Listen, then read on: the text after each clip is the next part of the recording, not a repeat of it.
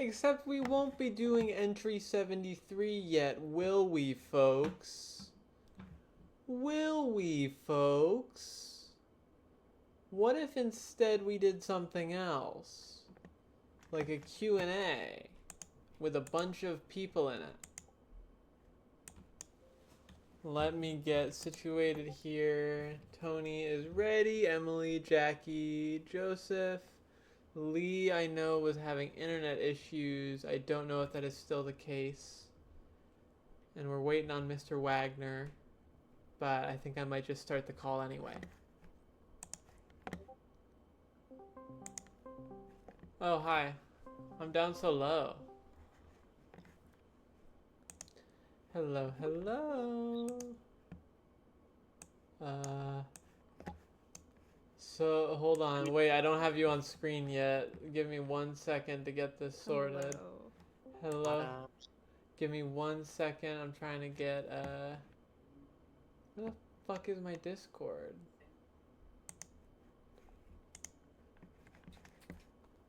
Hold on. This was working perfectly fine before, and now it decides to... People can just see the top of my head right now. It's a good boomer angle. Yeah. This is what everybody signed up for. Yeah, all of us. Now everyone should be at boomer angle, like. There we go. Jackie, I like yours. You just kind of hid down in the corner. I have my camera all set boomers are just hiding. in a very specific angle, and I do not want to touch it. So, I just looked over at the Twitch chat and I saw Troy looks like my dad. With a broken heart emoji. Broken heart, not the broken heart. So, how's everybody doing? Kyle, if I could, I'd like to clarify some remarks that I made during the last Q&A. Yeah, yeah.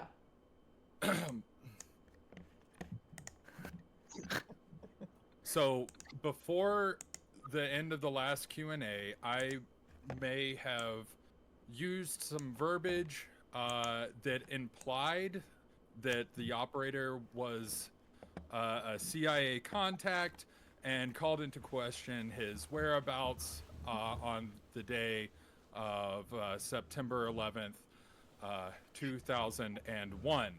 I would like to say unequivocally that the operator is not a CIA contact and has never been affiliated with the CIA or any other organization of a clandestine nature. Yeah. Got it. Is not associated with the Bush administration and was in fact not in the country on September 11th, 2011. That's all I have. 2001. 2000. I Right. said 2001. 2001. Yeah. Okay. That's all I had to say. Let's get on with the show. Great. Whoa. I'm glad that we cleared that up. Thank you. Yeah, now that we got that out of the way, I'm glad we've cleared the air.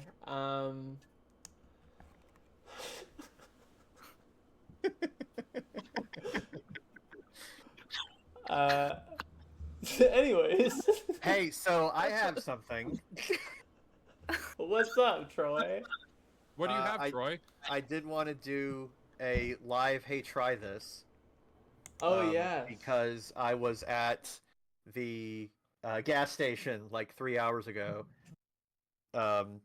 getting my beverage of choice. Can I show that on stream? Can I show that? Yeah, you're good. I got mine. I have this that I got at the gas station that will be going in my traditional goblet receptacle for that. But I did also see this one, an espresso martini buzzball, which sounds absolutely horrifying. You want me to show you how to You should mix shotgun that? them. I will not be shotgunning this. No, Oh, okay. I thought you were gonna shotgun that. I would vomit Shotgun everywhere. buzzball. So you're gonna drink it really fast right now, though. Cheers, everyone. Got a guest over here, Troy. And Cheers. Hi, Leah. Hello. Hello.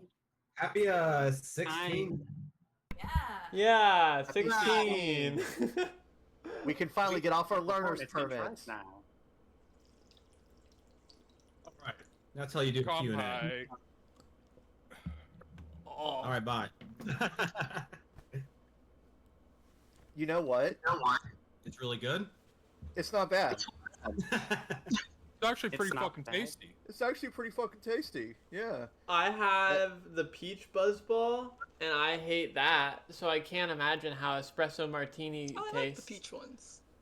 I don't care for the peach taste, so that's why I don't like it, but this is not bad. I am shocked right now. I have sour apple as well. Oh god, I just It's like a standard Starbucks coffee with you know, that aftertaste that buzzballs have.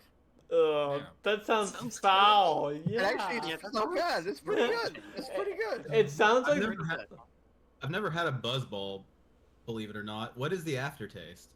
bad. Yeah, please alcohol. explain. Not good. Bad. Oh. Yeah, what Troy basically said is, let's take the worst part of coffee and the worst part of alcohol and combine them into one. It's actually pretty alright when you think about it. Maybe They it's like null each because- other out. Maybe it's because I was expecting something really vile, and it surprised me. What? They do make a chocolate one too. That Oh, the chocolate is- ones suck. It's not great. It tastes kind of like melted chocolate ice cream that someone mixed alcohol into. But for my standard one, I do have the lime Rita. Oh, I have sour apple. When you held up lime green, I have two here. I don't know if I'll be getting to both, but I do Yeah, you have will. two. Well, you should mix That some. is You peer better, and pressuring. you also have, unless I miscounted, 3 shots of hot sauce. Oh, that you baby. can do. So You better get to work. yeah, Stacking I up. have a couple hot sauces here. I have a black truffle one, a Buffalo Wild Wings one, and a yellow bird hot sauce. Would it appease the chat if I mix them all into one and No. make I have to do No. 3 individual? No, you gotta do it. What if I did Nice 3 shots try, worth Bucko. each one? You're doing No. 3 shots, buddy. Well, no, let's compromise. You do the 3 individually, and then do them mixed together. Yes, Yeah, I will that sounds accept like that. a fair I compromise. don't think Yeah. I even have a shot glass. Why I did do you think do that shots? If other people in the call did a hot sauce shot, that could maybe take away one of yours, but I'm not doing that.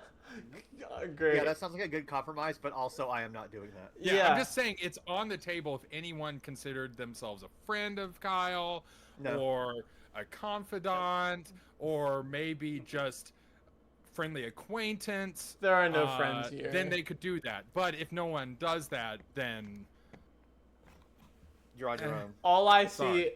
see in this chat room are enemies. yeah. You're not wrong.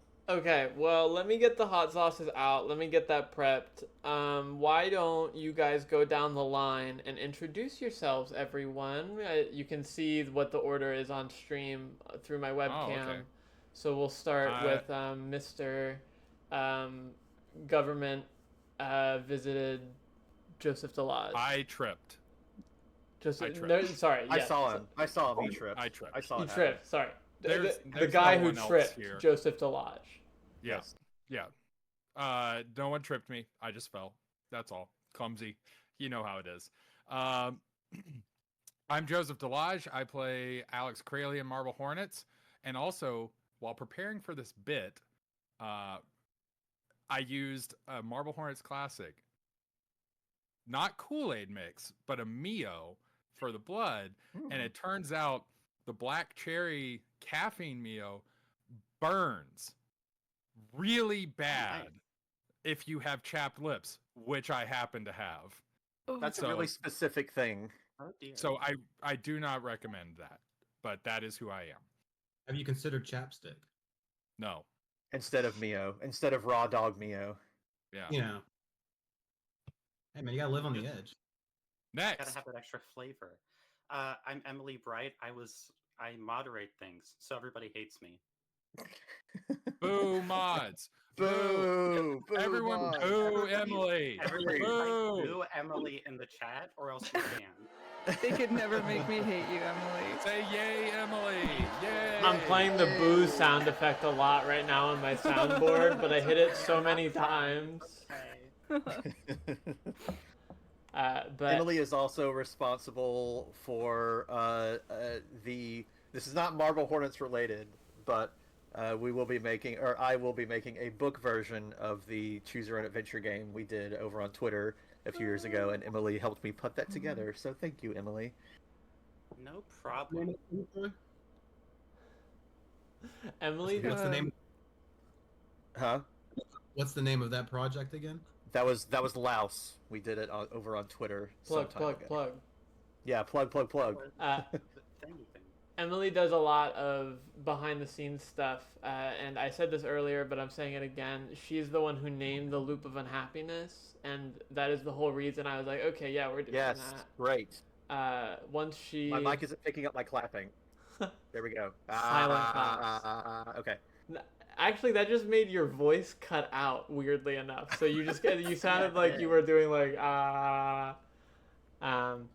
but yeah. It's kind of weird.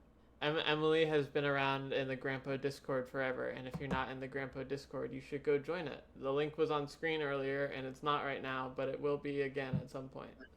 Yes. Don't join it. That makes my life harder. Truth. Get out. Yeah, don't join it. Join it, but only if you're nice. Yeah, Here join we it. go. Join it if you're cool. What's their cool and mean? It's a sliding scale. It depends how cool you are. Does it cancel it out? Next up in the order, Jackie Reynolds. Oh, hi everyone. I'm Jackie. I do comics, and I'm doing the last issue of the Marble Hornets comic series currently. Hell yeah. Yeah, and Oh, yeah. speaking of which, if anyone here was part of... Oh, wait. No, I have to wait for Tony to talk to say that. Sorry, continue. Fuck. Oh, no, actually, I do have something to say there. In case you missed it, the first Q&A we did back in the Stone Ages, Jackie and I today, the 5th issue of the Marble Hornets comic series will be out on November 24th of this year. Shout it from the Yes. rooftops. It's real. It does exist. It does exist. I seen it. I promise you. How does it feel for y'all to reach the end? Well, We're not there I'll yet. find out in November. We have not reached the Q&A portion yet. Next Yeah. person, go. I guess we'll do Tony. We'll snake down. We'll go down and around. Hey, Tony Vacation here. I'm working on the Marble Hornets book, the making of it. Right now it's called No More Tapes, and I still like that title. I think it still is pretty catchy, so we're still sticking there. But working on that, and as y'all heard earlier today, Marble Hornets Rosswood was announced, which is going to be sick. And I did help Joseph and Troy make that script supervisor and script bitch. And yeah, they called me bitch a lot. It felt good. What? I Okay, didn't do that. You should put that in a What? chapter in the book. I'm nice. But really stoked to not talk about it because I want everybody to see it. So it's gonna be cool. They worked really hard and came up with a badass idea, and I think fans are really gonna like what they came up with. Hell yeah. Troy, what was the thing you wanted to say? Oh, but I was waited? gonna say if anyone is not, because there was a Kickstarter for the comic, there was a Kickstarter for the book. I got them mixed up. But anyone who's on the book Kickstarter, the latest chapter update was posted yesterday. If you missed it. Woo! I do want to clarify real quick. Spazzy Z 2001 asked, "Hey, is the book Marble Hornets as a novel? It is a making of history I wanted to say biopic, but that's a movie. Biobook. Biobook. I would describe it as a non-fiction novel. Okay. You know, completely based on everything these dudes tell me.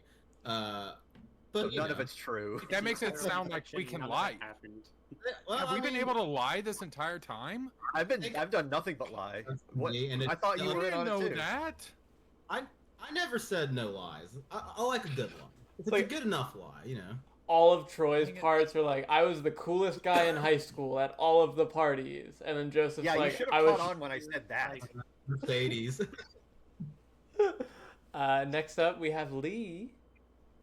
Hello, Redacted. that's me. I'm just here because I'm here. Legacy. No, for for the old heads here, I used to host the anniversary stream every year, starting I think the year that the series ended during the stream, which was pretty good. Woo. And the last time I saw you was at the last GMX. Oh my god. Yes, actually no, That's- it wasn't, because we filmed that thing that I did for school like several years after that. I think I don't remember what year that would have been. Well, isn't this embarrassing for you? Yeah, let's That's put okay, Troy you on don't blast. know. My It was not- stupid mouth shut. But yes. Yeah. Oh, speaking of keeping my mouth shut, hi, I'm Troy. I was Jay in Marble Hornets. Has my shit gotten rocked yet? No, it hasn't. No. Spoiler. I got coming. stung on the head by a wasp and it hurt. And I also write the comic and I helped write the miniseries script. Troy, someone, Cunning Condor in chat said, Troy, I'd like to make history by being the first person ever to ask you if you've seen Severance. I'm pretty sure no one has asked you this ever. I'm No pretty one sure has asked me that. 3 people on this call have asked you to watch Severance, specifically. Potentially more. I don't know about, Let's see. Definitely Jackie. Definitely Emily. Definitely Kyle. I don't think If I Tony haven't has. asked you, I meant to. okay, well, so yeah, 4 mentioned it at in least. spirit.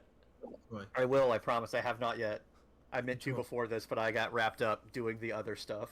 Well, let's stop Excuses, watching Marble Hornets. excuses. Watch Severance now. Come on, through Marble Hornets. Hey, have you seen Severance yet, Troy? Believe it or not, I haven't. I'm Oh sorry. man, let me tell you. You got 30 minutes? Yeah, for the rest of this Q&A, this is now gonna be everyone explaining Severance to me. Okay, so Adam Scott is The whole episode. and my name is Kyle Wall. I have some hot sauces here. Yes. Frank, Yeah. I'll do them Yeah. through. Do you want me to do them all at once, or should I do them No, throughout one at the a call? time. Yeah, You have one No, at a no, time. no, maximum no. suffering. But I mean like throughout the call, or like one at a time. Bam, bam, bam, back to back to back. Whenever I say it, you do a hot sauce shot. That's literally what I was about to say. I was gonna say Emily tells you when to do it. Okay. Do I start So you with do one right Sentence. now. Yellowbird, medium, Buffalo Wild Wings, or We can leave that up to you, I apricot think. habanero? Yeah. Dealer's choice. Yeah. Okay, I'll start with the one that sounds least bad. I am wearing white pants, so I will get violent if I spill. Just warning you all now. Sounds like a Um, you problem. But yeah, I've been doing these pretty much. I think it was like the 9th anniversary. Lee couldn't, and then I think the 10th anniversary. Lee was like, "Hey, I don't think I'll be able to again." So I decided to do it, and I called Jackie and Troy and just did an audio only call. And now I'm doing a hot sauce shot in front of And now 350 look where you people. are. Now look at Yeah. you. Yeah. Look at me now. Had Quit to bust- delaying. It wasn't Great. just a Yeah. phase, Mom. had, had to bust out the forbidden maneuver. Oh, I have a Hershey's. It's like a little mug, but it's a shot glass. This is Did not. you get that from Hershey, Pennsylvania? Yeah, worked there. That was where my Yankee Candle Oh. was at.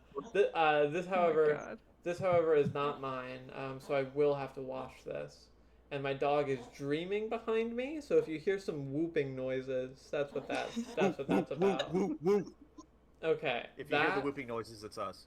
That I would reckon is pretty full, huh? Yeah. I It's a don't lot know. of I hot can't. sauce. Hold on. Can you see Yeah, it? that looks good. Okay, Yeah. I'm gonna put the lid back on before it spills on my limited edition J makeshift plushie here. Although maybe that would make the value go up. Maybe I could resell it. Officially tainted. Yeah, Makeshift plush. seen on Hornetversary. Hey, there it is. You drinking or what? Oh, I'm frightened, Joseph. I'm frightened. Okay, here we go. I don't care. Man, buzzballs smell really bad. There you go. Mmm. One down. Tasty. How you doing? You doing all right? Oh no. Kyle's gone nonverbal. Am I gonna have to make a Fucking gift of you as dead. well? What if next year we all do the bomb sauce from Hot Ones like during this Absolutely not. live? Oh, it's good. And then we have to answer a really intense question. Yeah, let's do legally distinct hot The- ones next year. Yeah, legally distinct. The worst part was, it was like so viscous. It was the consistency of yogurt. The worst part was when I drank the hot sauce. But like that one wasn't even spicy. I'm so scared about the other ones now. I thought. Quick, hit rapid fire. Boom. Wait. That would be a great time for Emily to say, "Do the second one." No, I'm gonna be nice. I'm gonna wait until mid-sentence. But yeah, because what you don't realize is the only thing I have to wash it down Do with the is second the one. fucking Stop buzz. talking. You got a buzzball to watch on hot sauce. That sounds like some circle of hell to me. I say as I drink some buzzball. Yeah. Your gut biome is in shambles after tonight. So like I said, Buzzballs smell so bad. The Like anytime this is near my face, oh my god. 6 years ago today, I don't even think Jackie like followed me back on Twitter, and I just happened to message them. And we did an audio only call, and then Troy was available, and I said, "Hey, do you want to hop on later?" And I literally scribbled out Jackie's name on the graphic in MS Paint and just put Troy's face over Jackie. And now we're here. So welcome everybody. 20 Yeah. minutes into this Q&A session. We finally finished the Let's introductions. let's A some Qs, shall we? Yeah. I say to make this easy, let's take turns going between Emily, Lee, and me asking questions. And I mean, if any of you guys want to ask questions, fucking go for it, I guess. But Tony, how are you? I'm doing great. I actually want to give a quick shout out to Nervous Droog for the kindest compliment I've ever received. He said I looked like a GTA NPC, and it's like, Hell yeah. one of dream come true. I feel like that. Beautifully specific compliment. GTA 3, where like they don't actually have fingers. Yeah. Specifically 3, which is great. Do that a lot. Also, Jackie, I wanted to ask you a question real quick too. Did you see that the poster sold out? No, I didn't. They did. Oh my god. Hell yes. You are all nuts. And now they have to be shipped, and I promised Samantha that I would say Samantha's gonna ship them all out because she's great. Shout out She does Samantha. a Can we great get job. thank you Samantha in the chat, please? Yeah, can we get thank you Samantha in the Thank chat? you, Samantha. Thank you, Samantha. She for is your listening favor. right now. I do know that. Shout out. Bring her on. Fuck it. Fuck it. She was at when Troy and I went to SPX. And Jackie abandoned us because they had to go and get COVID. He was too busy dying. Yeah, but it ended up working out. It ended up working out because there would not have been enough room for all of us because Troy and I were sitting at the booth and Samantha was at the only other chair located like directly behind us, so worked out well. But Samantha is the muscle behind the Grandpa store. If you aren't aware, you'll catch Does her. all the shipping and the packing and all that stuff. So And also helps moderate the Grandpa server, and you'll catch her in Troy's Patreon calls sometimes, randomly.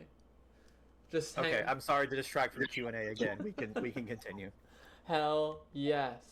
Okay, I'll kick things off. I asked this to Jackie earlier, but I feel like this is a good question for everyone. Miles asked this. He says, which Marble Hornets character is most likely to be able to backflip? Tim. Brian. Actually, no. You're right. I You're said right. Brian. You're right, Brian. That's 100% Brian. I did not consider Brian.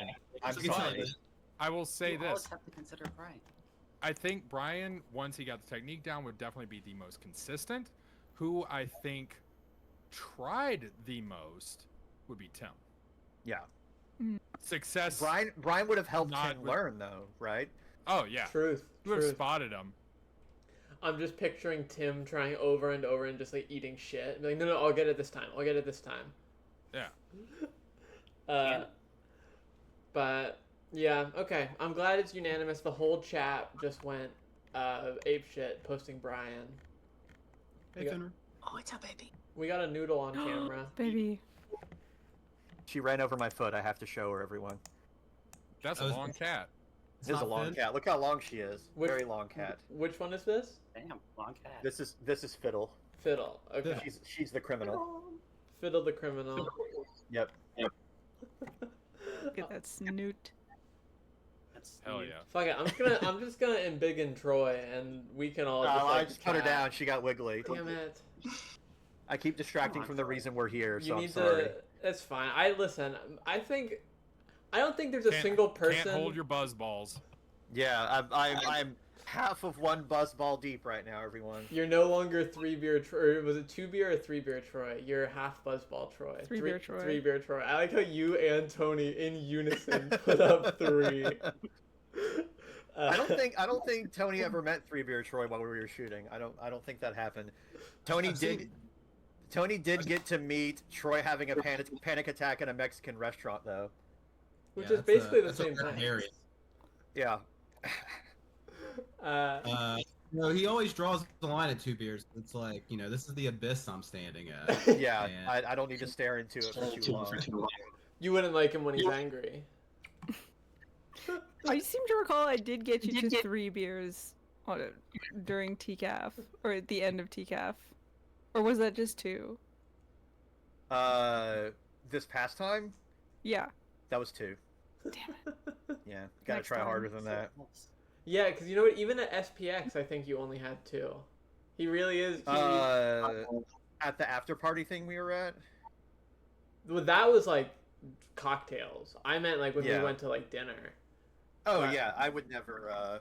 Yeah, I would never do that at Never- dinner. Never Come on, I have some class. unleash the beast. Tony, are you able to turn your mic input down? I'm getting a little bit of like echo from you, I think. Let me see. Is there? It's like in the audio settings, you can turn the input down a little bit. And I can just boost your volume on my end. Okay, yeah. It is up all the way? My apologies. No, it's all good. I was like hearing Troy twice, and I saw your green rectangle flashing, and I was like, well, Is that better? Don't flash us your green rectangle.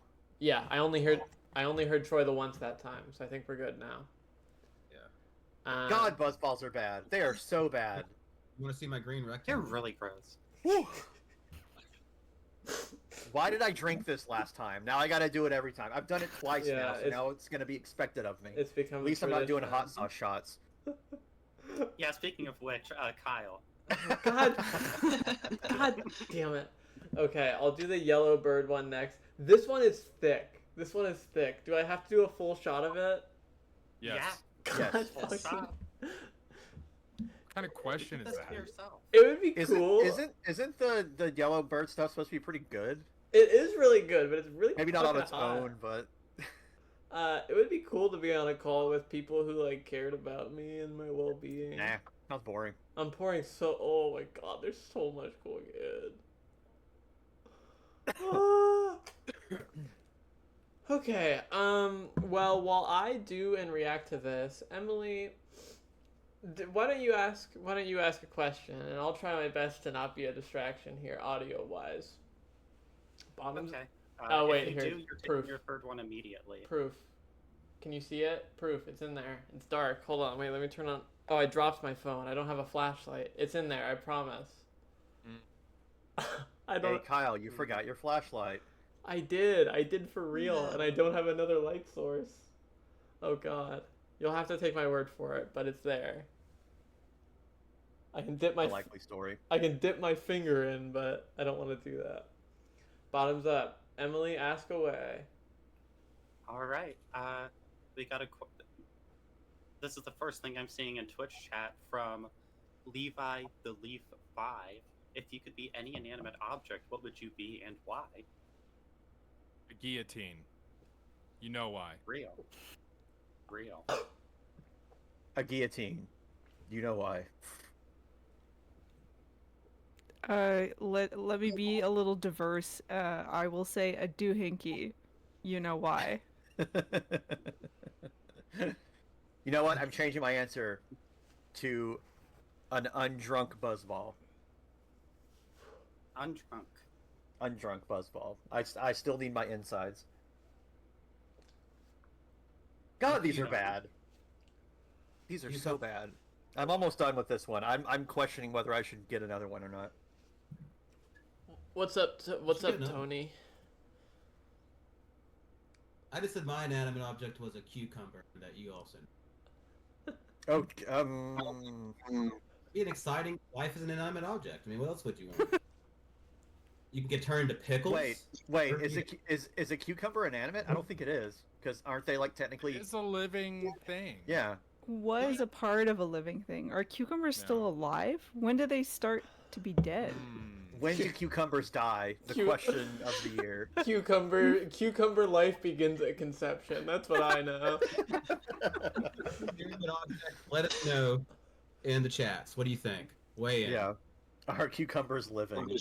Yeah. I just want to let everyone know I'm crying.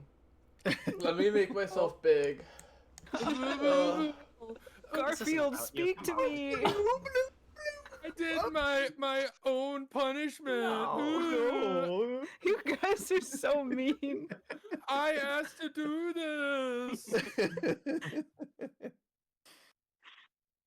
What a baby! I don't know how to say make as I myself would literally small. die if I had to do that. I don't know Yeah, how to weren't make you myself like small. dying over like the most barely spiced tater tots like 2 weeks ago?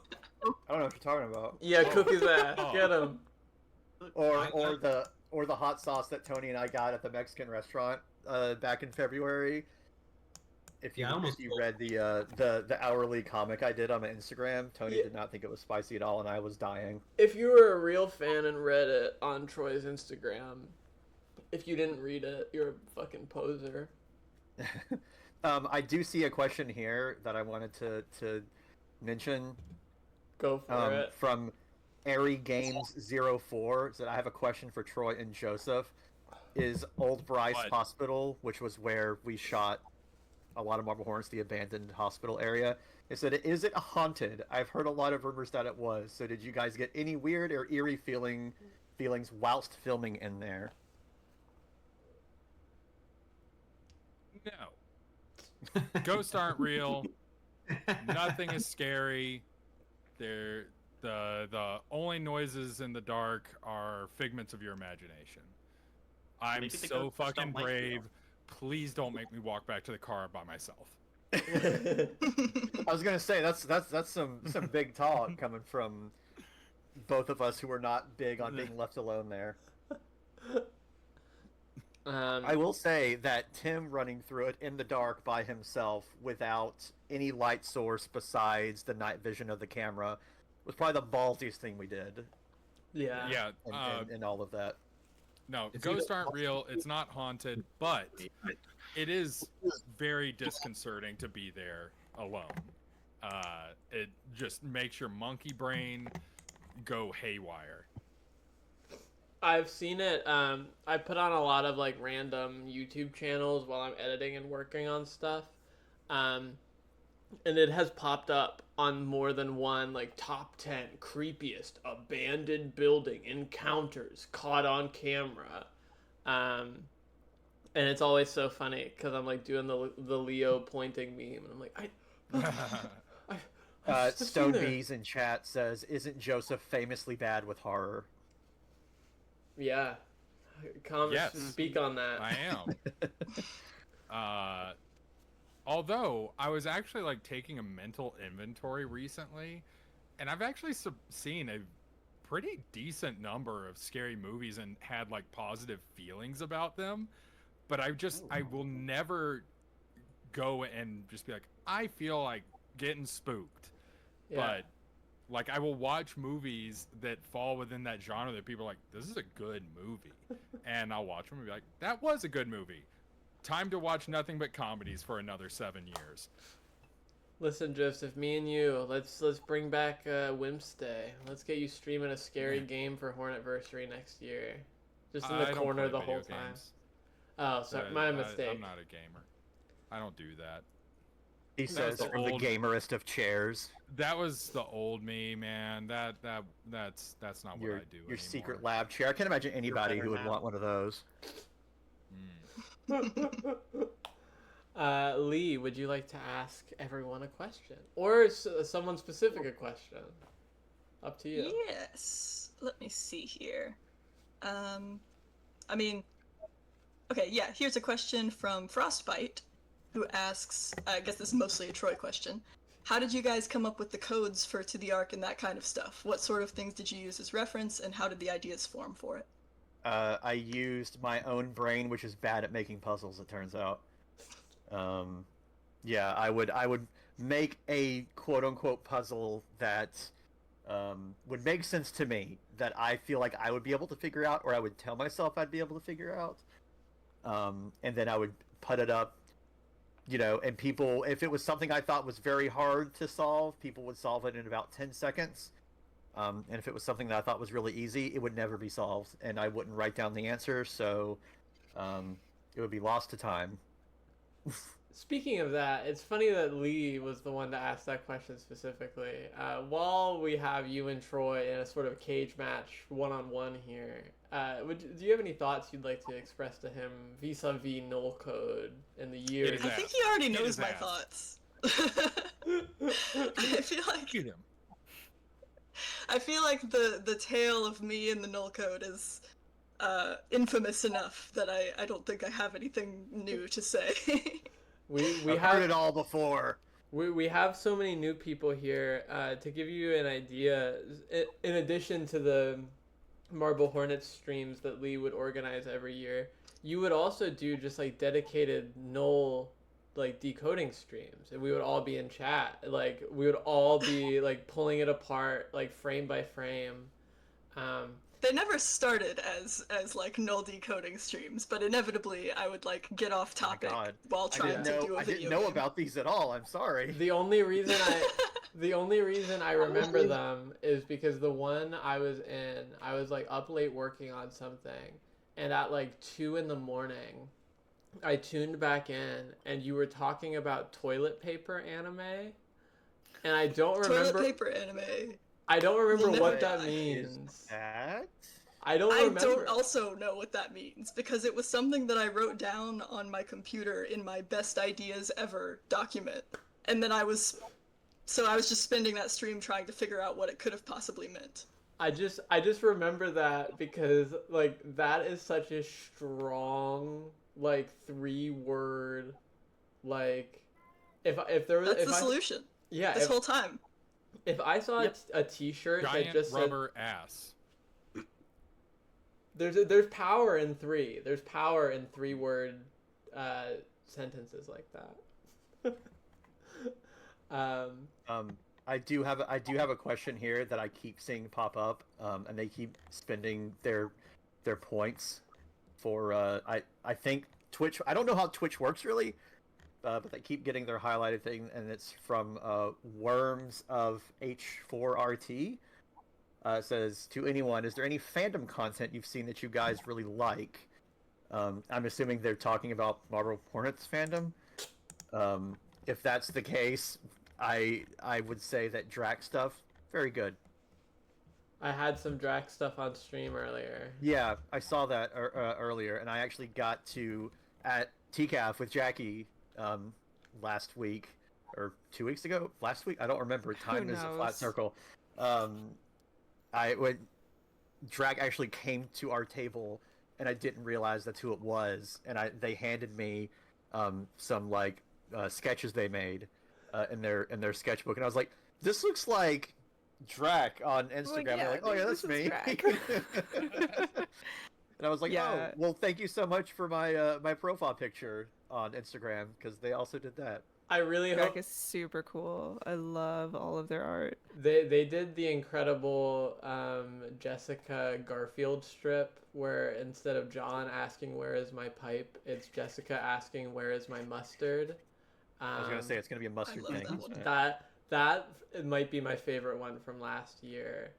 But I do hope that they like big timed you when you were like, this looks like Drac. I hope they pulled a don't you know who I am? Or sunglasses down. No, Yeah. we were super chill and normal. We were just bozos. I think Yeah. unfortunately they said earlier that they wouldn't be able to stick around, so they're not hearing this right now. So someone clip this so we can send it to Drac later. And Yeah. also go look at their art. Someone clip this. Everybody say Drac. Drac has good art. Thank you, Drac. Thank you, Yeah. Drac. Soft shot. What Yeah. Also, Go, to anyone, drink. Oh, I was like completely tuned out. Okay, this is the last Am one. I the only person invested in this? I'm trying to pretend it's not happening. I'm trying to disassociate. So this is apricot habanero hot sauce. I believe I purchased this from some Amish people at a farmer's market stand. Oh, this one is very liquidy and it only comes out a couple drops at a time, which makes me very worried that this is going to be very oh hot. boy, I can relate, huh? While I'm pouring this, because this is going to take a while, Tony, I have a question for you from Jules, and he asks, how is the book coming along? Oh, it's coming along great. You know, I don't want to really say too much about it because that's part of the pleasure of reading it, but it's definitely come more into focus over the past year, and I'm really excited about how much this story captures like not only just what makes Marble Hornets so good, but what it meant to live in that time and grow up in the era as the internet was kind of blowing up. And yeah, no, it's going great. Hell yes. I was literally just talking to Jackie and Troy separately about this the other day. With the miniseries coming out, like, the fan base is arguably more active than it's ever been. But so many of them weren't around for new Marble Hornets video releases. Whoa, Lee has just joined the pink and purple brigade here. Yeah. Don't mind me. And I see the lighting. Let's go. I don't know why I'm pumping my ferret in victory, but Everyone pump your ferret. yeah. Yeah. Can we get some donations going for ferret pumping? Yeah. But Do it. Yeah. But Let's it is- go. but it is just like very surreal to just have the knowledge that like as someone who was watching them as they were coming out, like the prospect of new Marble Hornets videos is so crazy to me. I'm very excited for Yeah. all the newer fans. Well, one new thing that heads. I can say without saying anything that makes it exciting to me is that, you know, they made the original series as young men. I mean, they were in their very early 20s, and it's really interesting to see them approach themes and story beats in new ways, and approaching it from this point of like view of, well, these are like older guys, they're not kids anymore, and it adds a lot to it that I think people are really gonna get a lot out of from the new miniseries. Hell yeah. Old guys. That's us. Yeah, it's called Marble Hornets Old Guys. Man. Sell them on that, but they thought that made them feel bad to say. Marble Hornets Logan edition. Yeah, Old Hornets. That I will point out that Willow the Arsonist in chat says that they told Drac what we said, and that they are, quote, literally going to cry in the club. hell yes. Everyone say thank you Willow too. Willow is awesome.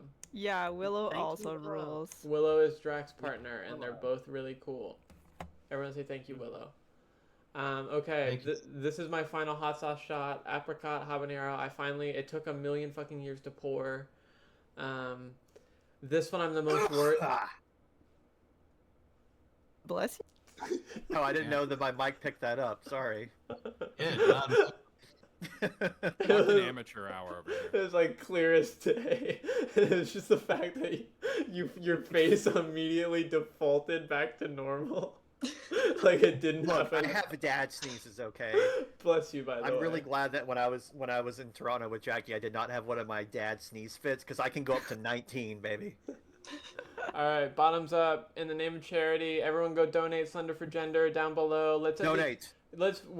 I want to Donate. at least hit 7,000 raised. I want to hit the. We're so close, too. Yes, we're so close. Everyone so donate. close. We have more wheel spins. We're gonna be piling them up towards the end. More wheel spins means more possibilities for hot sauce shots. Don't, Right. don't even will that into fucking existence. I just did.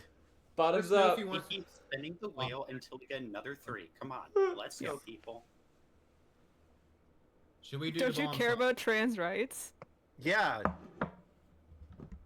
Oh, no. I'm I looking think kind of Kyle might turfish actually right die. now. yeah. Looks like it's Hmm. going great over there. Having a good time? Unimpressed. That Yeah, would they're fine. that would taste really good, but that is the Yeah, I can hottest tell. one. That is the Oh, hottest dear. one. That would be really good on something. Is though. it actually the hottest one, or is it just the hottest one because you've done 2 previous hot sauce shots? No, I did it in order of severity. Mm. You did it hot one style. I did. I started with Buffalo Wild Wings, then I moved up to What's the- Yellowbird. Abbreviation they use for that for B hot sauce? Dubs. Oh, Yeah, B Dubs, bro. B Dubs. I got it right here. Oh, waiter. Someone just tipped $5 and said, "Oh waiter, more hot sauce shots, please." I'll be doing Do some some more wheel spins. Don't worry. Oh my god. Alright, anyways, Emily, ask a fucking question or whatever. What are we doing here? What is the point of this? Donate to Slender for Gender. Someone Aw. donate $100 right now, and Kyle would do a 4th hot shot. Hot There you go. shot. But Is this the blend of all the hot shots? Oh yeah, that'll god. be blend. Yeah. $100 for the blend. Let's go. I'm glad you For said an it at actual- 100, because I would have been like, yeah, for $10 I'll do that. I have Someone $2. I have Okay, no someone donate 10. He said it. God damn it. All right, so for an actual question from Americified on the Discord, was Marble Hornets a passion project for Alex, or did he have to do it for a grade? If so, does that mean he had to make something else for class? What did he make? That's a good question. I think canonically speaking, it was for school because in the Alex Curley's Marble Hornets trailer, it said something about university labs, Yeah. which implies that it might have been through. It was either for a school project or he used the school computers or something for it. Actually, you know what? I think he was just using the university's computers. At the same time, it also definitely gives off the energy of this is a film major. This is their first big project where they're allowed to play director and do their own thing in a longer form than just like do a 5-minute short or whatever, or here's an editing project, cut out this much time, whatever. So I could see him taking that project and just like really going for it. What if it started like they did a short through the school, and Alex like really poured his heart into it, and then he was like, I can't let this go, man. I got to make this Yeah. a full-blown, a feature-length thing. I feel like that's Like that's he's a good pitching it to probability. the professor, and the professor is like, okay, so we need to scale that back a little bit because you have to fit it within this time. Like actually trying to be a teachable moment, and Alex is just like, God, fucking charlatan, doesn't know anything about art. Stifling Fine, my whatever. creativity. Yeah. So It's my did rush- whatever for this class, but then he's like, I'm coming back to this. This is my shit. This is my heart. I want to say This is gonna change the world. I'm gonna submit this to the Academy, man. it was either in a Bindwitzy episode or one of these, which has basically just become the ghost of Bindwitzy. Joseph, you said that canonically Alex has been working on his script since he was 12 years old. So I like the idea that no matter what the project assignment is, he is constantly just trying, He's always doing it. like making Marble Hornets in different ways, which is basically exactly what I did in high school. Anytime I could do a video project, I was like, how can I make this Alex Crayley's Marble Hornets? As one does.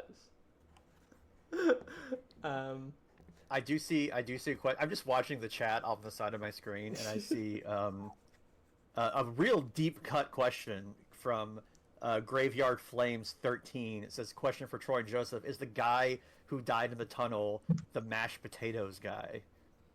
Which would have been Randy, Joseph. Oh, no. No, it's not. It's not him. But I can see how you would see that. But I can't believe that you remember that video. Yeah, I was like, I remember the shot, but I couldn't picture the face at first until you said Randy. I was like, oh shit. Yeah, that was like junior year of high school. Was it?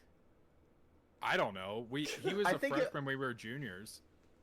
No, that would have been. He would have been. That was after high, like right after we graduated. Graduated.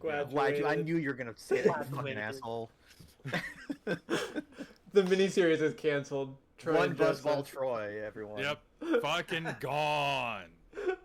Lee, do you have any questions lined up? Now it's empty.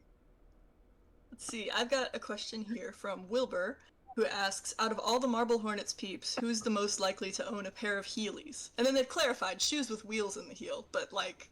I'm glad they specified. Like people in the those series are or unaware. literally in real life? I think both.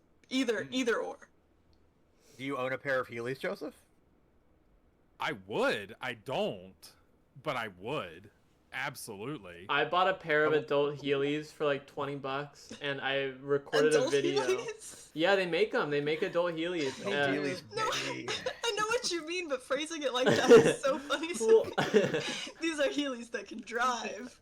These are mature. It's Heelys, but they're Heelys sexy. with a license. Not your daddy's fucking Heelys. Not daddy Heelys.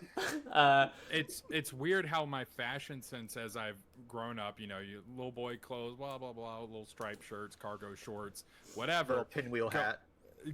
Yeah, exactly. Goes into my scene phase, all that stuff, skater phase. And eventually makes it to the more like button down, like corporate kind of look. I want to look nice and professional. And now I'm like, oh fuck, is that a Garfield jersey? I need that. That's growing up. They do make Garfield Heelys, I'm pretty sure. I think I've seen them somewhere. Or is it? I've seen SpongeBob Heelys. I have seen those. You need to get some custom, hire an Etsy artist to. I mean, I have the tall fishing hat that I just wear because it's dope. I got my Shrek shirts. This dude Garfucks. I would absolutely own Heelys without hesitation. Jackie, once the comic is freed up and you have once the comic is done and you have some free time, have you considered making bespoke Heelys as a side hustle? I would love to. I owned a pair of Heelys back in the 2000s. I did. And they fucking ruled. How did I never know this about you? Why isn't that the first thing you told me? Dude, I longboard. You think I don't own a pair of Heelys? That's a good point. You They got you stupid there. asshole.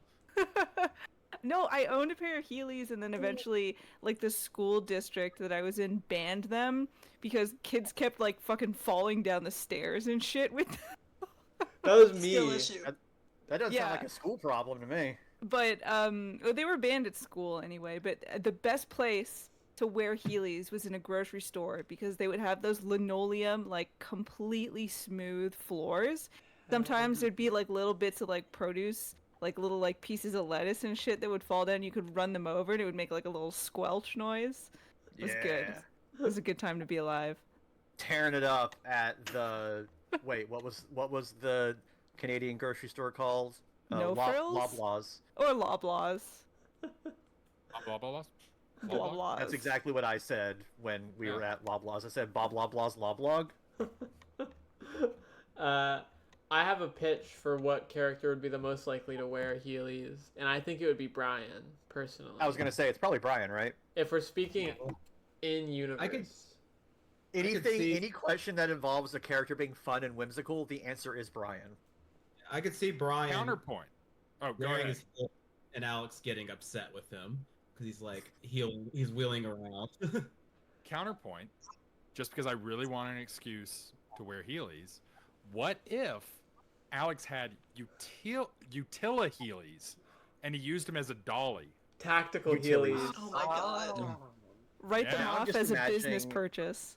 I'm imagining Brian heeling down the railroad tracks. Oh. No, you know what?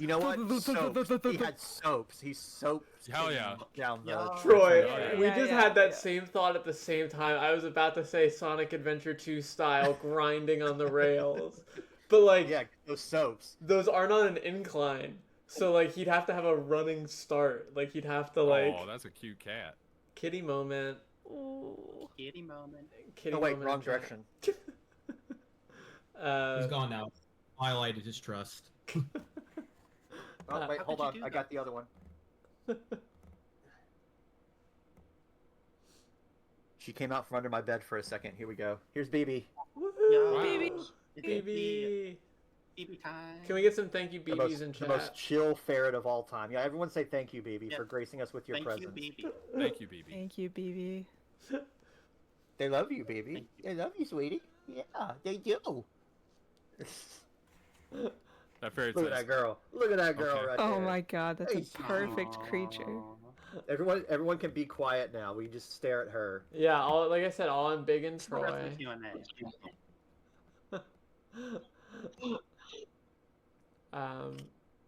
Let's see. What do we have in the We filled sheet out. here? Hot sauce still getting ya? I haven't. I'm actually fine now. I've recovered. I've drank enough Buzzball to That's what sounds like you need to drink some more. listen. sauce. If Someone did anyone donate $10. did anyone do it? I haven't been paying attention. I can't tell. Chat, did anyone do it? Don't lie. Don't lie. Don't. I'll do it if I have to. Oh, someone just donated some. God, fuck my life. Sydney Let's get some DJ said I Q's to did. A. So Guys, I have a question for you, Troy. Okay.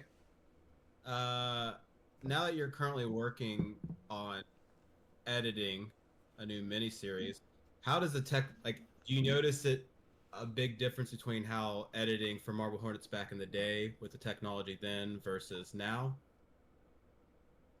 No, because I'm still using the exact same editing software. Same and- version and everything? No, Oh. unfortunately, like, damn. it is Premiere Pro, which means it's Adobe, which means, all that stuff. Creative Cloud, baby. Yeah, which is dog The shit. Adobe Pain and Suffering. Yeah. The But the thing is, they always upgrade, Premiere Pro like every year or so, and I can never tell the difference between the versions, because it's just the stuff that I need in it is still in exactly the same place. So it is shocking how similar it is to editing the miniseries right now that it was, 15 years ago, or however long it was that I started using Premiere. I guess like 10 years ago now. Just higher So, yeah. res. Yeah, it's all stuff like, oh, now you can do immersive video, and oh, now you can use our AI system. Like, I don't give a shit. I just want to break this. I was gonna say like the only new thing they've added is the AI bullshit that Yeah. I'm not clicking on anyway. Gross. Bullshit. I have two Twitch chat questions back to back here. First one here is specifically for Troy and Joseph from Willow, as we've thanked earlier. Is the new miniseries going to have to the arc videos or an equivalent, or is that too spoilery to talk about? I think we can say that, right? Yeah, I'll defer to you on that one since I already no. spoiled something. The answer is no. Just because we wanted to keep it like Joseph said in the last Q&A thing, we wanted to keep it focused. So it's all like we wanted to keep it all on the same channel since video responses aren't a thing anymore. True. We just wanted to keep it all straightforward. Here's the beginning, middle, and end. That's that. So yeah, there aren't going to be any kind of To the Arc style videos in this particular thing.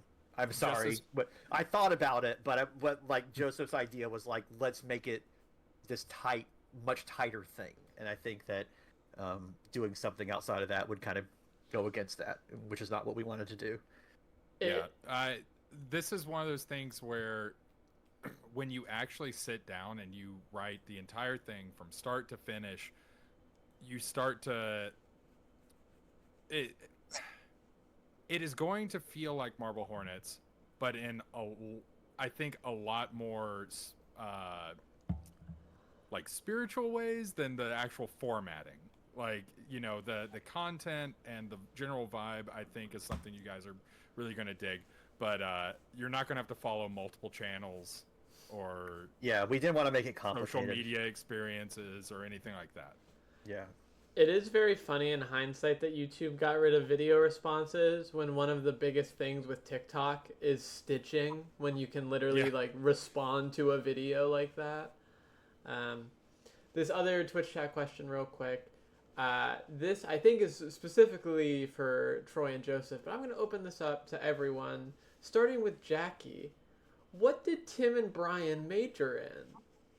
And I want to hear everyone's thoughts on this. I think Brian... I want to say my cat is scratching at the door. I'll be right back to answer this.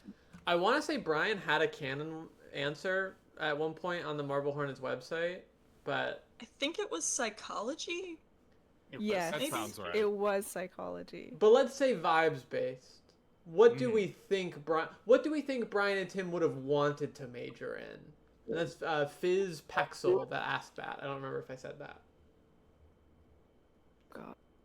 I think what was Jackie's answer? I'm sorry. I'm still thinking. Oh, okay. I'm still trying to remember what school was like. We had a behind the scenes talk about that, I think, from what I remember. There was a canon answer for Brian on the marblehornets.com website, but I've altered the question to be, what would their dream major have been? Like, what would they have wanted to major in? And so we'll start with Jackie, and then we'll go to Tony and work our way from there. Unless Jackie needs some time. I might need some time, honestly. Okay. Tony, do you have... Well, I would say paleontology for Brian because he saw Jones as a kid. Like, that movie's really I was not expecting that. That kind of tracks, though. And then Jurassic Park, and it's like, I mean, this is like the coolest thing I could ever do with my life. And then, knowing Tim corrupted his life and all his aspirations ended. But Tim wanted to be... Brian couldn't look at cool bones now, and that's the most tragic story That's of all. what Bone meant all along. Really? That was Brian leaving them. He gives me English major vibes, and that just maybe be somebody major, but I feel like that's what he wanted. That's funny because I was just thinking about it now, and I was thinking about how I think Tim could actually be a really good art major. Interesting. Yeah. He's an maybe just, I mean, wasn't our canon answer forever ago that he was a photography major? Wasn't that what we said? I don't remember that. Mm-hmm. Oops. I mean, it was in the Alex Crayley Marble Hornets trailer. I think he has a camera briefly. I don't know. I don't think Tim It was does. also mentioned on panels and stuff. Oh yeah, okay. because I know that we did say his day job or his post college job was construction because we have him in. So definitely a liberal arts major. Yeah, definitely. Okay, so Jackie, what's your Brian answer? I mean, I feel like psychology, right? Or are we're going off of vibes? Yeah, vibes? What would he have wanted I to be? think Brian could have been a really good nutritionist.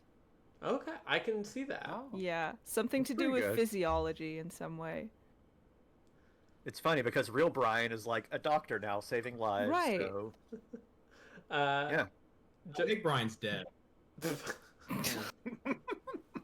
right. Sorry, I forgot. Yeah. Sorry. It's so guys. long. Joseph, what do you What? think? Oh. I'm gonna do Okay. the next hot sauce shot while you. So speak. I'm doing some matriculating of thoughts here. So if Tim grew up in Rosswood Hospital, all spooked in the brain and everything, raised in an institution, I'm gonna think that he would definitely be looking for a major where he could escape. So I'm thinking the arts.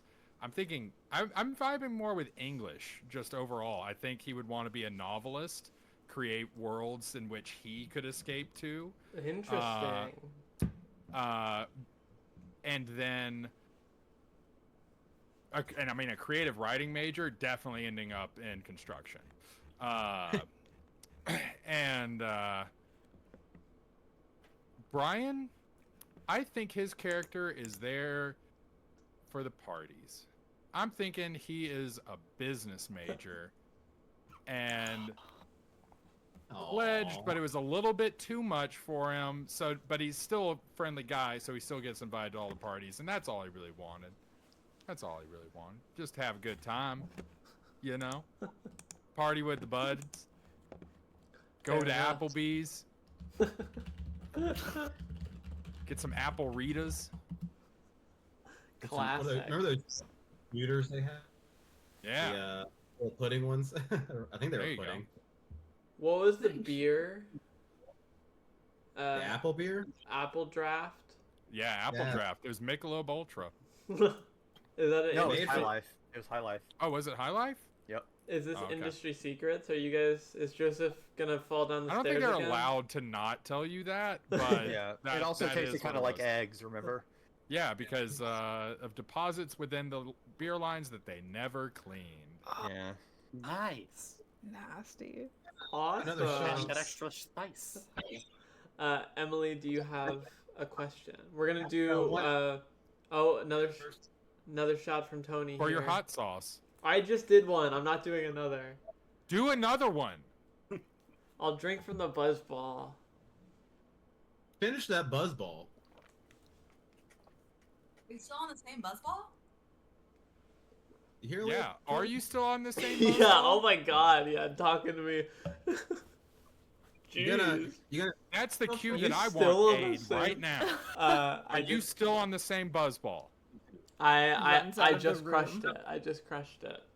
Troy, I don't know. It's not crushing if it takes you 2 hours. Get another buzzball. I have my other Chop, one chop. here. I have my. You're a bad influence, Joseph, and Tony for that matter. I'm not a bad influence. I'm just mean. I am a bad influence. I want that on a shirt. We're gonna do one more question from Emily and Lee. Then we're gonna look at the art. And then I think we're gonna peace out until. I mean, we're gonna finish the rest of the show. We've answered like 3 questions. Lightning. We got a lightning round this shit. Yeah. Dude. Okay. Okay. Yeah, we should. alright, Joseph, okay. you should do the lightning round again. Okay. Joseph, It's gonna blow out my my monitor here. do you need? my- Do you have the? Okay. Yeah, I got it open. I finally opened it. All right, everyone. We're transferring ownership of this Q&A, much like last year, and ownership of Stop the whole talking. stream to Joseph. Stop talking. Stop. Hush. Parrotting asks, Hey. this information is remembered. What was the most common effects used for breaking footage badly? Any happy accidents in regard to fucking around with settings? The thing that I always did was I turned everything up all the way, and then I adjusted it from there. Turns out that that's my secret. programs don't like it when you use them to their full potential. Yeah. Ugh. You know, humans only use 10% of their brains. I've heard that. That's true. Computer programs should work the same way. I'm a hacker. Where does that ass Nico come from? Brielle asks, is his name really Tony Vacation? Because that's a banger name to just have. I mean, you just have it, so It's yours. But Joseph, Zombified Proxy 4 wants to know, where does your ass come from? I got it from my mama. Thank you, Genesis Jackie, Mom. fave That raises character to questions draw. that I'm not going to ask. Yeah, I already answered this question. Next question. Well, I don't watch this. I don't know what's happening. Yeah, what kind of idiot watches this shit? Shout out to Oh Joseph's my God. mom, says Jeff the farter. Okay, Nice. Jackie, do you have any favorite pieces of fan art? Or Do I just name them off of the top of my head? Yes. Um, Username. I URL. saw Social a security really number. good one earlier today. I have to pull Just up describe my it. fucking phone. Describe was from like an- memory. It was an Animorphs one, and it was Tim morphing into Masky. The colors were really fucking sick. Give me Hang 2 on, let me see if I seconds. can find I can find it. It If was you want to see a lot of cool fan art, It was by you can follow me on Succulent- Instagram and look at my story because there's a lot Cool. on there today. It looks like this. Woo! This Wow. thing, Good. Oh it yeah, I fucking saw that rips. today. The colors are cool. so cool. I don't think it can. That's dope. Playing music now. Yeah, play the my- music through your stream. There we go. Yeah, it fucking rules. There's been some really good stuff this year. Somebody made like a little animation.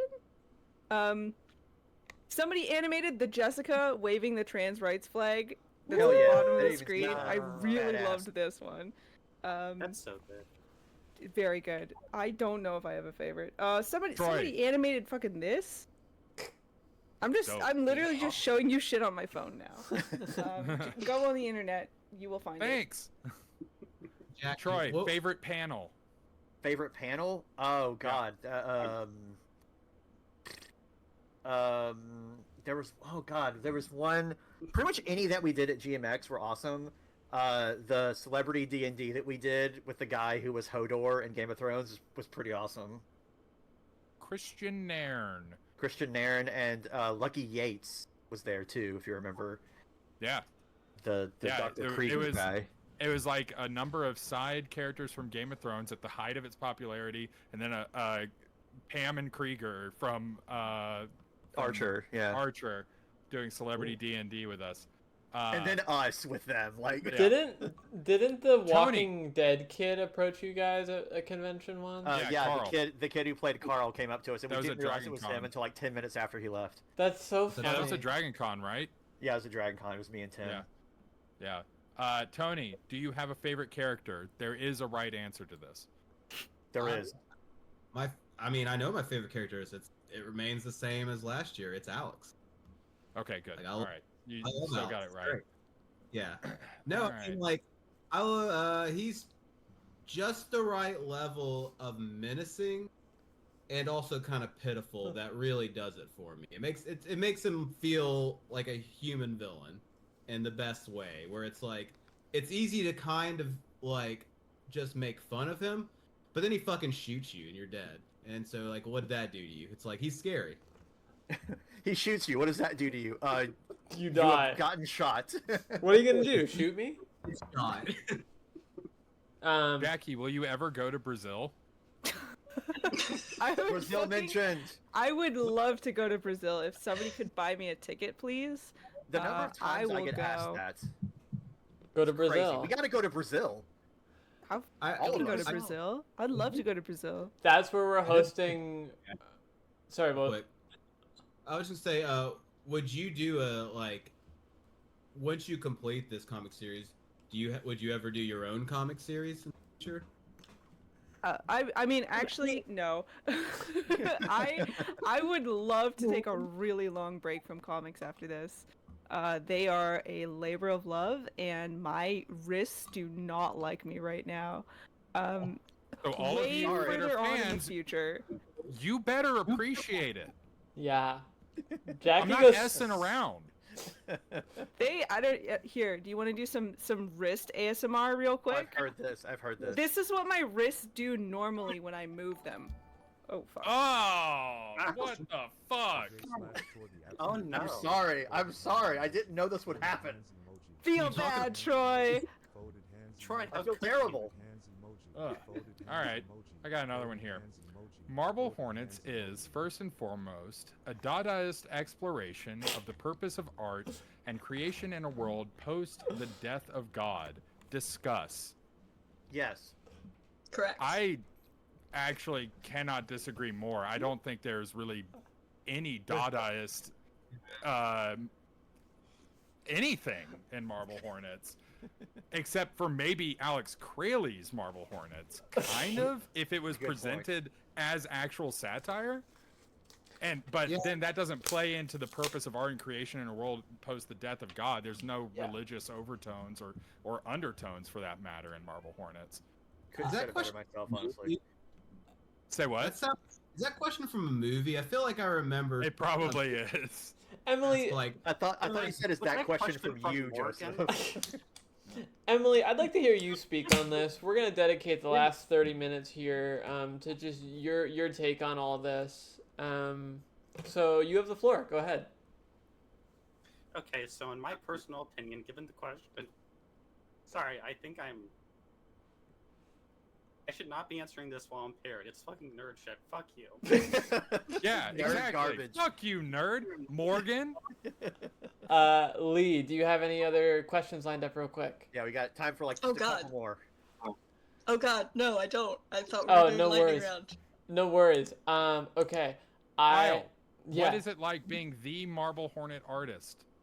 Oh, it's really cool and super easy, and my wrists feel great. That's great. Awesome. Tony, favorite art medium? Mine? Yes. Books. That tracks. Yeah. Yeah, fair. Words aren't art. Sorry. Jesus Christ. I love that your answer to things is book. That is the most Tony answer I've ever heard. Book. Put a gun to my head and told me I could either not read books or not listen to music. I might pick listening to music over reading books. That sounds... No, the answer is book. But it's not book. I said books. I pluralized that. Thank you very much. I can't get over words aren't art. Okay, you guys want Marble to Hornets 16th anniversary. Words aren't art. You guys want to look at some fan art real quick then? See it. Okay. Fine. We'll do. Hey, listen, if any of you fuckers are up when I'm still doing this in 30 hours or whatever, we can do another Q&A. I will not. I don't know a good segue to go into this, but I did dig out the tapes that I got Here, from wait. the. Yeah. Know the tape. Yeah, Lee, I've been big into you. Yes. Oh well. So like. So does that one I work? Yeah, no, this one doesn't work. Hang on, Oh. I've got. This is I the thought one. it might work. This is the one that does work. Those ones that are melted, I set those on fire in my mom's backyard in a mixing bowl. Hell How yeah. did your mom feel about that? She did not know about it. I'm worried I'm gonna have to turn off my bisexual lighting because you can't fucking see anything. You better not. It adds You to will it. do Yeah, no I've got- such thing. Bigot. The one that worked was still in a case, so like that's why I guess it didn't get all that. Which is burned. is literally what Jay says in the show too. Is that Exactly. It was still in the case, but I had to break the case to get it out to see if there was anything on it. But there we are. I wish You you could have broke just our asked me, stuff. 'cause I would have been like, nah. I'm sorry. I'm pulling While we're out. all here, can we have a cheer to Joseph for getting into Cincinnati and starting his? Yeah, look at this Yes. big boy. Congratulations. Cheers to Joseph. Yeah. Even though he's been cyberbullying me this whole time. Shut up. CIA definitely hasn't been pushing him downstairs. Yeah. I fell. He fell. Don't even. What are you talking about, Emily? Yeah, it's gonna make signing the book really interesting. Being spread out as we will be once it's released. Yeah. What is? Yeah. What is the game plan for that? Is that like? I don't fucking know, man. We'll figure it out. Leave me alone. Okay. This is an actual question. Wait, actual question. Was it confirmed if specifically signed copies of the book would be available later, after the Kickstarter is done? Possibly. We'll cross that bridge when we get to it. Never say never, but I'm not committing to shit. Yeah. That's fair. We have not discussed that. That Animorphs is pretty good. We hope for a long life of the book, though. We'll say that. Yes. Hell yes. All right. So So you 26 years. you guys can see the art and everything. That art rules. That's fantastic. Yeah. The fact that it Where is- says Tranamorphs is crazy. That's And that it's the IKEA shark. Yeah. Mhm. Oh, perfect. Yeah, the trans shark. Everyone Um, loves Blahash.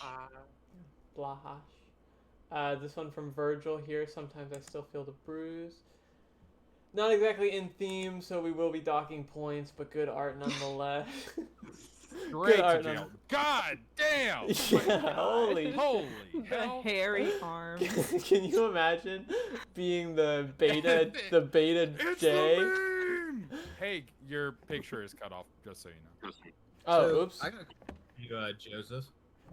Did you ever That's- have any issue of being sort of the heel of Marble Hornets? Not really. I've always been definitely like the most distant anyway for between like the barrier between fans and us. So the fact that half of them were actually scared of me was a benefit. Including the first con we went to when I made someone cry. What did you do? It was our first panel ever. It was at midnight in GMX, and afterwards, this couple comes up, and the guy's like, "Oh my God, we're such fans. We're so glad you're here." And we're like, "Hey, that's cool, man." It's like, "Can we have a hug or whatever?" She is like your biggest fan. She's so scared of Alex. Or whatever. I was like, "Of course," and hug. And then in her ear, I whisper, "I'm gonna fucking kill you." And apparently, it made her cry. But happy. Yeah, cry, man. like, Why? cry. We learned an important lesson that day about interacting with strangers. Jesus Christ. It wasn't bad. They came back by our booth. They thought it was funny. Yeah, likely story, man. Well, I just want to share this anecdote real quick for how passionate y'all's fans remain.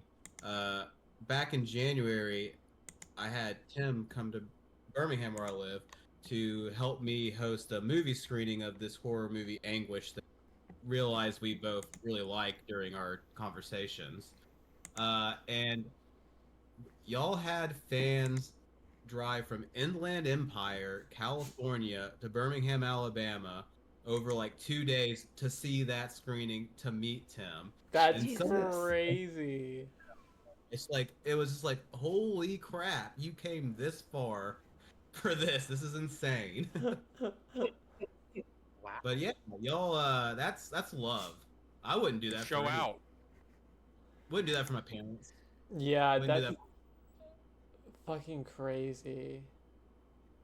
I would do that for them. I would travel to help you if you needed my help. I wouldn't just come see you at an event. Well, you're gonna have Come to help when me we do move. those video interviews we have to do because of Kickstarter. We're that's- living.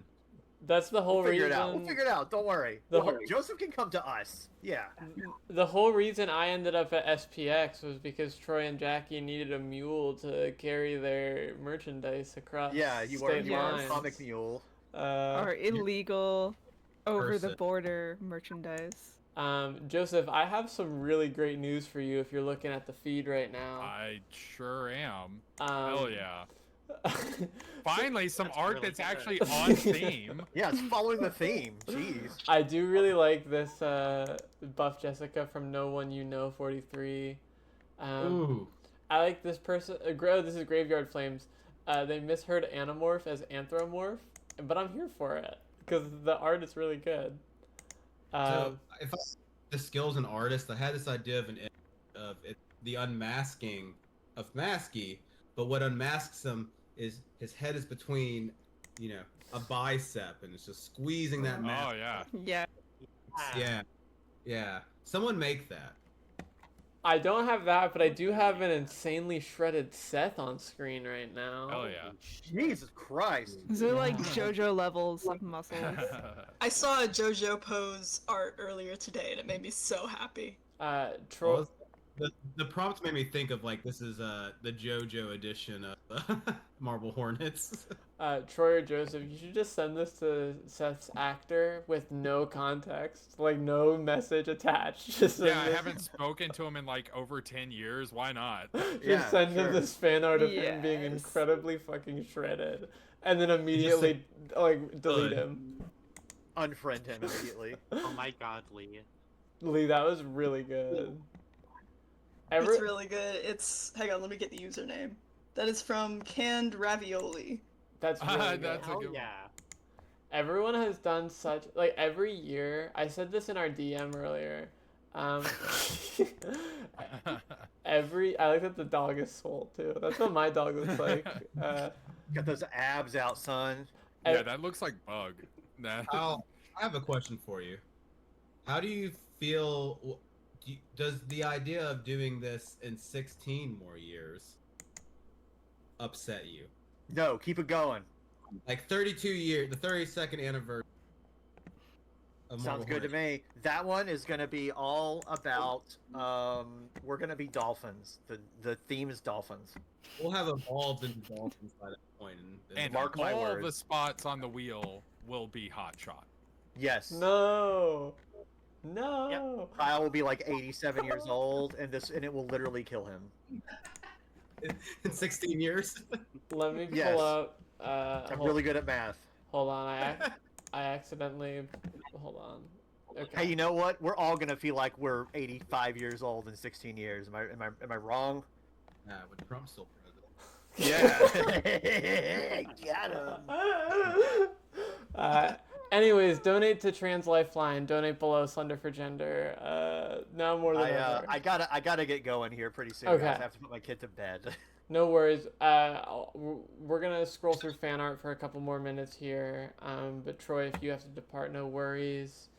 I do have this that just walked up under my feet. So one more time, Look at that. give it up, give it What a up good for thing. Fiddle, everyone. Give it up. There we go. Yeah, yeah. Look at that.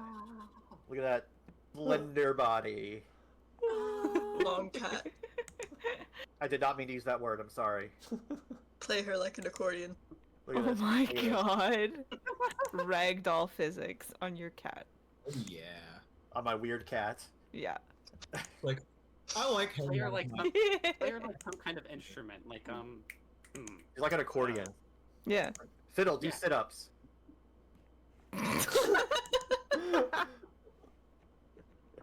She's having a good time, aren't you, Fiddle Girl? Aren't you? Yeah, you are.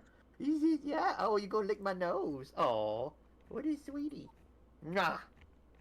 I have a question for y'all, real quick, in an abstract way.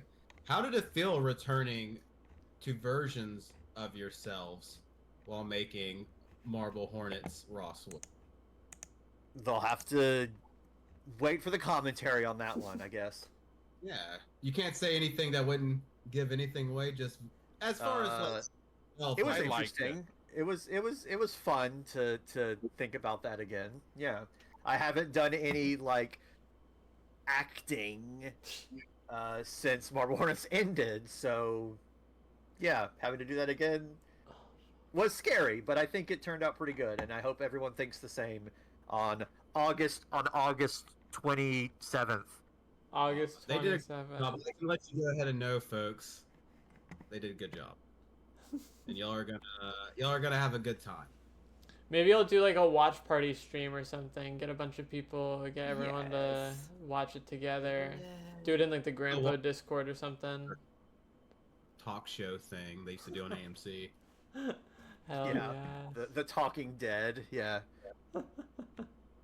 Talking Hornets. Hell, that's basically what this is. That's what this is every year at this point. Hornets, folks. Okay, everyone, I do have to get going. All right, Troy. Thank you so much, Yeah. everyone, for coming to this. And one more time, the things that we announced today: the Marble Are Hornets strictly comic series confidential. issue number 5 will be out November 24th. Marble Hornets Rosswood, the Marble Hornets miniseries, will be out on August 27th. I hope I'm saying the right thing. I hope that's the right date. And then, apropos of nothing, I do have the first part of my Invaders M fanfiction over on my Neo Cities, if you want to read that, because I said I would do it, and I'm starting to do it 1 year later. Yes. Next year, fully expect Troy to be doing a live reading of it. I'll do it. Don't let me forget. I'll do it. Okay. Mars. committed. He's committed. Yeah, we'll have the audiobook version of it. Ooh. All right. That's really good, Kyle. Yeah, This is what Joseph looks like in real life. it is. You have We this. told True, you I've to seen it. do, I've seen him. like exaggerated. You have that pictures. exact tattoo. Yeah. Yeah, Those bites. I mean, like he's built like that. I mean, yeah. it's intimidating. It's canon to real life. All right, Troy. Enjoy the rest of your evening. Thank you for spending your time with us. Thank you, everyone. We'll see you next year. Good luck with the rest of this stream, Yeah. Kyle, Thank you. Don't tune for out. the next 5 hours. Yeah, we're gonna be here for. It's fucking 11 o'clock. I hate my life. Why do I do this? Let Kyle go, you maniacs. Let him go. How many? Keep donating money to keep Kyle here. Yeah, How much Kyle time- has to stay up an hour for every $10 you Subathon. donate. Subathon. How much time is left thereabouts? Oh, fucking a while. These last entries are long as hell. Couple hours. You guys should have been more succinct, man. Just Listen, saying. we were on a pretty good schedule, and then Joseph started I was- talking about Pokemon. Oh yeah, blame it on I Joseph. shouldn't have asked the Pokemon question. I'm sorry. Yeah, if anything, blame it on Lee. It all comes back. Lee. It's all my fault. Lee will not be invited back to next year's Hornetversary. It is entirely your fault. I was listening. No, get out. I really like Joseph's listing of round Pokemon he likes. They're good. Like sphere, They're very good. super They round, are good, yeah. coughing How- round. It's a circle. It's great. It's good. I like it. Okay, everyone, I gotta go. Thank right. you so much. I love Bye. you. We'll I love all wrap these up here viewers shortly. as well. And I love everyone watching. Keep watching and keep donating to Slender for Gender. I will Truth. see you next year, everybody. Nah. Bye. Alright, now that fucking bozo's out of here, let's get to the real shit. Let's party. Let's party. Wow. Now that one buzzball Troy, he's probably still watching the stream. Yeah. I just want to look at a couple more fan art pieces. Lee and Emily, if you want to ask our remaining guests any questions while I'm just scrolling here, you don't have to.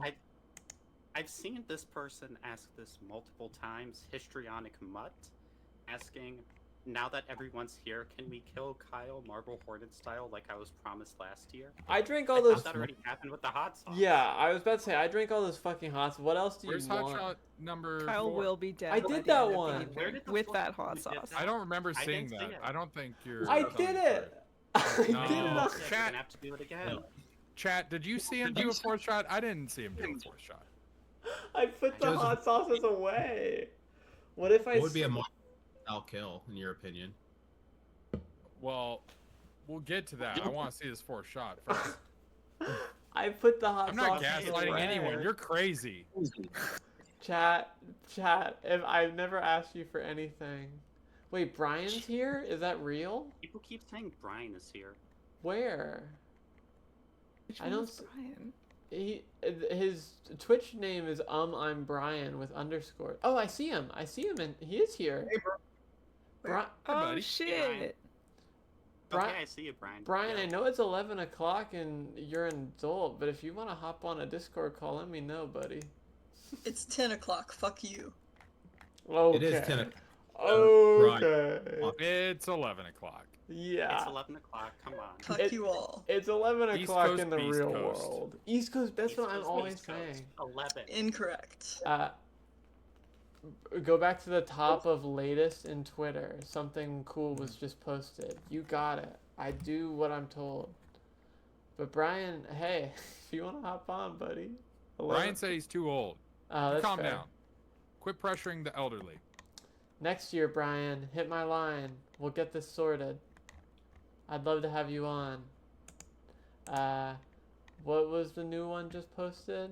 These are all really good. Oh, Ooh, this Scully that's one love is that really Scully cool. one. The texture in that Yeah. background, crunchy. That's really good.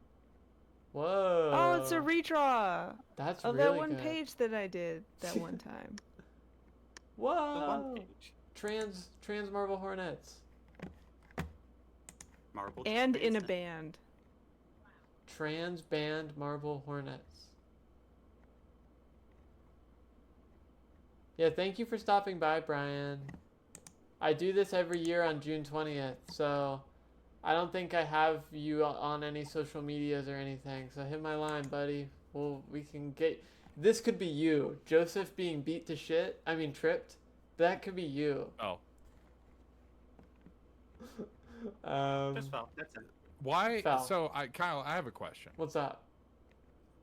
Why June 20th every year? I don't like. Is that Well, Alex, like or a I mean, birthday or something? Or? Shadow the Hedgehog's birthday is yesterday, so we can't do it then. That's like Right. national Is it really holiday. his birthday? It is according to a fan fiction. Well, no, because isn't that like the American Sonic Adventure 2 release date? Oh yeah. Mhm. That's what. So it is. it legitimately is Shadow the Hedgehog's birthday. Isn't it also Garfield's birthday? I saw What? something about that yesterday. Whoa. Wait. Is it? No way. Also, my cat is here. Oh, hell yeah. Right now. Lee Cat? What? Paddington the Bear's birthday? How did June 19th is his birthday. Lee? Where were I didn't you get him last anything. year? June 19th Yo, is Lee Garfield's Cat. birthday. You're welcome. Someone Lee. in my fucking work chat mentioned that yesterday. Lee, the theme last year was literally Garfield, and you didn't think to mention this? I didn't know until yesterday. Someone in my fucking work chat was like, "It's Garfield's birthday," and I was Guys. like, "That seems strange." Guys, I think we're gonna have to do Garfield theme again next year, just to make up for that. Tony, you got any 3 strong years in a Garfield row. thoughts? Let's go. Do I have any what? Strong Garfield thoughts. You probably don't want to hear my Garfield thoughts if you like Garfield. Not a fan, I take it. I mean, he himself said he was interested in making something marketable. Oh, you meant Jim Davis. I thought you meant Garfield. I was like, whoa. Garfield? Jackie, how about you? Garfield fan? I like what Garfield has become. I don't know. The strip comics themselves never really blew my mind. But the Yeah. characters endure for Jo- what it's worth. Joseph, are you a fan of Garfield by chance? Who? Yeah, never mind. Sorry, I don't know why. Emily, do you like Garfield? Yeah, Garfield's good. I like Garfield of Garfield. Lee, Garfield without those- Garfield is Garfield. really funny. Yeah. Lee, what are your thoughts on Garfield, real quick? I don't have many Garfield thoughts. I enjoy his views on Mondays. They are highly relatable. I'm How do you feel ambivalent. about Kyle? I'm ambivalent on Garfield. I haven't watched. I haven't read a Garfield strip in quite possibly a decade. Maybe next year we'll just watch the Garfield Bill Murray movies instead of Marble Hornets. I'll do it. That's a good Now idea. we're talking. That'd be good. I think we should watch that like 4-hour long ARG Garfield video. Where it's just like the reading of the lasagna cat. Yeah, the lasagna cat video. Yes. If you guys haven't Googled lasagna cat, go look that up. It's a fucking gold mine. Anyways, I hope you're all enjoying my cat. I have been. That's pretty much what Bring I've the been cat closer. looking at. Yeah, put the cat cam real quick. Present us with This the is cat. my boy. This is my boy That's a Po good boy. or A Posif. boy? Posif. A boy. Posif? He loves you creature. all very much. NB Posif writes is in not happy. NB writes in chat just said Marble Meat 2 will be taking place on the old Garfield Dark Ride. And it's very funny you mentioned Marble Meat. For the new fans who aren't familiar, Marble Meat was a real fan meetup. Was that 2014? 11 years ago, yeah, 2014. Jesus Christ. I'll let you speak on this, Lee. What was Marble Oh, Meat? I don't have much to speak on. It was just Oh. we all did the thing. We all went to Alabama and bothered Troy and Joseph and Tim until they came and hang out with us. That was good. Joseph, how many people did you like fight hand to hand while you were there? You had all those nerds lined up. Did you start swinging? Those investigations are technically still open, so I can't say. Okay. Okay. It was a And I would did like get- to add allegedly fight. Okay, that's fair. Yeah. That's fair. That's what his lawyer told him to say. We did get lost in woods we'd never been in, and I feel like that's a very important point. Well, of course, it's necessary. Yeah. Mm-hmm. It's typical. I mean, it's a big park. It's easy to see how Jay got lost in there. Well, I guess Oh, I sorry. was gonna ask y'all as like long-term fans, like revisiting this stuff. Do you still like notice new things each time, or like make new observations? Fucking apparently. After 16 years, better not. Well, I always. You've seen it all. I thought the fucking tree stump was Hoodie leaning up against a tree, and Lee was like, "No, that's not right." And I was like, "Are you sure? I swear that's Hoodie." And then I got Troy on the call, and he was like, "Yeah, no, that's not Hoodie." So I guess that counts. I've seen the. My bad. I've seen Marble Hornets so many times. Lee probably has me beat, just in sheer volume. Emily, how many times would you say you've seen Marble Hornets in totality? It's kind of a hard one because I've been around since like I think it was entry 40 with the chimney. So since then, I've watched whatever entries were available a fair number of times. I also don't retain any information ever, so I've never seen it once. Understandable. It's very funny that I'm considered a longtime fan because I did not like get onto the series until like entry 72. I know, but I Yeah, feel I'm like the old head. Come on. you were such a like Tumblr presence, though. I don't know if that's a good thing, but yeah. Sometimes it's it not is. good, but it's noteworthy. Jackie This is true. is probably the realest old head in here, though, fan-wise. I'm probably the Jackie's- oldest head. the oldest Jackie's head. Tumblr is the reason that I became a Tumblr person, so like So this is your That's fault, nuts. yeah. That's It's a all really your fucked fault. up thing to tell somebody. I'm sorry. Jackie, Jackie, how do you Oh. feel about ruining Lee's life? Pretty great, actually.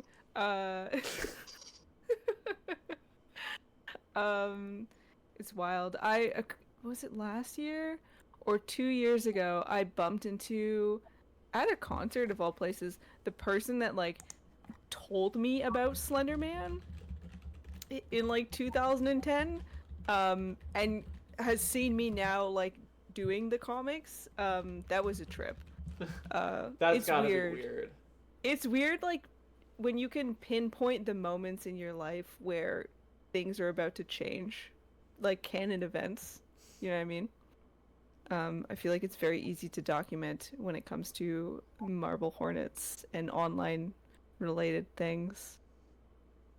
Yeah, Fair. I feel like Speaking of which, I'm probably the oldest head here, but I don't remember shit, so I couldn't tell you exactly what it was like. I mean, I guess theoretically the oldest one here, fan-wise, would be Joseph. He's seen it before anyone. Yeah. Implying he's a fan. Fan. Yeah, that's fair. Yeah, he's really old. Uh, He's like a whole year older than me. It's terrible. I mean, how do you feel, Joseph, year after year? I mean, we only enlisted you in these. You were doing your own streams a couple years ago. Then we bought you out in the big merger. But how is it to like? You made me an offer I couldn't refuse. I didn't have to be streaming, so. Man, Because it must It is literally be like an out-of-body experience to see yourself on a screen and have hundreds of people like losing their shit like this live.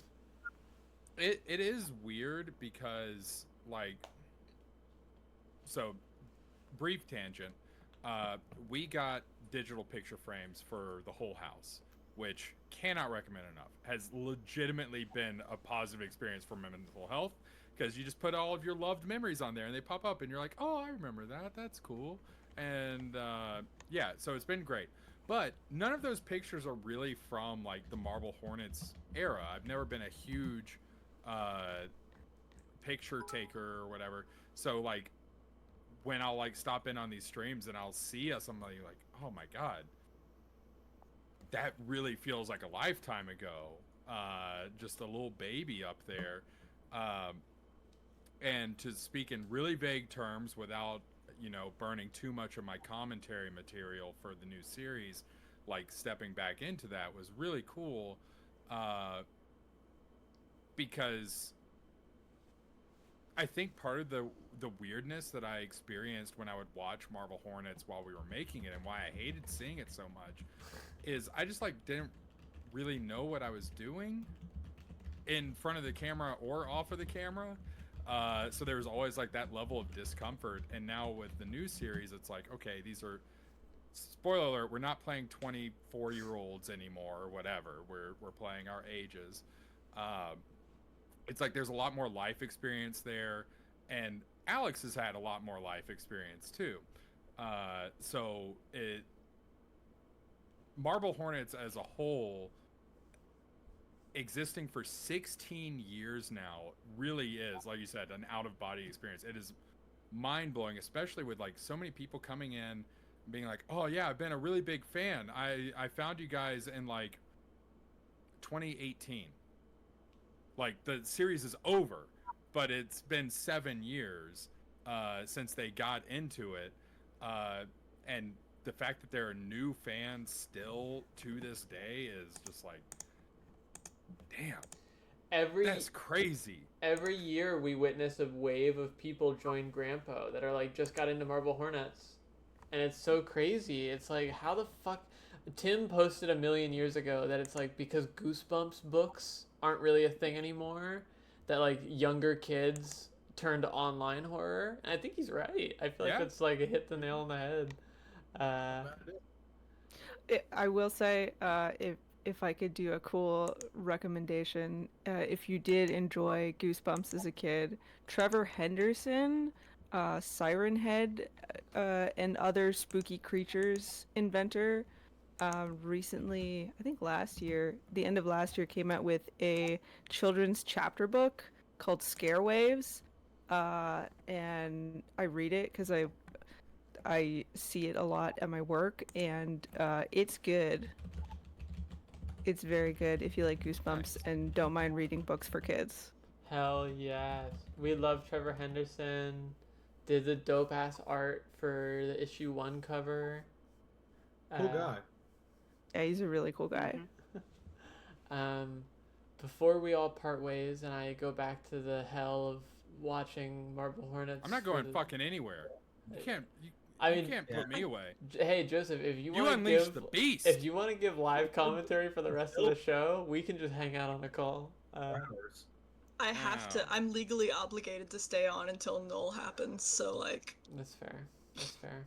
I'll call Lee specifically right before Null. But I actually have a question for you, Joseph, from Mellovision, who used 100 bits to ask this. Joseph, do you believe Alex actually killed Amy? For being pretty complex, I feel like he wouldn't bring himself to do such a thing, especially knowing how many chances he had with Jay. And you were talking earlier. I don't think so. Interesting. Wait, what? You were talking earlier. What did you say? No, you were talking earlier about how you've softened up on how you feel about Alex and how he's not like cartoonishly evil. How like there is a human side most to of him. my softness comes about like his interpretation of art and like movies and stuff like that. Like I'm a lot more forgiving now, just being like, he's a dumb 20-year-old. He just doesn't know what his artistic voice is, and so he's emulating what he thinks he's supposed to. He's being annoying about it, don't get me wrong, but it's like he's not like an artistically corrupt person. He's just not very talented. Which is fine. He's earnest. Right. Like there is an earnestness there. As far as killing Amy, no, I don't think he would have. Because for two reasons. One, just like he's going to be a lot closer to Amy than he would be to Jay or Tim or Brian, or anybody that happens to be in a tunnel. 2, he's with Amy really, like, basically at the reemergence of this creature in his life. So he's, like, kind of, like, normalized a little bit. So I think it would ramp up from there. And so I think something bad happened to her, but I don't necessarily buy into the idea that Alex would have done it. Interesting. I like that take a lot. I do think I like viewing Alex as a nuanced character. And it's like, yeah, he does kill. He does have some shitty attributes. But He does some minor murdering. flaws. yeah. Being evil be nuanced too. Okay, come on. Exactly. Yeah, you know. So I will say, when Evil it comes to like dissecting the characters from Marble Hornets, especially with a character like Brian or Alex, because Alex really doesn't have that much screen time outside of general villainy.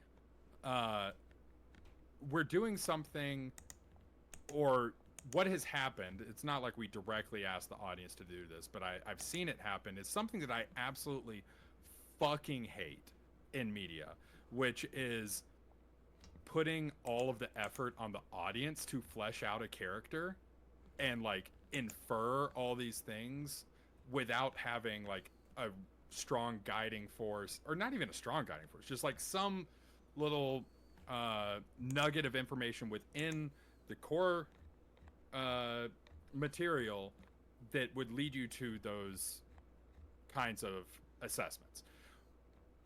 But Marble Hornets has been over for a really long time. There's no new content, and people just discuss and everything like that. And we discuss in these Q&As, like people ask, like, well, what was his thought process? Like, well, it's not really reflected in the source material because I hadn't been asked this question before now, but I think it would be like this. So it's one of those weird, like, new media things where the character has evolved a little bit over time despite there not being any new content around him. So that's why I think Alex can be described as a nuanced character now, when if you had asked me in 2010, I would say absolutely not. That's fair. That's a really good response. Yeah. I started this stream pretending to have been kidnapped by the CIA, by the way. You mean Now he's you mean wearing- falling? Now I'm a proper adult in my Garfield terry cloth jersey. Hell yeah. That honestly, yeah, I feel like that is a really good read. Doing And, creative analysis and shit. like it. I mean, Hell yeah. it goes back to what we were just saying about new Marble Hornets fans coming in every year. It's like, yeah, they're really outside of the comics, which Alex isn't really in those very much. Spoilers. Like, it has been interesting watching people come in with entirely fresh eyes and be like, this is how, and like viewing Marble Hornets as a complete product. And it's like, like watching it as it came out in season 1, it's like, oh, Alex doesn't seem like a bad guy. He seems like he was caught up in something bad. And then in season 2, it's like, okay, no, he seems bad. And then in season 3, you sort of loop back around to like, okay, there's a lot of play. Like, Yeah. And I mean, we did start to get there a little bit, especially like Alex's monologue to Tim when he's like burning down his house. You know, there's a little bit more nuance there. It's like, it's more than just, I'm evil, I'm going to kill you. It's, I am at my wit's end, honestly, and I have had enough.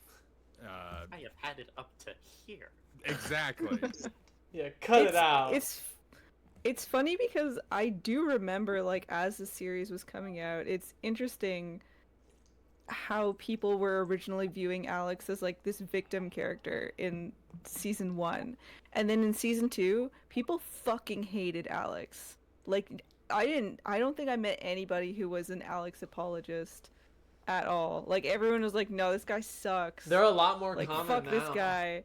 And now, surprisingly, yeah, now I feel like the general consensus is everybody looks at Alex's character with like a more like nuanced kind of perspective. But when it was coming out, people were like, fuck this guy. He sucks ass. What do you mean your favorite character is Alex?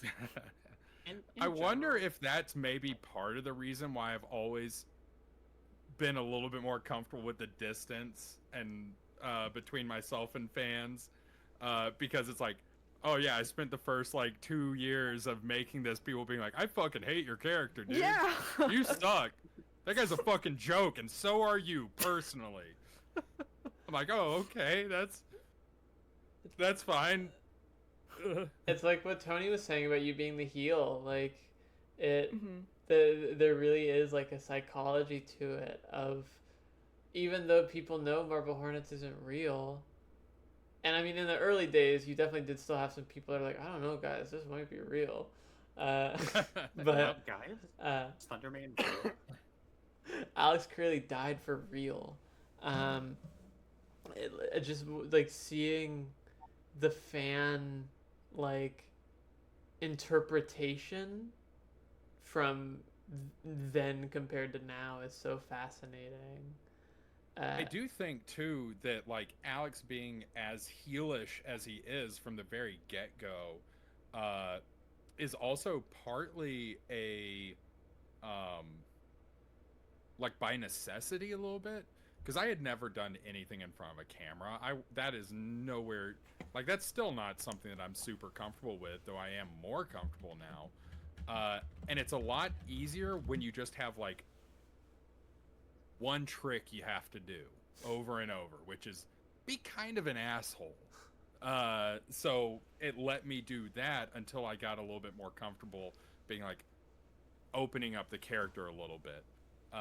You know, I'm very vocal about hating the scary, spooky story in front of the tree entry, and I think that's partly because it's like that was one of the first forays into, okay, let's do something other than snark. No more sass queen Alex, we are getting real. And I like performatively, I was like, I don't know how to do this, man. That's fair. That's fair. I do really like the spooky ghost stories bit, specifically for how Jay immediately sasses you. Yeah. Like, it is interesting watching that entry come up every year, because it is a very, like, polarizing one. But that is one I think about often, specifically for that quote of, is that why we're out here? To look at trees and tell spooky ghost stories. Yes. Banger entry. I have this pulled up right now. Someone posted a picture. They're watching the stream and a moth landed on my head on the stream. Damn. Wow. So, You're It's chosen. an omen. And then, yeah, an attempt on my life has been made. So, folks, I think that's our sign to wrap up this 2-hour-long Q&A. Whoops. Oops. We were... Thanks for hosting it. Yeah, thank you. I always feel bad that many questions don't get answered. So I really do. I do want to briefly give Tony and Jackie the floor for as long as they would like, frankly, for anything they'd like to plug or talk about real quick. We'll start with Jackie, and then we'll do Tony. Yeah, sure. I feel like everything has already been plugged so much. I'll do it again one more time. I think Troy said the posters, the exclusive Alex Curley posters have been sold out. Yes. So they're done now. So if you wanted one, too bad. They're gone. Jessica Plush is still around for, I think, a week, maybe less than a week. If you want her, if you would like to have her in your home, this is your only chance. So get her. Look, she's so well made. Even like her hat comes off. Whoa. It's got hat hair right now. It doesn't actually come off because it's like properly like sewed into place. But you could probably do surgery if you wanted her to have a removable hat. She's beautiful. Hat surgery. You could do hat surgery. Jay- She's like what It's JoJo yours. character? You can do whatever you want. has their hat like fused into their hair. It's like Jotaro or one of the JoJo sons. I don't. My Sorry, siblings I'm are more JoJo cool. than I am. I'm sorry. Yeah, I went to parties in high school. I don't know anything about that anime shit. It is Jotaro, and I. It is Boo, you Jotaro. fucking Okay, yeah. nerd. Boo! Yeah, what else? Marble Hornets comic in November 24th, Yeah, I believe. that sounds yeah. right. Yes. It's real, it's happening. Trans rights. Go support trans life. Trans life, trans rights. Yes, that too. Live your trans life Both are and great. support trans rights. Hell yeah. Ruth? Tony, do you have anything you'd like to say? What? I would just like to say thanks for having me, and also, the only thing I have to plug is, hey, there's a Marble Hornets book coming out before you know it, and even if you didn't sign for the Kickstarter, you're probably gonna have a chance to buy the book after you finish. So keep an eye out, and also keep an eye out for August 27th because Marble Hornets Rosswood's coming out, and it's gonna be sick. And I don't just say that because I'm writing the book. I was there, and it's gonna be sick. Hell yes. And obviously follow both Jackie and Tony on all the respective social medias. You guys both, I think it's like the same handle pretty much everywhere, right? For both of you? Vacation, baby. Yeah, I can't Yeah. think up a second one, so just use that one. Yeah, I was born with the handle. It's just how it happened. that's so Yeah. true. Yeah, a name for show business. I would like to quickly turn the floor to Emily and Lee. We'll start with Lee and then go with Emily. Lee, do you have anything you'd like to say to the masses? If you want to talk about Severance, I'm on Tumblr at actual-lee. I am there for all of your Severance discussions because that is all I've thought about for the past 3 months. So Hell yeah. there you go. Hell We should have had some severance questions in this Q&A. Troy, Save Oh that my for God. the bonus Q&A. yeah, Troy hasn't fucking seen it, so we couldn't Too really... bad. He can watch them now. You've been grilling him to watch that since like it first came out this year. Yeah, like we literally, I think, within a day, Jackie and I independently messaged Troy. Like, I did too, don't worry. yeah, I feel like it's so in line with his sensibilities, or at least it's very. I feel like it has so much in common with Marble Hornets. It's so good. Heard that. Yeah. I really want to start watching it, but you I was should. scrolling through the high seas the other day, and I was just like, that just seems like a lot of effort right now. It's worth it. I got Emily. I It's literally, I messaged Emily and I was like, you would like this and you need to watch it. And I you do know love what? Adam You were Scott. right. He's great. He does a really good job. Adam Scott is good. So, did anybody see the monkey? He was really fun in that for his cameo. No, I did not. I haven't Yeah. seen that. I've not seen that, but I've been meaning to, specifically for him.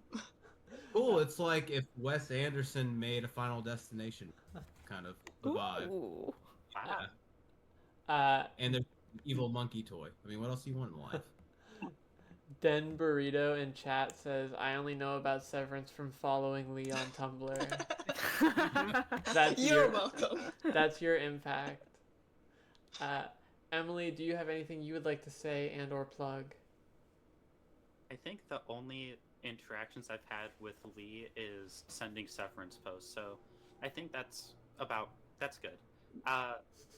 That's all you It's been need. great to see everybody donating to Thunder for Gender with Trans Lifeline. Keep donating. We can get more hot sauce shots. We can do this. I don't know about Everybody just that. needs to donate. Yeah, everybody's been great. Thanks y'all for being here. Thanks everybody in chat for. It's been over 12 hours now. 14. Why are you still here? Why are you still here? Okay. Why am I still here? I took the day off of work to be here. Same. You guys are idiots. You should just be unemployed like me. I'm Why trying. didn't I think of that? I'll work on it. You should follow Emily everywhere. Either Heartful Kitty or Heartful Emily is the app typically that she uses. It's Heartful Kitty, which is the best username of all time, or Heartful Rosebud. Heartful Get it right. Rosebud. Sorry. Jesus. I did say, I messaged Jackie earlier and I was like, hey, if you want to do a bonus Q&A like last year, let me know. And hey, if you're still up, Jackie, let me know. But you said you have work in the morning, so I won't hold it against you if you don't. I mean, I do, but this is I saw somebody describe this as autism Christmas, and I need to stay up for Santa Claus, man. Let's go. That's true. Okay, hey. Well, then I will see you in a bit, whoever else is still awake.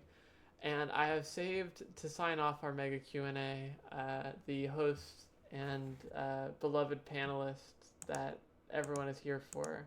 Joseph, what would you like to say to the 284 people currently in attendance?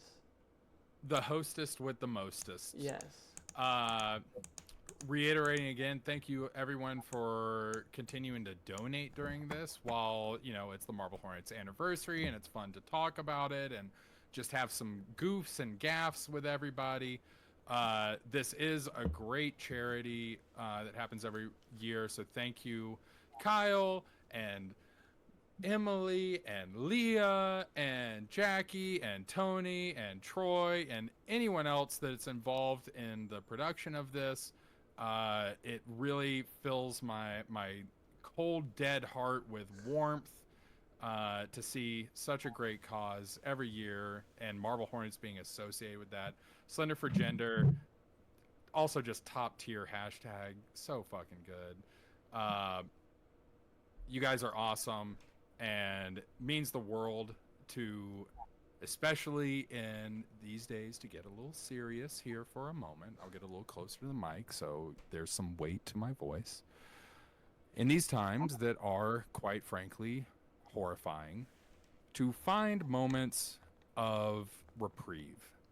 So times like this, when you can join together with hundreds of other fans that share a similar interest with you to support such a great cause and to help people that are so historically victimized when that really feels like it is not the way the general vibe of the world is going, is so special.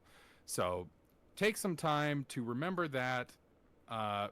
Donate anything you can to such a great cause. The second thing, and less serious but still a little serious, is I want to tell everyone to drop out. Because, and there is a point to this. So, as I mentioned in my shotgunning beer tutorial, I recently graduated with my bachelor's in music performance after 19 years being done with high school. For a long time, a running joke on my stream whenever someone would ask about school would be to drop out. And I meant that sincerely, and I still do. Because it is absurd that we ask 18-year-olds to decide what they want to do for the rest of their life and to take on a lifelong debt to do that. That being said, don't waste your time. Focus on the things that make you happy. Make something. Put it out into the world. It doesn't matter if you think it's bad. Everyone is bad at everything all the time for their entire life until suddenly they realize, oh, maybe I'm not. I went from not playing trumpet for a cumulative 13 years and in 3 years auditioned at Juilliard. Not everyone's path is going to look like that. But I cannot emphasize enough how invigorating it was to take on a creative pursuit after taking time off. Not pursuing it after school, not pursuing it for a job, but just pursuing it for the love. I don't know if I'll ever make money on this, but it's been great.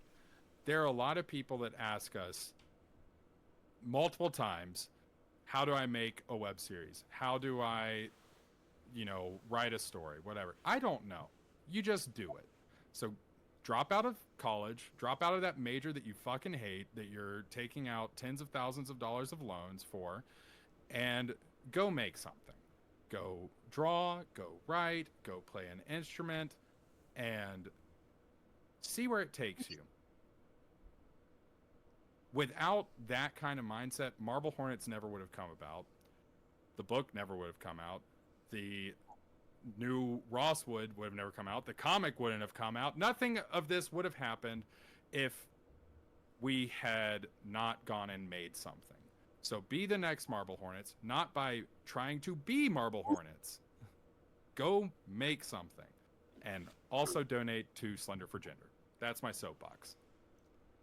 Hell Cheers. yeah. Hell yeah. God damn, Jo- dude. You got me Joseph- crying.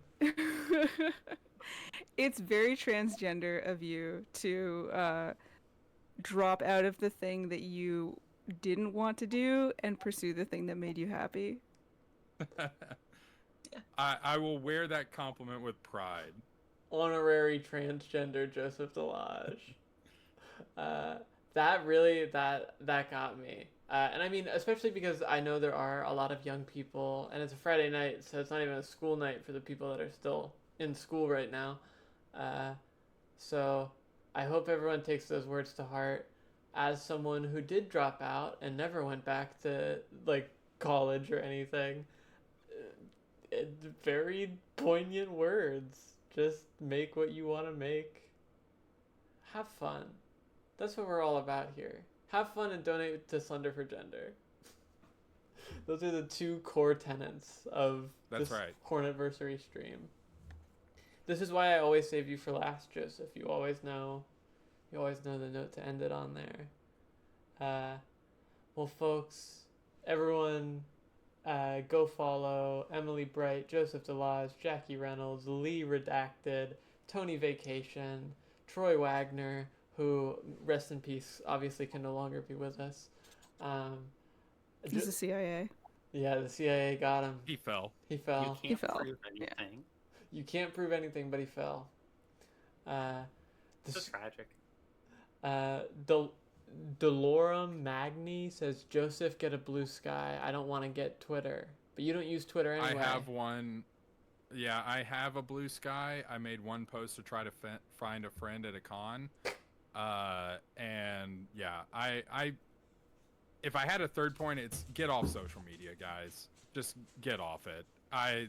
I've been weaning myself off. I barely use it whatsoever. I make some big like life posts on Facebook because that's where all my boomer friends still live. Just to make sure people know I'm not dead, and it's been so much better. It's been so much better. Get off social media. The 3 core tenets of this stream: drop out of school, donate to Slender for Gender, get off social media. And they're all 3 pretty poignant, honestly. Unless you want to talk about Severance, then you can come to me. Truth. Or if you want to talk about Marble Hornets, in which case we'll be here, same blonde hair, same blonde channel, next year, June 20th, 9:30 a.m. EST. Unless we bump it up earlier again to try to fucking stop this from happening where it's midnight and we're, here. But thank you all. Everyone in chat, let's get some thank yous going for Joseph, Emily, Jackie, Lee, and Tony. Everyone, and Troy. I also want to say real quick, Jeff the Farter, you have my favorite username I've ever seen. Oh, yeah. Jeff the Fart is really good. I want to give a shout out Iconic. to there was one the other day that was Spaghetti Club, and I really like that as a username. I want to join the Spaghetti Club. You people who are following this, thanks for your passion. That's awesome. Some of these It's awesome to care creative things like this. Some of these fuckers have been here as long as I have. Like, stream-wise, they've been here since I hit go. They're the real sadists. I have to be here. You got a long way to go. You better wrap this up, bud. Yeah, I'm gonna do that now. Thank you guys. Thank you for all hanging out this long. I know this has gone crazy long, but it always does at this point. So, I will cast you all away now. thank you all. Happy Hornetversary. Donate to Slender for Gender. Follow all of these fine people and also Troy Wagner. Yeah. Say bye to all of them. Well, I meant Fine. chat. Say bye to you guys, but also you guys can say bye to the Yeah. chat. So. Nothing but love for all you out there. Bye. Okay, let's watch the rest of Marble Hornets, shall we? Jeez, I'm really bad at keeping things brief.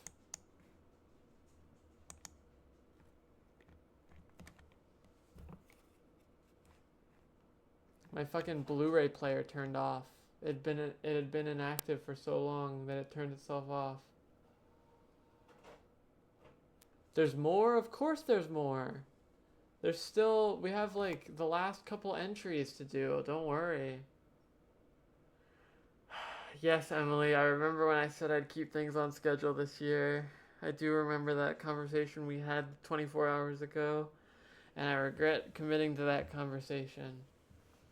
But you know what? Here we are.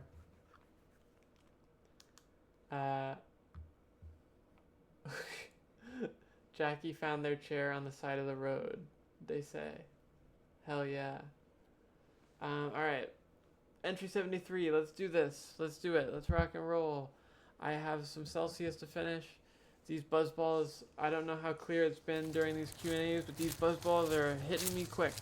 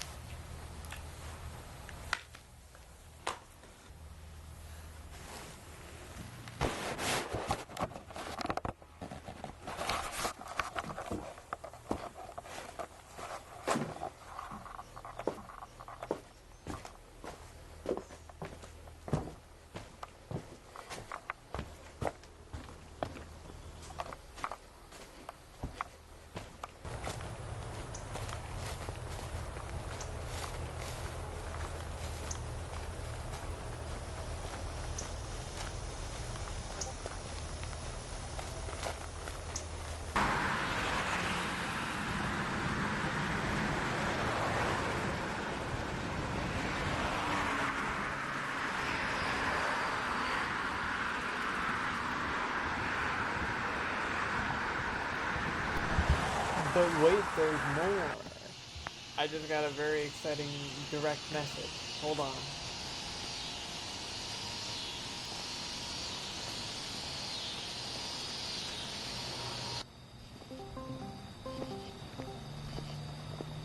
Hello. Hello, hello. Oh god, I'm gonna speech jam myself. Oh, can you hear? Oops. Joseph is back, folks, to give us some commentary. You can see my webcam, correct? Yes, I can see your web. Perfect. Well, stream feed, whatever. Yeah. We're for however long you want to be here. Feel free to commentate. Troy did some commentary on actually another hoodie entry earlier, which is very funny. How about that?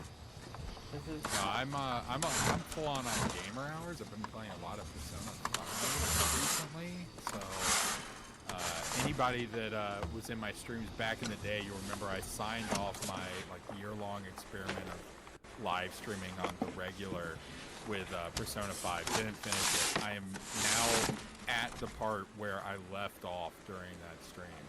That game is fucking long, man. Detective Deco did just say in chat, didn't you say you weren't a gamer during the Q&A? Interesting. Persona 5 isn't a game. It's a visual experience. And fuck you. Folks, I've turned on the entry audio a little bit to boost Joseph. Let me know if that is acceptable. But I've never really gotten into the Persona games. I don't think in one of the entries in this house here you can see Tim's video game collection, but I don't think it's this entry. Fuck. Because I remember Tim specifically mentioned leaving Sonic 06 on the top of the stack so that it would be visible. Nice. Yeah, I rewarded myself for my graduation by buying a PlayStation 5. So played through Clear Obscure, and I was like, oh shit, video games are kind of fun, man. You gotta play Astrobot. I've heard that. Honestly, I'm getting kind of burnt out. I 100%ed, literally, I did everything, even the stuff that's not achievements or whatever. And Clear Obscure immediately went into Final Fantasy VII Remake, 100%ed that except for one thing, and was like, okay, I need a break from this. Started up Persona 5, and now I'm like, Jesus Christ, I need to not play video games anymore. Hey, well, if you're looking for a fun 3D platformer ROM on PS5, I bought a PS5 forever ago, and I have barely used the fucker. I let my dad use it most of the time to play Madden on, because he loves his football games. Nice. There's one big release a year that I'll play on PlayStation, and then everything else I'm just fucking Switch. How long is the silly little robot game? I want to say it's only 10, 15. It's your typical Nice. Mario game. That's what I want right now, especially after Persona 5. It's over 100 hours. Oh, hey, there's you. You're on screen. Oh, fuck. Your feet. I really like this entry a lot, though. I think, is this one Troy playing Hoodie? I believe so. There's something about this entry that I've always really enjoyed. And I remember this frame where your face appears. On Unfiction, there was so much deliberation as to whether or not this silhouette was you. People were like, it's Really? Seth, it's Brian, it's Jay, it's... I can tell that's me even with just the silhouette, but maybe that's just because I know what I look like. These are also the same people that wanted Seth to be relevant in any stretch of the imagination. Sometimes characters are just side characters. Yeah. Oh, Lee is... It's what makes a world feel... Okay, so... Little bit of... For the creatives out there that are wanting to create their things, it is okay for not every single character to be plot important. Super, oh my god, they have their own arc. If you do that, your world is going to feel very, very empty. You need people around you that maybe they come in a little bit like the shop owner or whatever, but that's all they are. there's nothing more to it. Yeah, just incidentals. Like, Yeah, you have to have those narratively, or else everything gets very thin. to take it back to gamer terms, you need your NPCs. You need You your. gotta have NPCs. Not everyone can be a player character. Just like real life. Yeah. When I work. Yeah, if anyone has any questions in chat, I am watching chat, so I can answer too. I felt bad because we would go on like 30-minute tangents that weren't even related to a question earlier, but somehow still beat last year's question. Yeah, oh, for Total, sure. you said? For sure. Wow. I do want to say Lee just said in chat that this convenience store that Tim is at, or was just at, is where their very first wreck was. It backed into someone's car in the parking lot of this convenience store. Which, hey, what's more Marble Hornets than that? Damn, there was one of those like triangle images. There was like pick 2, where it's like be gay, can drive, and I can't remember what the third one was. Do And math. It's like you can do, yeah. And it's like you can do 2. That's, oh, I love how faded Troy looks here. But yeah, that's very real. You can either do math, be gay, or drive. Or no, or none of them. So we know that Leah can do math. Yes, truth. That's great. And find Marble Hornets location. Yeah. But thank you for your time. Lee, I will message you when Null is about to happen, as that is your claim to fame. We have confirmation. Good at math. We agreed before Live we left. Remember, you reporting. said you wanted me to keep recording everything in case something happened, and I you do. couldn't. Troy really does look like high here. Yeah, you've like, been. I know pretty that adamant wasn't since the we went back to goal Alex's with the old like house. operator sickness, You remember anything about that? but this is. Have we talked about how Space Jam was on the TV before we were filming this? I think that was like a Bindwitsy. So like all of the all the new heads don't know this, but So I know like Space Jam is great like meme fuel and everything. I hadn't watched it since I was a kid, so I had all this nostalgia built up. Like, oh yeah, that movie was fun. Like Bugs Slam Dunk or whatever. It's cool. And so we're like setting up for the shot. We're like going over it and everything, and I'm just like flipping through the TV, and Space Jam is playing.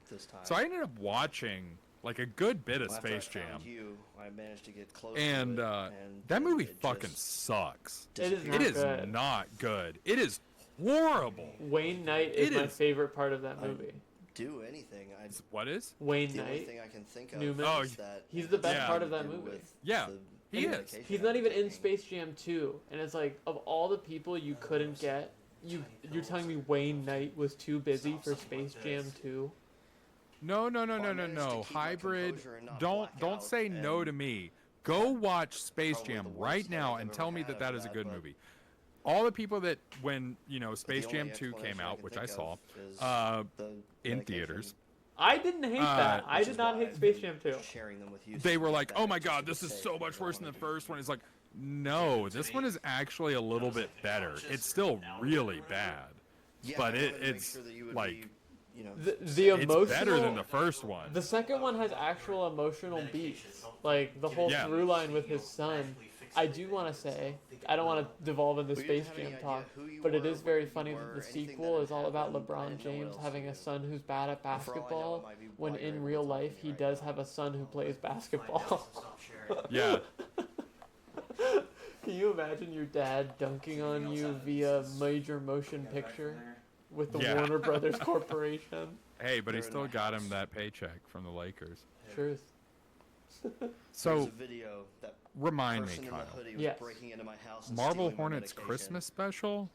and they knew I don't exactly know to where go, this so it comes looks from. like it I don't wasn't know the if this first was time something either. from the very original Kickstarter. Stuff like that There's a before. YouTube A upload. few I times, but never I really play thought it anything of because it. if it was an early Kickstarter thing, although if enough time has passed, whatever.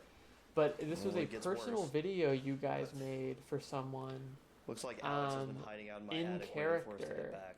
where it was it was Troy and Tim quote unquote investigating Alex's I'm not gonna apartment. do that. That's my house. And we know we can be there now. There's like a cat And we can go there, and I prepare think. this time. I We don't have much want of to a choice either, say 'cause there's a note. I'm running There's like low a on page medication that's since I've done been in the sharing with you. scribbles. I'm out of refills, What color is the but cat? 'Cause there's some extras at the someone house. asked like what the name of the cat is. Not a whole lot. And Oh, so- I don't.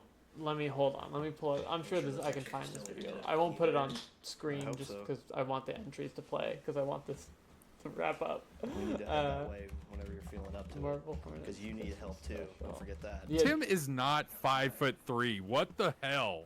What the hell? yeah, Grass mama. He is Don't short, do him but like he's not that short. He is not that We'll see short of a something king. first and then we'll go. I And cannot. trust me, Jay is not 5'11". Peanuts, beef jerky. Oh yeah, no. Unless it's on the socials. When I met Troy at SPX, the very first thing he said was, "You're taller than I expected." I guess you're just shorter, bozo. Wait, how tall are you, Kyle? I think I'm 6 foot. I have not measured myself. Damn, that's in taller than forever. you have short king energy, I guess. Thank you, thank you. You're welcome. It's the jester-esque. I cannot find this video now. If someone has the link to that video, I can pull it up and show Joseph this cat.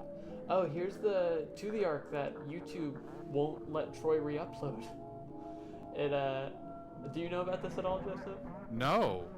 It got copy struck automatically for using Marble Hornets footage, and Troy tried Oh to my appeal God. it multiple times, and they kept denying it. So now Yep. you can only view it through uploads and these streams. And this is one of my favorites. I think this one is one of the craziest looking ones. It's very proto ECKVA. Like if you watch Troy's new series, you can really see in this video where a lot of that comes from. I feel like there needs to be a photosensitivity warning on this one. There needs to be a photosensitivity warning on most of Marble Hornets. That's fair. There was a debate a really long time ago as to whether or not the static counts as a jump scare. I would say yes. I think in some cases it does. In some cases, like it's situational for sure. It depends. What wouldn't make it a jump scare in your opinion? I think there are some static moments when it's subtle, like when it isn't like a big flashy, like the one I always get you think of scheduled? is the season 1 distortion. God, Tim's so fucking hot.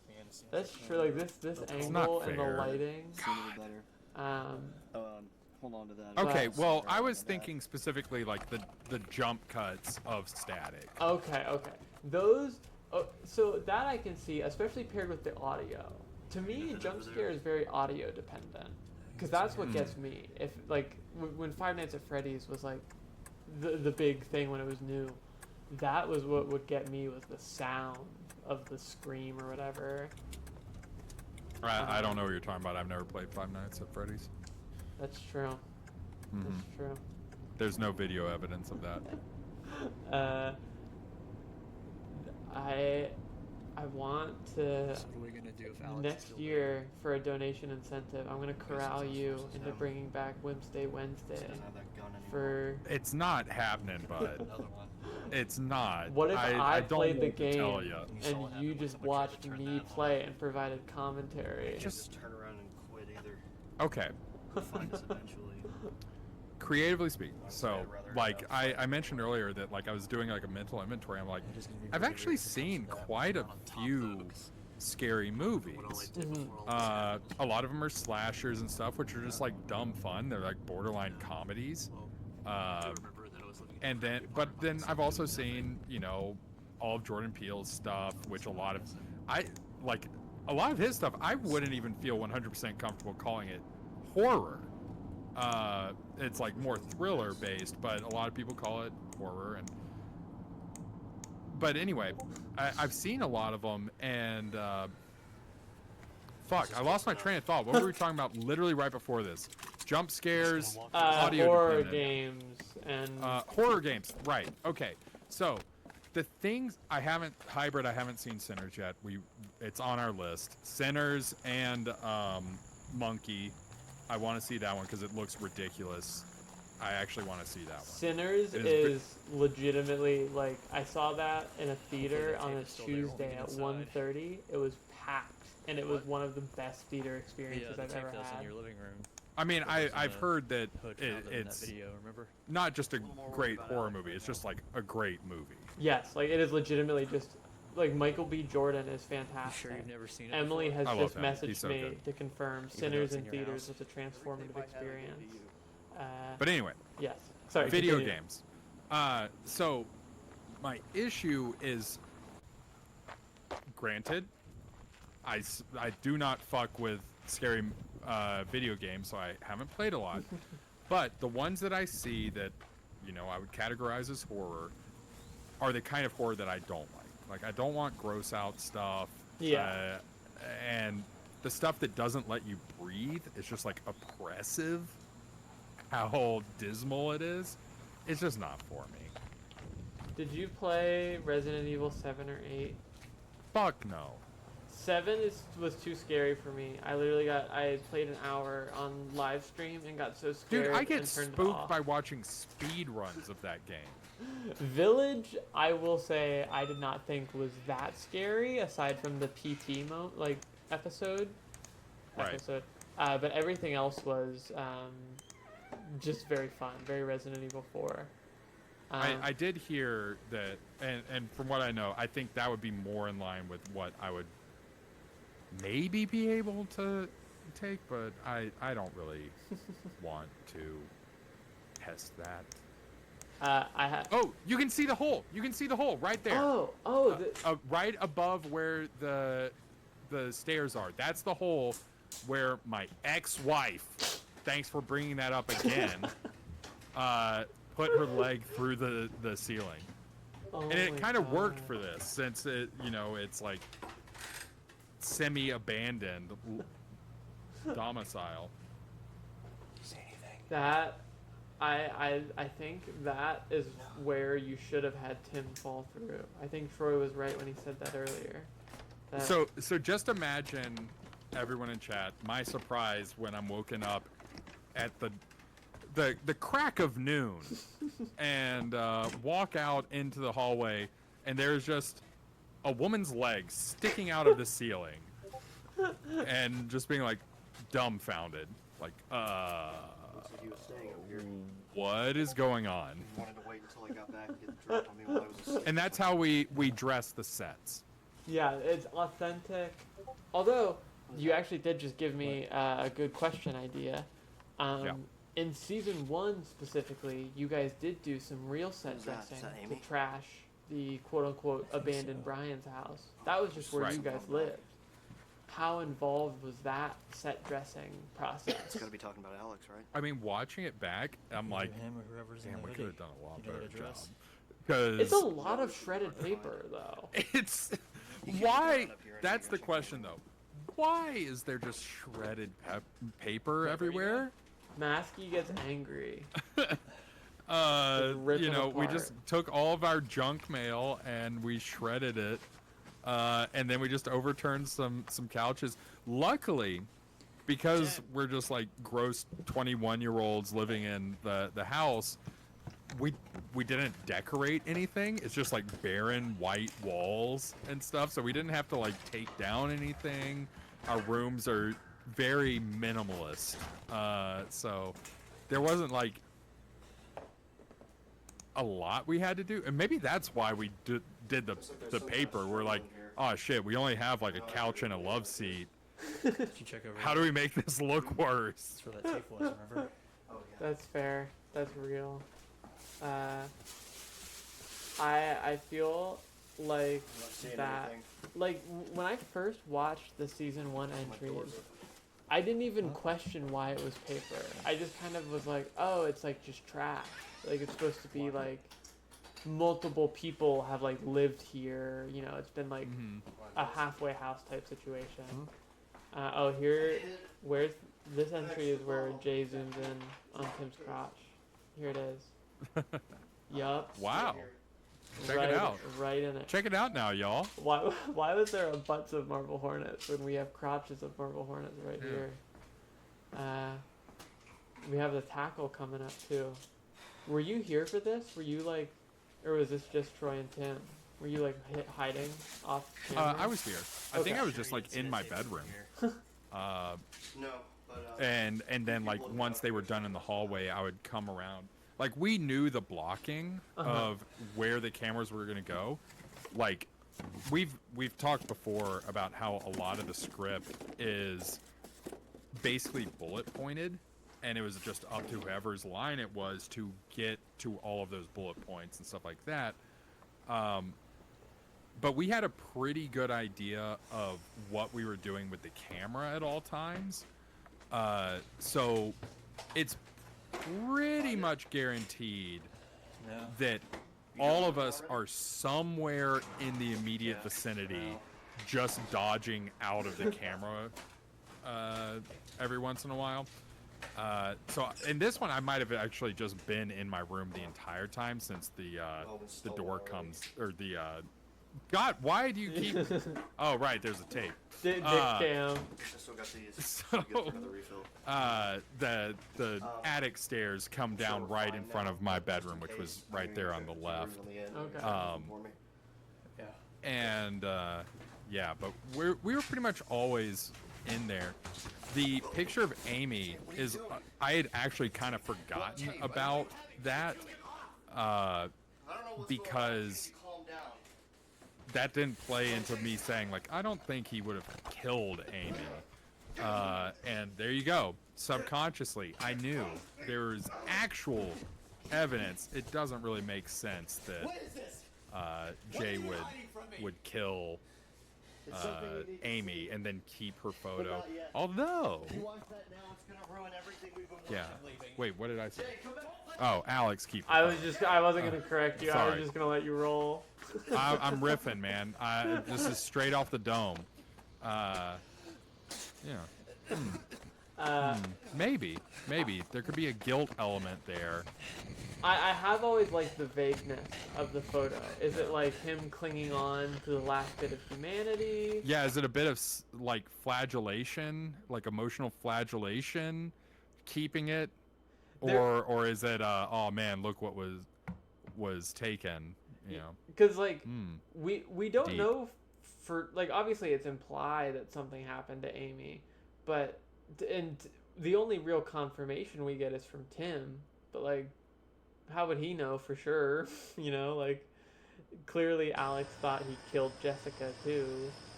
Right. Oh, and speaking of that, we're in that entry. Oh fuck. I do really like this one. This is the one where you get kicked in the balls. Was that the plan, or was that just like? Yes. Okay, I didn't know if that was like it looked like that on camera, so you guys just rolled with it when people said that, or if it was the goal. That from what I'm remembering, that was always the plan, because it's like, you know, fight or flight kicks in. Like, what are you gonna do? Big guy-ish, bigger than Jessica at least. It's like, yeah, kick him in the fucking nuts. What was it like walking around the hotel filming windows and zooming in? Were you there for that? That was Troy. That one wasn't me. Because that must have felt fucking weird, huh? Yeah. I do love the way Jessica's just slumped over here. She's nothing if not a professional actress. She looks dead as hell. She's so good. Yeah. I really do like this entry as well. I just say that about all the entries, but the operator appearances in this one are really good, and I love, like, I mean, talking about Alex having some depth, this entry shows him being outright malicious, of like straight up lying to Jessica, being like, no, I had memory loss too, like, this entry honestly might be Alex at his most malicious, because he is just like pretending to be nice to Jessica, who realistically is having a pretty bad time right now, just wakes up in the woods. Alright, so I don't have audio for this one. Remind me what Alex says. Wait, there's text. Shut yeah, up. there's subtitles. Well, Yeah. Alex isn't here yet. Oh, I do want to mention. Oh, I know that. I do want to mention Slender for Gender. We have hit the donation goal for the half-price raffle tickets. If you guys want any of the stuff that's up for raffle, one of Jackie's art things is up. There's a bunch of different Slenderverse related stuff. So go donate if you want a raffle ticket. We're very close to the 7,000. I have all the TTS donations. Oh, here's you. I'll shut up now. Well, you don't have to shut up. There's subtitles. Oh, is it? Yeah, sure. Get your plug going. Donate. Go donate. Go donate. Jessica, calm down. It's me. Are we spinning the loop? We will. We will. I don't want to overlap too much while we're getting some exclusive live commentary from Joseph Right. there. Okay. Yes. Yeah. Yeah. No. I'd honestly forgotten about this entry. What are you doing? It's been a while. This one, like, there's something about just the overall eeriness of it. I mean, Jessica holding the camera, it's the only time that happens in this series. But these shots, these night vision shots, like, on this camera look so... It's one of those things where, like, if you guys had shot this now on a new camera, it would look very different, obviously. Like, it would not have this grain to it, probably. It would be a lot crisper. You'd be surprised. Interesting. Night vision has not come that far. Troy and I were talking I mean, about... there's only so much you can do, especially like when you're talking about consumer priced cameras. Oh yeah. When Troy was on earlier, it was during season 2, right when you guys got the GoPro. Yeah. So we were talking about how far those have come, because the GoPro you guys had is archaic by like modern. The new one's shooting fucking 8K with lens correction. Yeah, and it's have fucking screens. crazy. The newest ones have screens on the front and back, so even if you're doing like a selfie vlog, you can see what you're filming. Wow. Yeah, GoPros have come a crazy fucking way. But the GoPro being so old in this gives it such a distinct, oversaturated, like weird look that I feel like if you did it with a 4K modern GoPro, you wouldn't have that same like weirdness. Oh, here's my favorite hoodie charge.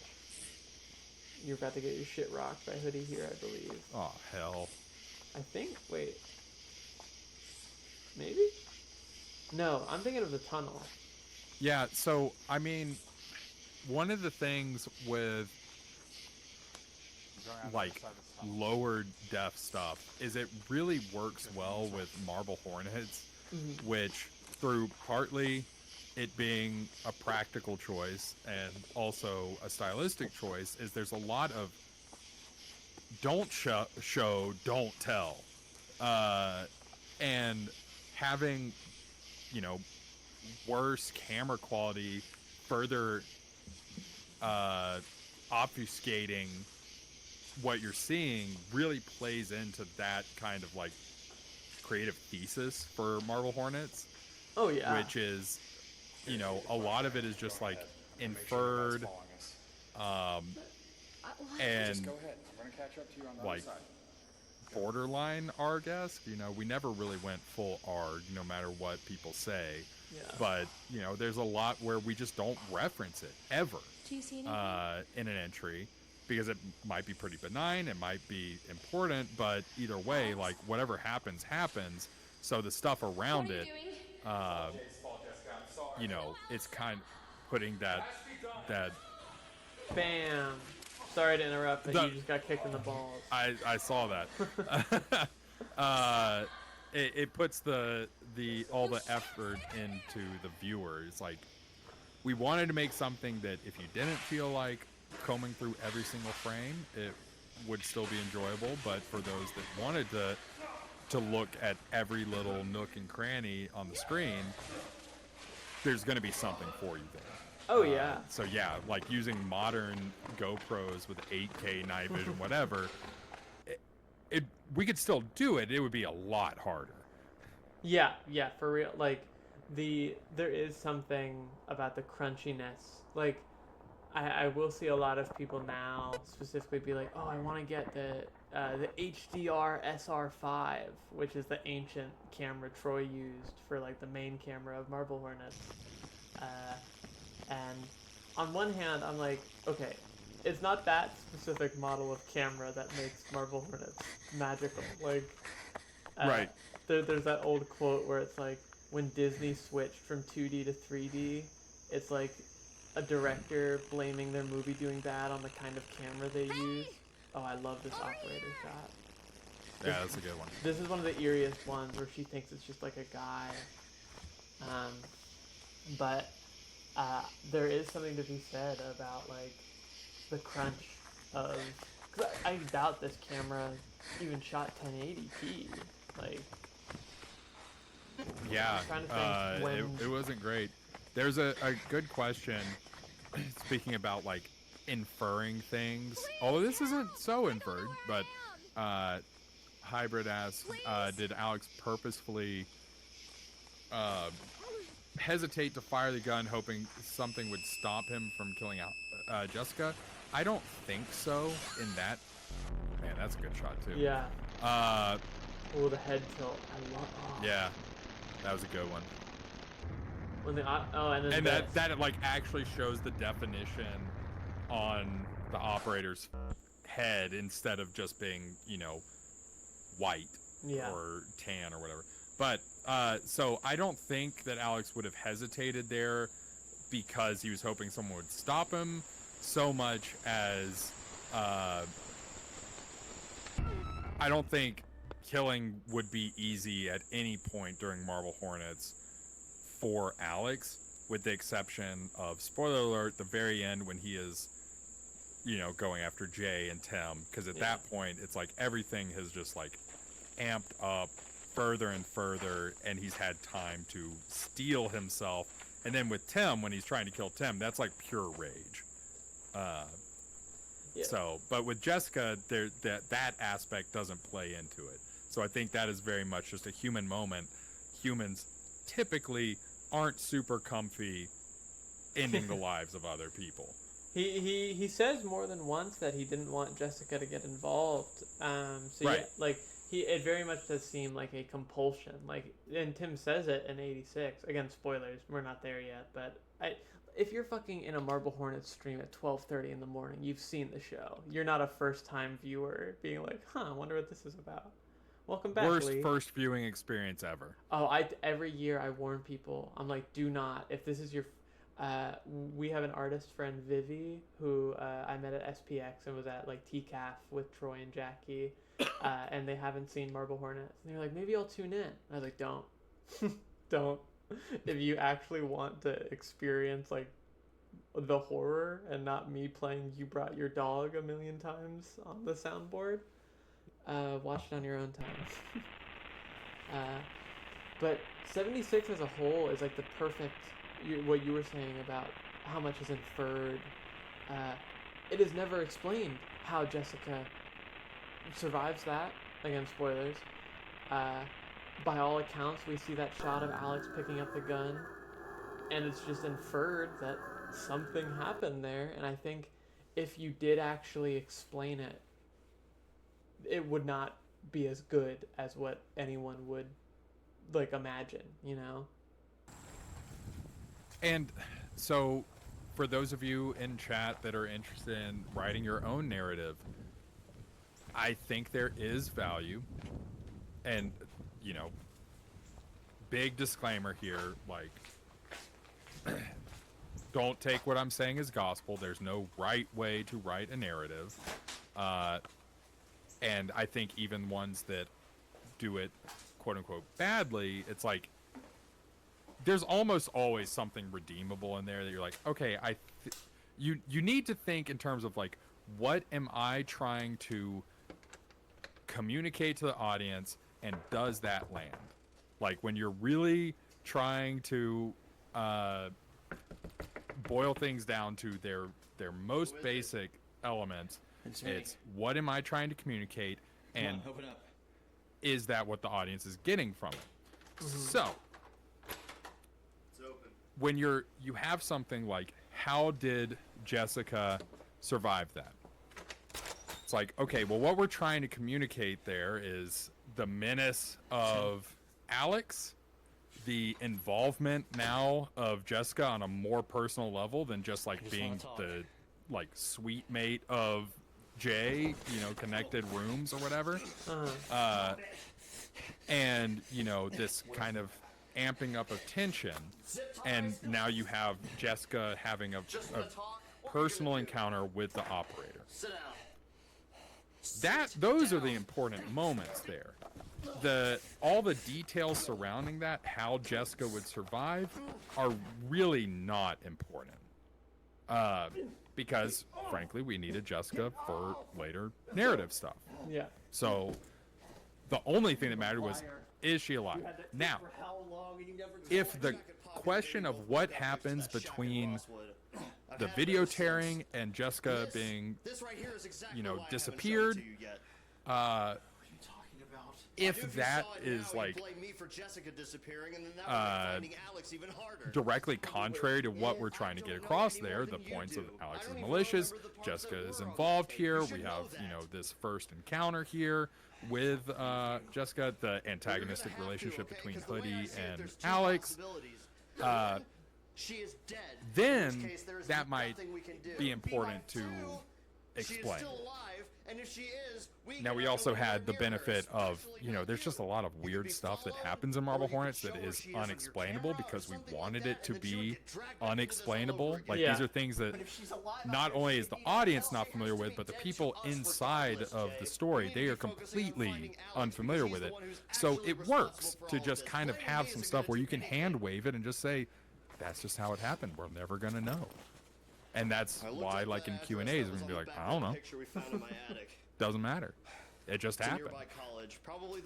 So don't be afraid to do that in your own writing when appropriate. Like, you don't have to hold the audience's hands all the time. Like, give your audience some credit without forcing them to do literally all the work for the important stuff. And don't pull a Westworld where you see that the fans have figured out where the story is going, so you literally admit to rewriting the whole story. Really? Oh my gosh, yeah. I think I've never seen Westworld. I haven't either. From what I understand, it starts off really, really good, and then it takes a sharp dive quality-wise. And I guess one of the writers has literally said that Emily has said, can confirm, do not do a Westworld. I guess one of the writers literally said, like, yeah, people on Reddit figured out, like, what the twist was, so we changed it. And it's like, what? You should reward the people who figured it out. Like, that's how I felt watching Severance. Again, watch Severance. It is very much a unraveling mystery of, like, you are getting pieces of information, sometimes out of order, and it's, you don't have to piece it together, because at some point the threads will come together and be explained more. That's how I felt playing Expedition 33, honestly. And it's so good. It's so rewarding as a consumer of media to have that, like, cognitive effort rewarded. Yeah. It's like when you're watching something that actually makes you feel smart for figuring something out, it's like no better feeling, you know? Like, but again, Severance, there are moments where there are hints at what is happening, and when those things actually come to fruition, if you notice, you feel like a genius. But also, if you're someone who is casually watching, who didn't pick up on that, you don't feel like an idiot for not noticing it sooner or whatever. Like, there's a very thin line you have to walk. This is such a fucked up entry if you're thinking it from a Jay's perspective. Yeah. Just, you're like, oh god, I'm gonna die. Oh no. Don't. Like, Hoodie in particular, like, you have no idea what the fuck that guy's gonna do. He's always got some kind of agenda, and probably pretty scary to just see him walk towards you with a knife. Something that I'll say about writing Marble Hornets, is there a time there? I think it shows in the final product and everything, but there were definitely times when we're like, what is X person's goal here? And there are times when we're like, we don't really know. But I think it works with Marble Hornets because you have a multitude. Like, there's not a single reliable narrator in the entire series. Yeah. They are all unreliable in some form or fashion. And going back to, like, sometimes you don't have to explain stuff to your audience. Let them do the work. You also sometimes I'm looking very dramatically at the camera, even though it's off. Sometimes it is okay for there not to be an explanation, because you have both Hoodie and Maskey. They are working throughout the series for whatever end goal they have, but that end goal might change throughout it because their brains are fucking scrambled. Yeah. So yeah, there are times when it's like, is Hoodie a good guy? Is he a bad guy? It's like, no, it's Hoodie. Like, he's just as fucked up as Maskey is. Or as Alex or Tim or Jay. I mean, how many times does Jay self-sabotage throughout this? Oh, yeah. So why is Hoodie any different? You know, I don't think there's anybody in the series that has any, like, grand machinations, including the Operator. I always viewed the Operator as more of a force of nature than anything. Yeah. With a malicious streak, but more just like, it's elemental. And I think I've said that before. It's like, it's elemental. Force of nature. There's no yeah. there's no overarching rhyme or reason, I think, to a lot of... I don't think that's fair. That's probably too strong, because there obviously are goals for each character. But nobody's a mastermind. Nobody's Gus Fringing it in this series. I really like the issue 3.5 that Jackie and Troy did of the comic. Dives into Hoodie and the sort of inner workings of his mind during the series and how it has gotten to how it is now. And without getting into too much of, like, what you're saying, of, like, how, like, what his goals are. Does it support what I just said? Yes, it directly Okay, does. sick. Oh my god, I'm so good with media literacy of the thing that I made. Fuck yeah.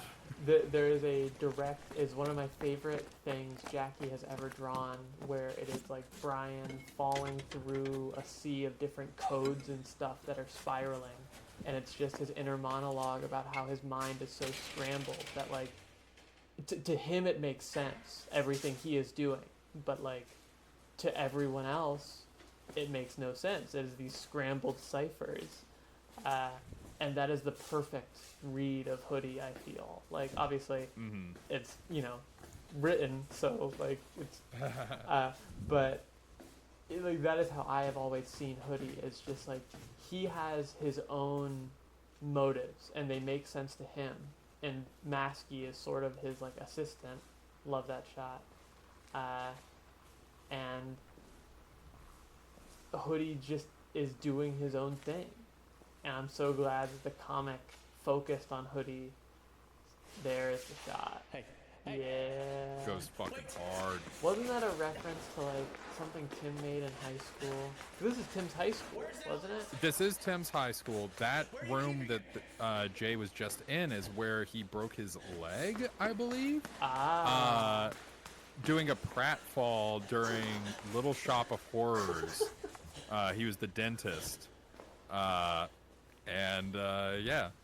Yeah, this building itself is really eerie because, like, it's a beautiful campus and, like, there are students there and stuff like that, but this building is obviously 100% off limits for them. They you know, we were on a time crunch because they were doing renovations and stuff like that. But yeah, this was no longer in use. But yeah, he was the dentist in Little Shop of Horrors. Did a pratfall off the stage in that big room, broke his leg. What was the process like for securing this location? Did Tim reach out? It was like, hey guys, alumni here. Yeah, That yeah. rocks.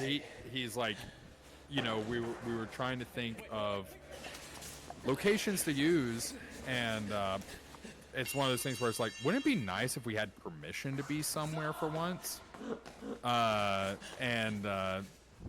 Yeah, both Brian and Tim went to this school for high school, and you know, obviously knew the administration and stuff like that, so they just reached out like, hey, we do this thing, would it be okay if we came back and filmed? And they're like, oh yeah, that'd be great, just be careful in the old boys dorm, I think it was, that has the giant hole where Jay gets owned.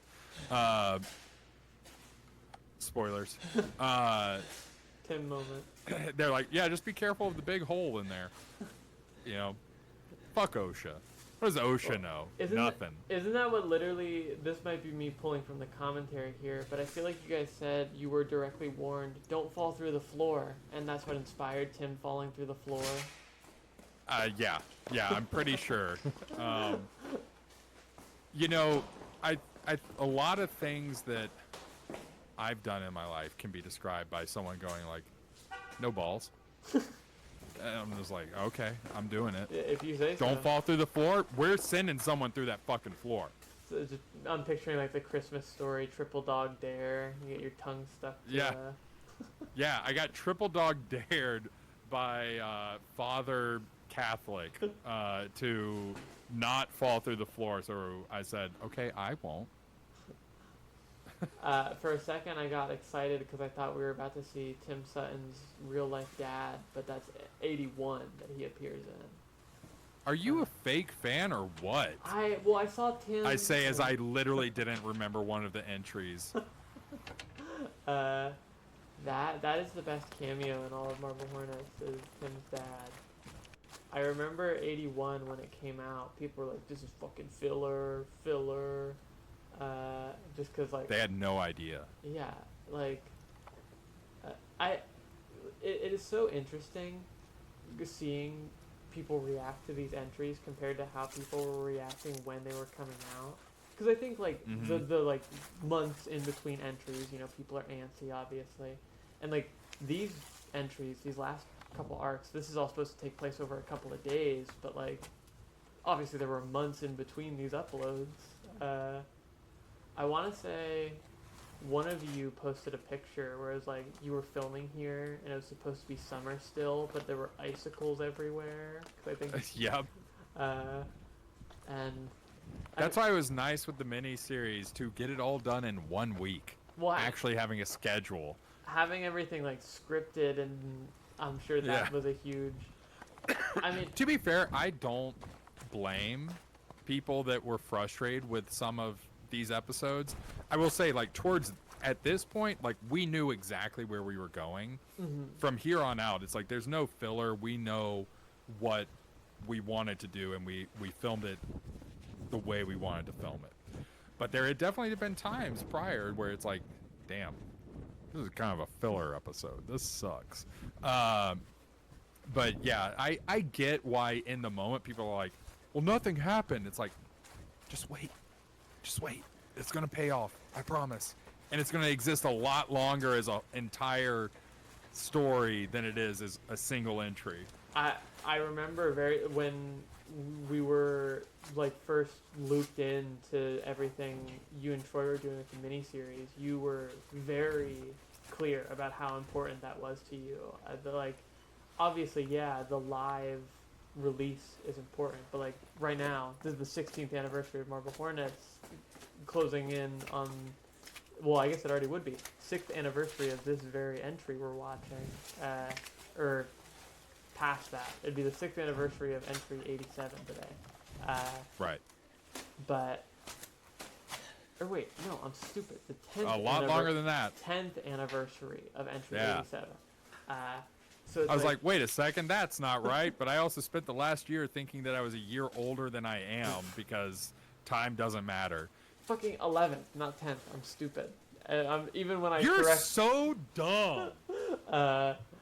but it's like we're watching this on a Blu-ray that has every entry on it. Like Marble Hornets has existed in this complete form for so long now. So I will be very curious to see the reaction to the miniseries as each part comes out versus when we're marathoning it. Because there's so much I want to say about it, but I'm not going to. I really can't emphasize just how good it felt finishing the miniseries filming, and not just like, oh man, we're finally done, but like it. I'm really excited to share this with everybody. I really think it is a really good story. So not to hype it up too much, but I think it's a great story. It's gonna scratch that lizard part of y'all's brain in just the right way. I have all the confidence in the world in Troy's ability to edit it and really make it something special. I as a third party here, obviously I'm biased because I like Marble Hornets, but the whole like story you guys are going for, I think, is really, really good. Like, let's talk about it more in extremely vague terms. Extremely. I'm talking like we got character development. Yeah, there were words on the pages I was sent. Yeah, well, that's very nice of you, Gum Street. I didn't write everything. In fact, all the minutia and a majority of the dialogue is all Troy.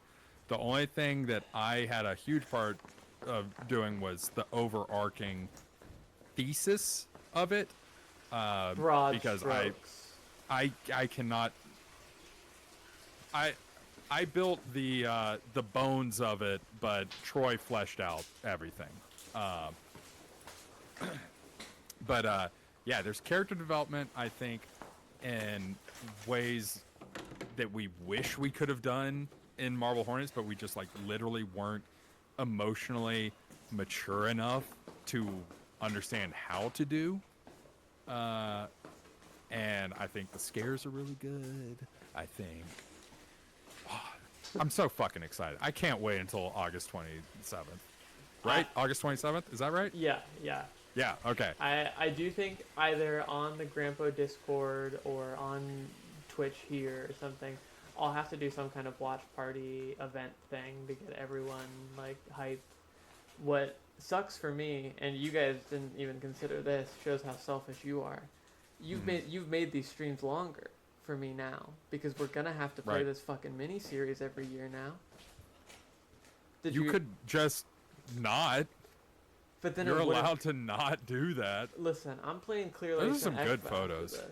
You should have kept these. Put these on your headshots. I am to quote some random people that Jonna heard at the last con we went to. I am eating in some of those. I mean, they're so ominous. I do love again, going back to what the fuck is Hoodie's plan. Hoodie had the time to take and develop photos and put them to lore. Oh, come on. There's 1 hour photos.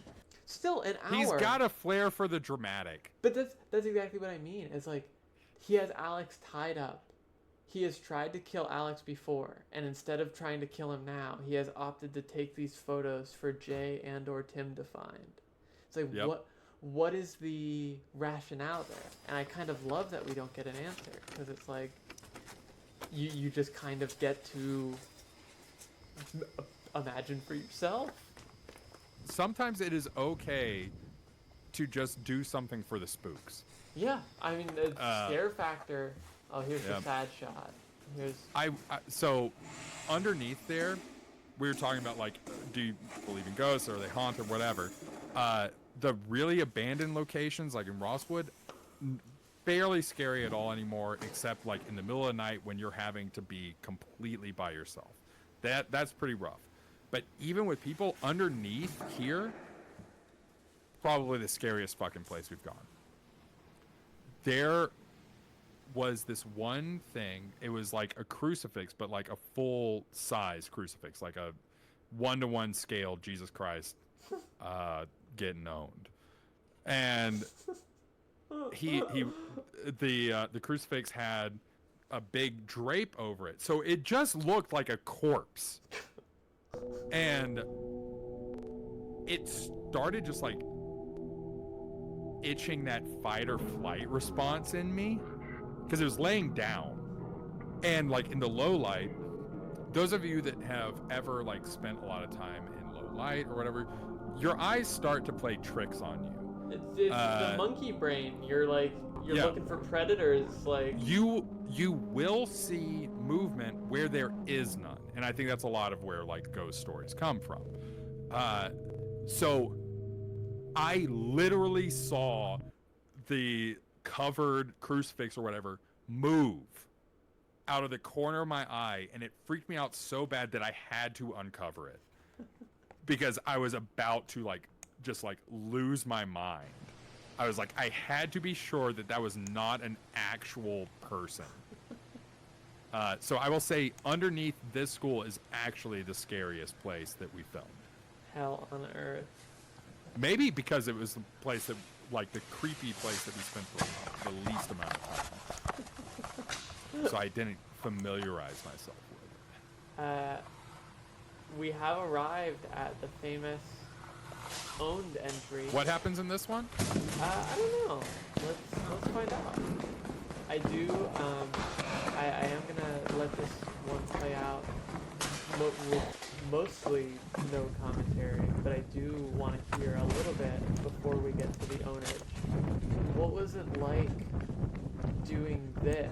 Like, obviously you guys had your plan for Alex for quite a while, but what was it like doing an actual kill scene on was it strange or it was?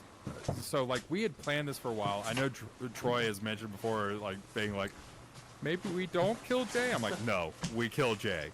But we had been planning this for a long time, so there was a level of surrealness to actually getting to it, because at this point it's your narrator for however many years is now gone. Yeah. And even though we knew what we were doing after that, it was a huge change. So this one kind of hit the same way that almost rapping on Marble Hornets did, because it's this is the end of an era. With 7 videos left to go, yeah, you have a major status quo shift like this. And this really marks. It's the story is really accelerating at this point. Even though the episodes are longer, so by action per minute, it probably doesn't change that much. But this is a huge shift. Because, how often in media do we see the quote-unquote main character die? And it's not the end. And it's not a fake out.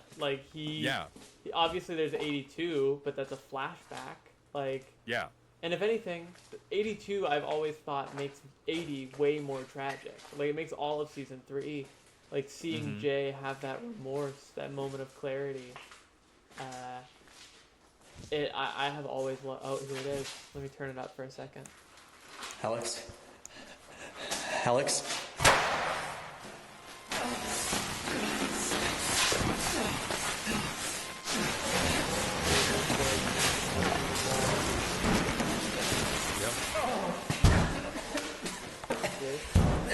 I remember watching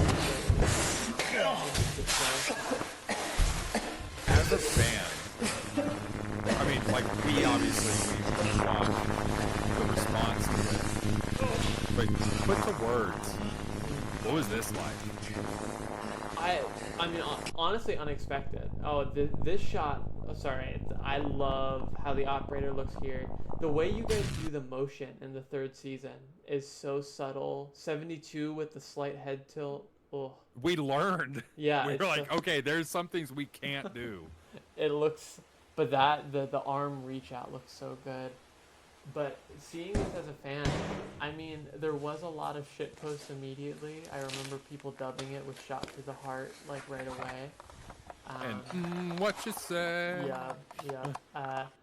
But the actual like immediate response was just pure shock. 'Cause, I mean, this moment right here, like Tim sells it with the way he is screaming for Jay. Like people talk about entry 66 and entry 65 and how great of an actor Tim is, but the desperation in his voice while he's like screaming for Jay, and he's the guy. It really felt unreal. Like it felt like this was some kind of fake out, and everyone was like, "What is 81 going to be?" And 81 is just Tim's perspective. So we were almost left to linger on Jay's death even longer. And it, I don't even know how to best articulate it, but like you were saying. Well, let me throw it over to chat. Like chat that didn't have this spoiled for you. What was your reaction, like, when you first watched this entry? Were you like, no, there's got to be a mistake. He's coming back, or what? Oh, sorry, I had the entry turned up a little loud there. Okay, yeah, everyone is like shell-shocked, devastated, absolute disbelief. Yep, this wasn't supposed to happen. That text hit so hard. I remember people on Unfiction were like, why would Tim use the same font? It's like, how fucking tacky would it look if, like, the 7 videos left? Well, he's a perfectionist, you know? Yeah, like, and also, it would kind of give it away if entry 80 started with a different font. Like, yeah. Spoil the big surprise there. It's the Marble Hornets font. You can't change it. Yes, every year I have to refer to, I think Lee posted what it was a million years ago, so I Google Marble Hornets font and I find it for my fake entries. So turning the Q&A on its head, Kyle. Yes. Q. Were you expecting anyone other than Alex to die during this? I honestly don't know. I feel like Jay definitely seemed doomed, especially these last couple entries. There's a line in 75 when they're like going back to Tim's house, like expecting to find Alex, where Jay has a line about like, I don't even remember what all I was doing before this. Like, couldn't have been much, you know? And that line felt so sad, and it felt so specific, where I was like, he's not making it out of this. He has no life to return to. Like, this investigation has become his whole life. Yeah, I'll be honest, like, as one of the writers of the series, part of the reason why it's like, Troy, I don't think ever seriously thought that we wouldn't kill Jay, but you know, you get attached to your character for sure. But at that point, like, I don't know how we could have kept him alive. Yeah, I think you needed some kind. Emily just said Tim would have also been a tragic loss, but I think like what you were saying earlier about having the protagonist, like it just. Tim obviously is sort of the backbone to the Marble Hornets story, like at large, but having it be Jay just like really hits, I feel, from a viewer. Yeah, that's Tim's dad, everybody. Yup, Mr. He's so Sutton. fucking good. There is I don't know if it's on the Blu-ray, but it's on the DVD for sure. He brewed the Marble Hornets beer, Horny Marbles. He did. Horny Marbles. It was good. It was really good. Horny Marbles beer. I love this where he goes in and just yells, Jacob! Yep. Nope, he's gone. He does really look like Tim. Like in that shot He where does. it's close He does. up, you can really tell.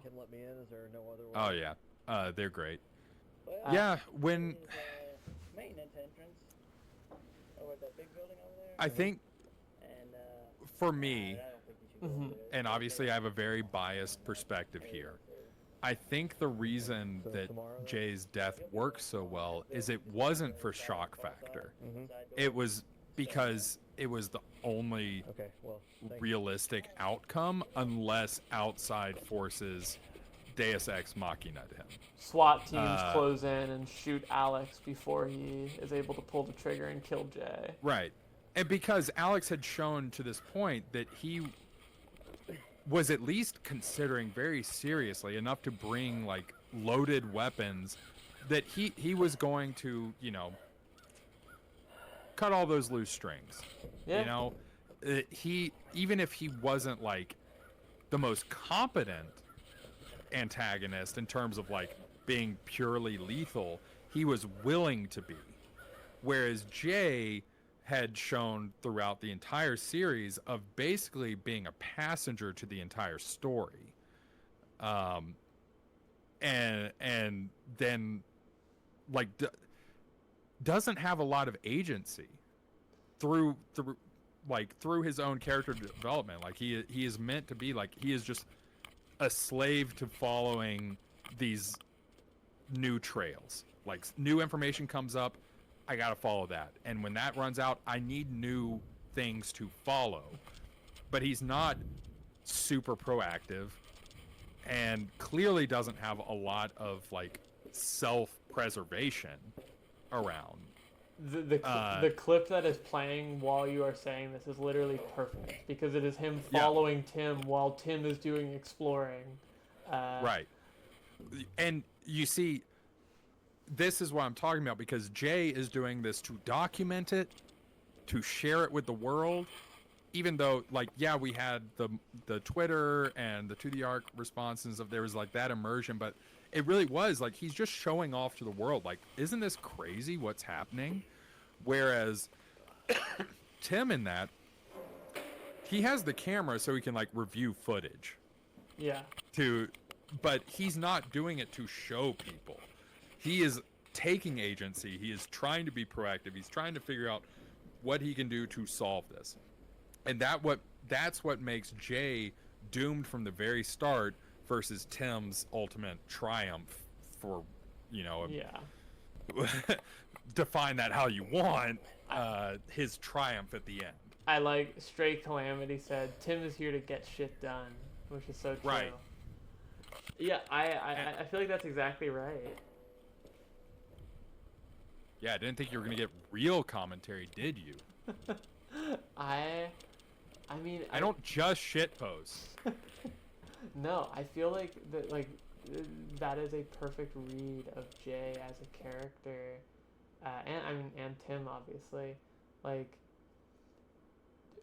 Tim only posts on the Marble Hornets channel because Jay is not around to do so. Like, at that point, it is very much he is only posting in case Alex gets him types. Like, you know what I mean? Mm-hmm. He is not posting because he has the same need.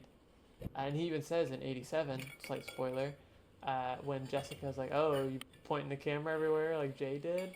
And he's like, oh, yeah, haha, just finishing something up for him. Like, he specifically mentions that it is not something he is doing, you know? Like, and I do think that perfectly illustrates the divide between them. I do think, is he hiding in the drain here? I believe so. No, Hybrid. I don't think that Tim was prepared to die, and that's exactly why he survived. Not that Jay was prepared to die either, just Jay didn't know any better. He wasn't, like, good enough to survive, like, competent enough, in terms of, like, valuing his own life. I think Tim, because he survives, is exactly, it points to just how much he wants to live. Like, you know, he went through this haunting or whatever you want to call it with the operator as a child, and now it's like abruptly come back into his life. So he has some familiarity to it, in that he also knows how like dangerous it is. You know, there's like no reference to like we didn't reference like any disappearances or deaths at his institution, right? It was just his. Yeah, I think there was like a vague reference to like people going missing around Rosswood. Okay. Sorry, this is a tangent. The little light in the grate that just appeared on screen, there were people that were like, that's Lighty, that's a character, that's a face. And I think a lot of it was like just kind of joking, but I'm sure there were people that were like, wait guys, what if that's a new character? Oh, fuck. I do think Lee put it best in chat here. Jay didn't think he could die. He didn't really understand that it was a possibility. Whereas Tim does understand the danger of it, like what you're saying. Exactly. Yeah, I think that is a much more succinct way of putting it. Thank you. I think that nails it. Spirit Holly just asked, was there a reason why Tim became the main character? But I feel like a lot of what you were just saying is honestly like the perfect explanation of that. Yeah, I mean, it wasn't a plan from the get-go, because I mean, we've talked about before, like the series was supposed to end in season 1, and it was mainly just going to be Jay driven, and that wasn't even like full narrative, like that was the note cards, like exactly. I want to say in the commentary you guys mentioned Tim as Maskey was just kind of because Tim was available. Like Tim was not supposed to be like a recurring, he was just supposed to be a guy. And then and now we're here in 81 and he is the main guy. Yeah, so I mean, Tim is obviously a fantastic actor. Him being a fan favorite was just like icing on the cake. Like, we didn't write a story to please the fans, to be like, oh, they really like Tim, let's see what we can do with him. But there was a point where we're like, okay, so Jay is doomed. And like, we had this with original Marble Hornets, it drove me crazy, and it still kind of drives me crazy, is like, you know, it was very freeform. There's a lot of borderline improvisation with just how we did entries, like what is happening next, I don't know, let's go out there and figure it out. But eventually, you know, this narrative started to take shape where, you know, it's Jay can't conclude this story. Yeah. And if Jay can't, and there's not another person, then it's just going to be Alex wins. Or not even Alex wins. There's the operator wins. And it didn't really feel right until, I don't know. I can only speak for myself here. You could call it a decentralized writing process at times. But for me, eventually it just kind of like finally fell into place. Like, of course Tim is how this is all going to end. You know, the road started with Tim, and it's going to end with Tim. Mm-hmm. Because it didn't, even though like Alex was more capable probably than Jay was in terms of like self-preservation, I don't think it's even like a good versus evil, like you can't let evil win. I don't give a shit about that. As long as the story is good. Like, sometimes the good guys lose. And I think you could argue in Marble Hornets, like, they don't win. It's just over. There's you. Hey, but, like, Alex being the winner never felt right. Yeah. Or maybe not winner, but last man standing.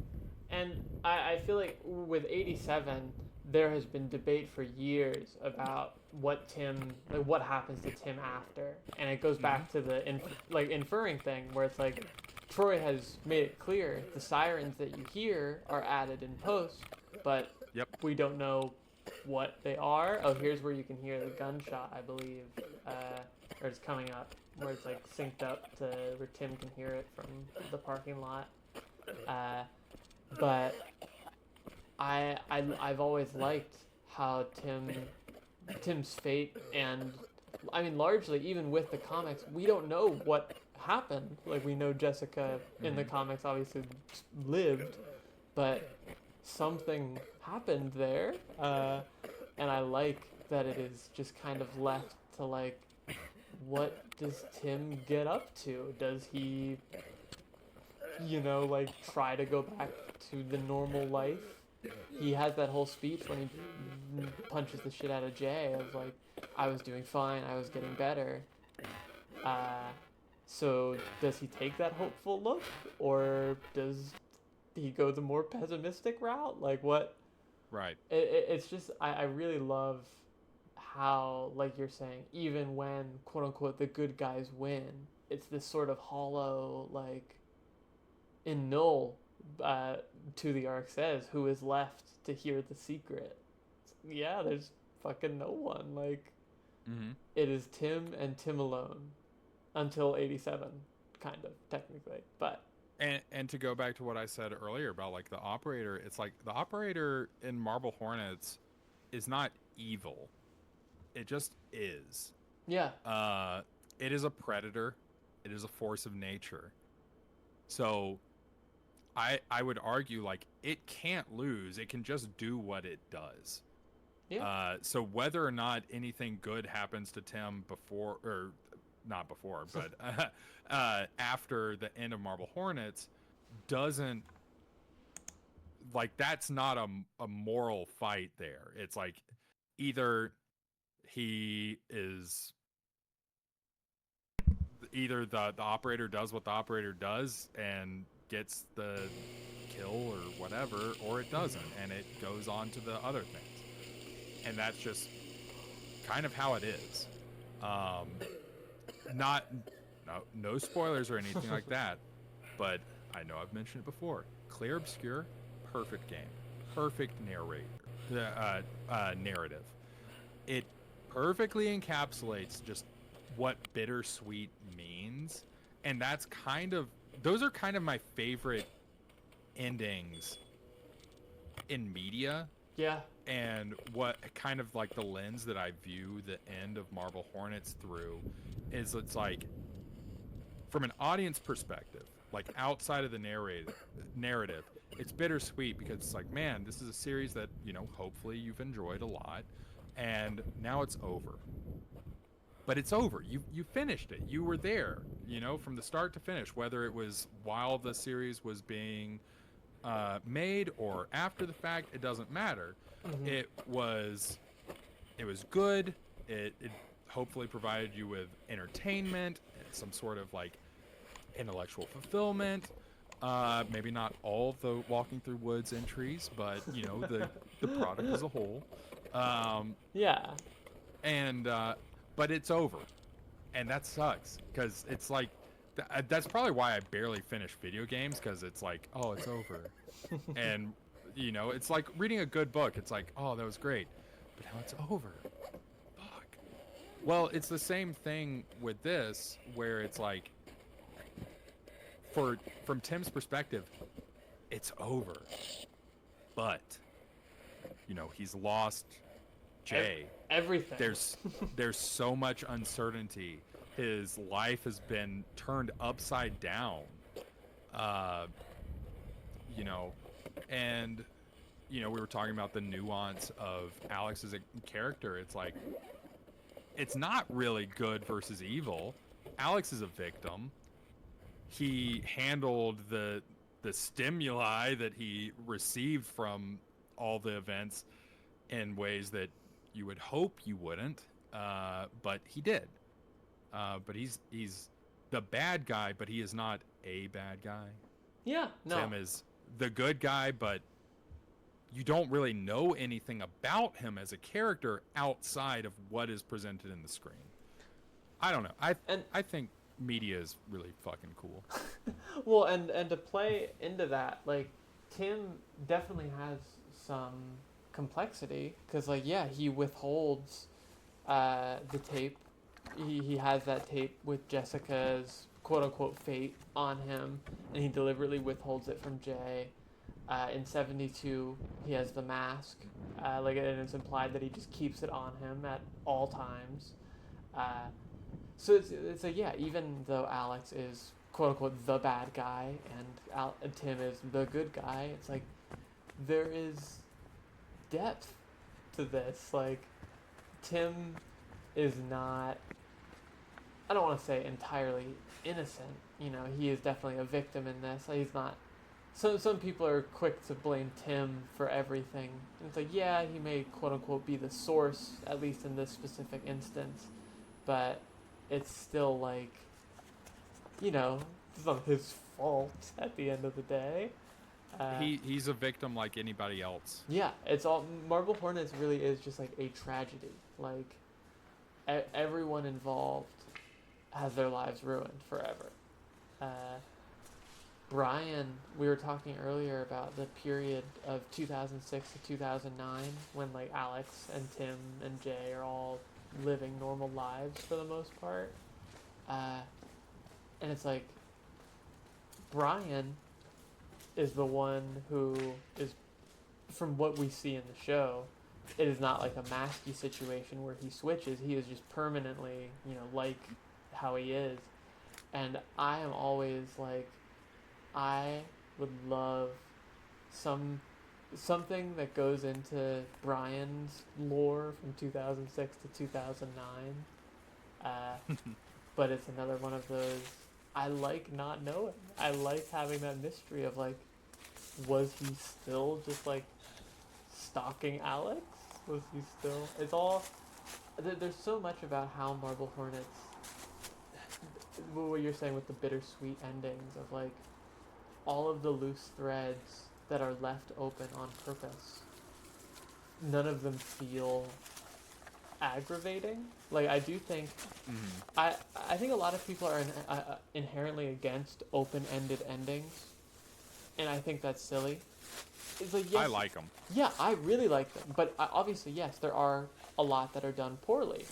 It's like done because they don't want to or can't, you know, like they don't have a good explanation, and that's fair. And I do understand that viewpoint. Like, there sometimes you just want to know. Yeah. Like, it's something that's been bugging you the entire time, and you're like, I gotta know, and you're not gonna tell me. And so I get it, but I really like an open ending and letting me just like extrapolate. Have you seen I Saw the TV Glow? No, I haven't. You should. I won't. Okay. I won't say anything else. I will say anything else real quick. I won't spoil anything. Very polarizing ending for a lot of people. There's a good operator appearance there, right there. I Saw the TV Glow. Very, very good. Very divisive ending for that very reason, where it does have kind of a open-ended nature to it. I'm choosing my words very carefully to not spoil anything here. And some people do not like that because it can be interpreted either very optimistically or very pessimistically. But like, that is exactly what I want. I remember seeing that in theaters, and when those credits started to roll, I just felt shell-shocked of that, like, that's it feeling, but in the perfect way of like, if you gave me any more, I wouldn't know what to do with myself. Like, this is the perfect amount of information, I guess, is the best way to put it. And I feel like that's what Marble Hornets really nails is... I really appreciate the grace that you and the rest of the fans have given us as writers and directors on this. Because, like, execution-wise, we were amateur filmmakers. So, and I think that's reflective in the content that we posted. That being said, I hope that's really encouraging to to those in chatter that might watch this that do write or create and stuff like that. Like, it is okay to not execute perfectly. Yeah. And then to return to it before with a kinder eye. Because, I mean, I am famously antagonistic towards myself. Especially when it came to Marble Hornets. Like, as we were releasing it and before, to the point where the nostalgia critic of all people, we did a panel with him, and afterwards he's like, hey, it was like a how to make a web series panel with a bunch of other YouTubers, including Nostalgia Critic and some other people, and like, in terms of sub count, we were not the biggest person, but in terms of fan count at that panel, probably 2 to 3 to 1 Marble Hornets fans. And almost every question was about Marble Hornets. And Nostalgia Critic had no idea who we were. And I'm not going to commentate on anything about Nostalgia Critic except for this one experience with him. And it was after the panel, he's like, hey, you guys are way too hard on yourselves. And that was what kind of like gave me pause and made me kind of reassess how I viewed what we did. Now, as I'm even older and more mature, is like, it is okay to create something and be upset that it didn't turn out the way you wanted it to, but then to take a beat, return to it, and then view it and like, what was I trying to do and what did I do well with it? And there's a lot of stuff with Marble Hornets. I think it was like 3 years ago when I was watching this stream, whatever the first year was that I came on and did any commentary. 3 years ago, I think, yeah. Yeah. I was like, man, that actually holds up really well. There's a lot of stuff in there that's good. So going back again, most common question we get is like, how do I make a web series? How do I do it? It's like, you just do it. You just do it. Yeah. Have an idea and just make it. If it doesn't turn out the way you want it right then, okay, you still made it, and you never know. You might come back to it and be like, oh no, this actually is what I meant to make. Maybe I would do it differently, but it is what I meant to make, and it works. I think like the perfect example of this is like compare season 1 of Marble Hornets to season 3. They are almost entirely different shows, but it is still very much, and like obviously you guys took breaks in between seasons and there were gaps in between entries, so you did have that time to sort of build and reflect. So it's like, I see people stressing about their series and stuff that they're making. It's like, Marble Hornets was not perfect at the jump. Like there's stuff in season 1 that gets dropped entirely. The like stigmata stuff gets brought up all the time of like, it's like, yeah, it does not need to be perfect, because in the end, especially like with the hindsight of season 2 and 3, like what you were saying earlier, like with it being a finished product for longer, like there is a lot of stuff in season 3 that makes season 1 better in retrospect.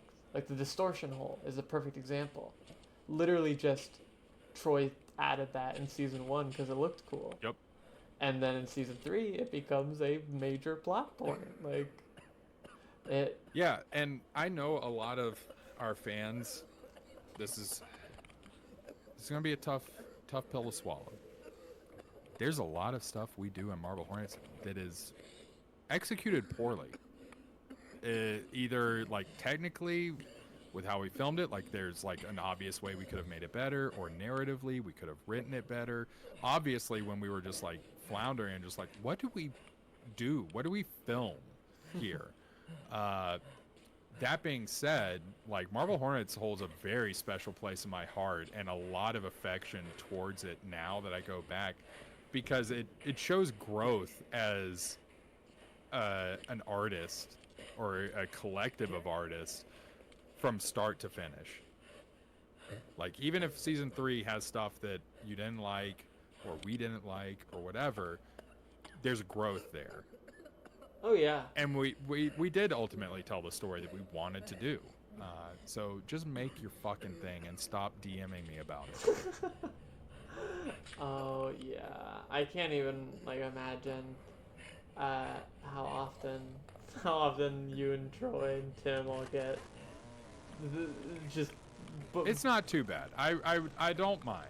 Oh yeah, I don't mean it in I mean it in the sense of like there are even in like the Grandpa But I'm not going to Discord. answer your DMs, just so you know. Like if you send it, I'm not going to be mad that you sent it, but I'm also not going to answer it. You're a busy guy. You're moving. You got a lot going on. And also the answer is always the same. Just make it. Just make it. Just make it. Just send them whenever I have this edited. I'll clip this bit, and you can just have a FAQ that you can link people to. Yeah, yeah. If you're gonna ask me how to make a series, just make it. Oh, is this the shot where Brian gets unmasked? Kind of. I remember. I think it's coming here. He gets his mask pulled off and it's just white flash, and it's one of those like it's way cooler in video, because like in real life, yeah, Tim just saw his face. It's like obviously he doesn't remember it because it's operator trip he's having, but I remember there was a Tumblr post of like, does Tim just not remember? Like Tim still saw his face. But this entry, I love all of the doozy ones where Troy just goes fucking crazy. Like, yeah. So I actually was not here for any of this filming. This was entirely Tim and Troy. Interesting. And yeah, so I ended up just seeing the final product, and I was like, God damn. So yeah, you put his whole bussy into it. Shit. You got to see. I think I one. was in the house for this because I like literally lived there, but like for all the outdoor stuff and everything. Like, yeah, I assume they probably enlisted you to help make the 3,000 pages on the floor here. Oh, this shot is so tragic. Womp womp. Classic. Bum, bum, wow. See, and you guys can't even get mad at me. I didn't do a soundboard. That was Joseph. What was Lee just said someone help him clean it up. What was the cleanup process like? You guys using fake blood in the house you lived in? I've used fake Well, you blood. notice that blood is only on the papers. Ah. So. Oh, here's the Blu-ray behind the scenes making of scene where Hoodie gets owned. That third person shot. There he is.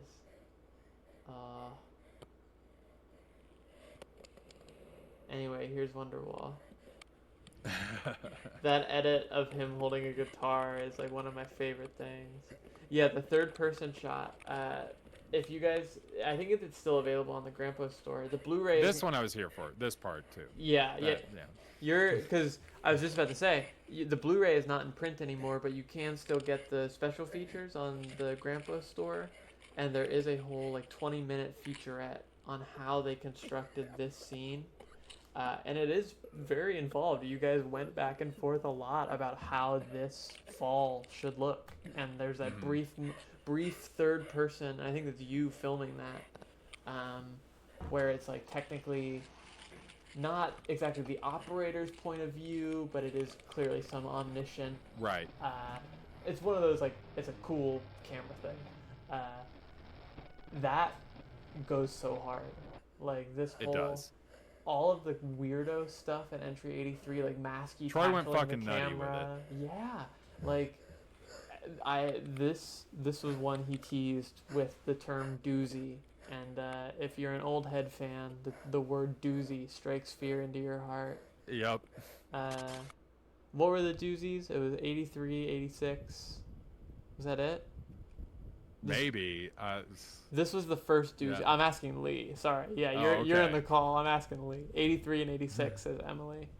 I love this shot too of Tim just passed the fuck out. This goes crazy. Like, I know this is supposed to be the GoPro dying here. I have no fucking clue how Troy did all this. Oh. I just work here, man. Oh, okay. 80 was retroactively cast as a doozy in the doozy canon. But yeah, like this. The proto doozy. This is legitimately what it looks like when a camera sensor fucks up and starts dying. And I don't know how Troy was able to do this, but I'm assuming he's asleep because it's 1:30 in the morning. Let's call him real quick. I love like this whole last stretch of entries, because the beginning of season 6, once Tim and Jay are on their little team, there is this sort of like buddy road trip vibe. 69 in particular, where they're driving to all the where they're driving to all the old locations. I love because it does have just like a silly vibe, and then everything after is so somber of like this is so sad. He plays the banjo sadly in this one, or no, that's 85. Sorry, it's the next one. He plays the banjo sadly, while monologuing about hating you. But I'm trying to. Okay, this is the one where you're a baby. I was like, what happens in this entry? I'm baby. It's so true. I remember when this one came out, many people, including myself, thought that you guys had filmed this like way in advance, and you're like, no, we just shaved. Yep. Like you all have such like baby faces that it really did sell the illusion. Like you look, compared to how you look as Drifter Alex. No, there would be absolutely no way that I would have any bit of like self-deprivation. Oh my God, I'm 9 beers deep. Whatever, you know what I meant. If we had thought to shoot this at the very start. Yeah, fucking 2009. I'd be like, actually, no, everything we did was entirely on purpose, and you guys are fucking idiots if you don't see that. I do. This entry does give an origin story to Tim's sideburns, which I love. I love that we were talking about all the things that aren't explained in Marble Hornets. One thing that is given a definitive 100% origin is that Alex tells Tim that his character needs sideburns, and Tim is like, well, I can grow them. Or is yep.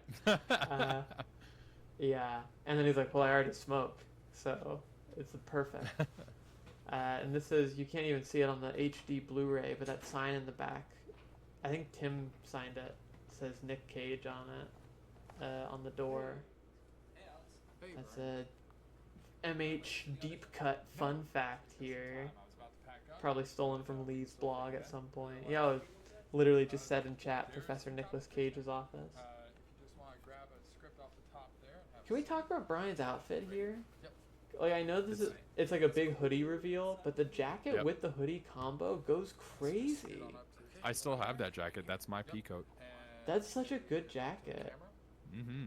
You should steal, I don't know whatever happened to this original hoodie, but I think Troy still has it, or did he do a charity auction for it, or some stuff got auctioned. I don't know if this hoodie did, but like, something about the color combo really goes hard here. Troy auctioned it. Okay. So someone has it. Some lucky fan has this mysterious. But you have the pea coat. I do love. Just found it while cleaning out the garage, preparing for the move. Hell yeah. So watch out, everybody, when we do a shot-for-shot remake of Marble Hornets. That should be the next Kickstarter. Is that it's just literally 1-to-1.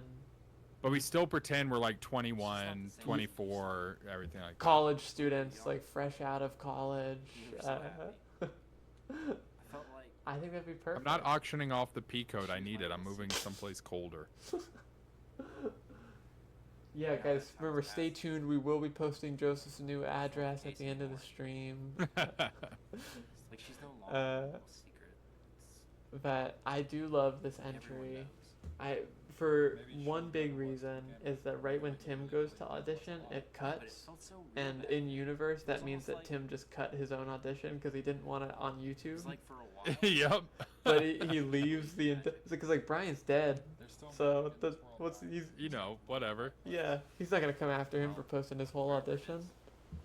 And also, this is the entry that makes Applebee's canon, because I think in a previous, either in a stream or in the commentary, you guys confirm that Brian and Tim are going to Applebee's after this audition. Yeah, 100%.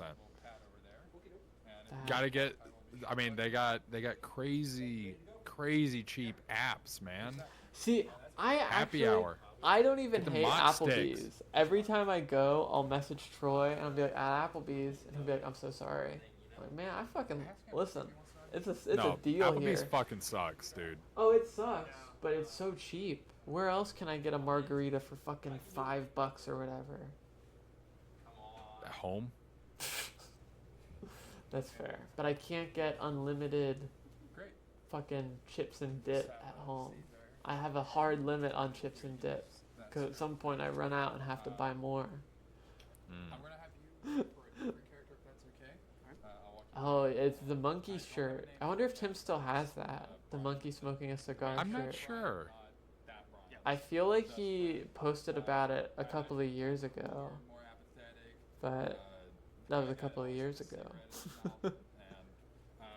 Sold everything? Okay. He auctioned Alright, I it. gotta pee. Enjoy Tim's cut audition. Okay.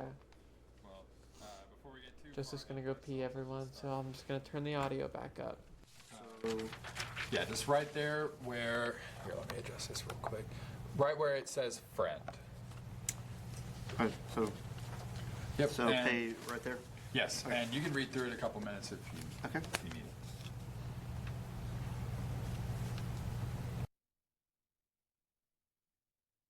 Sarah know you're here? No, and I don't want her to find out. You're gonna have to face it sooner or later. No, I really don't. Are you sure? Because that's Actually, not... we can cut right there. I've heard enough. That was fine. Okay. Well, Thank you. And if you would just put your name under Brian's over there, I will be in touch with you guys soon. Hey, Alex, we're gonna go get dinner after this. Do you want to join? No, I'm fine. I gotta pack up all this stuff. I don't know how long that's gonna take. I mean, we can wait. No, you guys go ahead. I don't want to hold you up. I have auditions to go through. I found this one place where I wanted to get some test footage, maybe some B-roll stuff, because you never get too early of a start on this kind of thing. All right, man. Sounds good. Take it easy, Alex. You too. All right. nice to meet you. Likewise.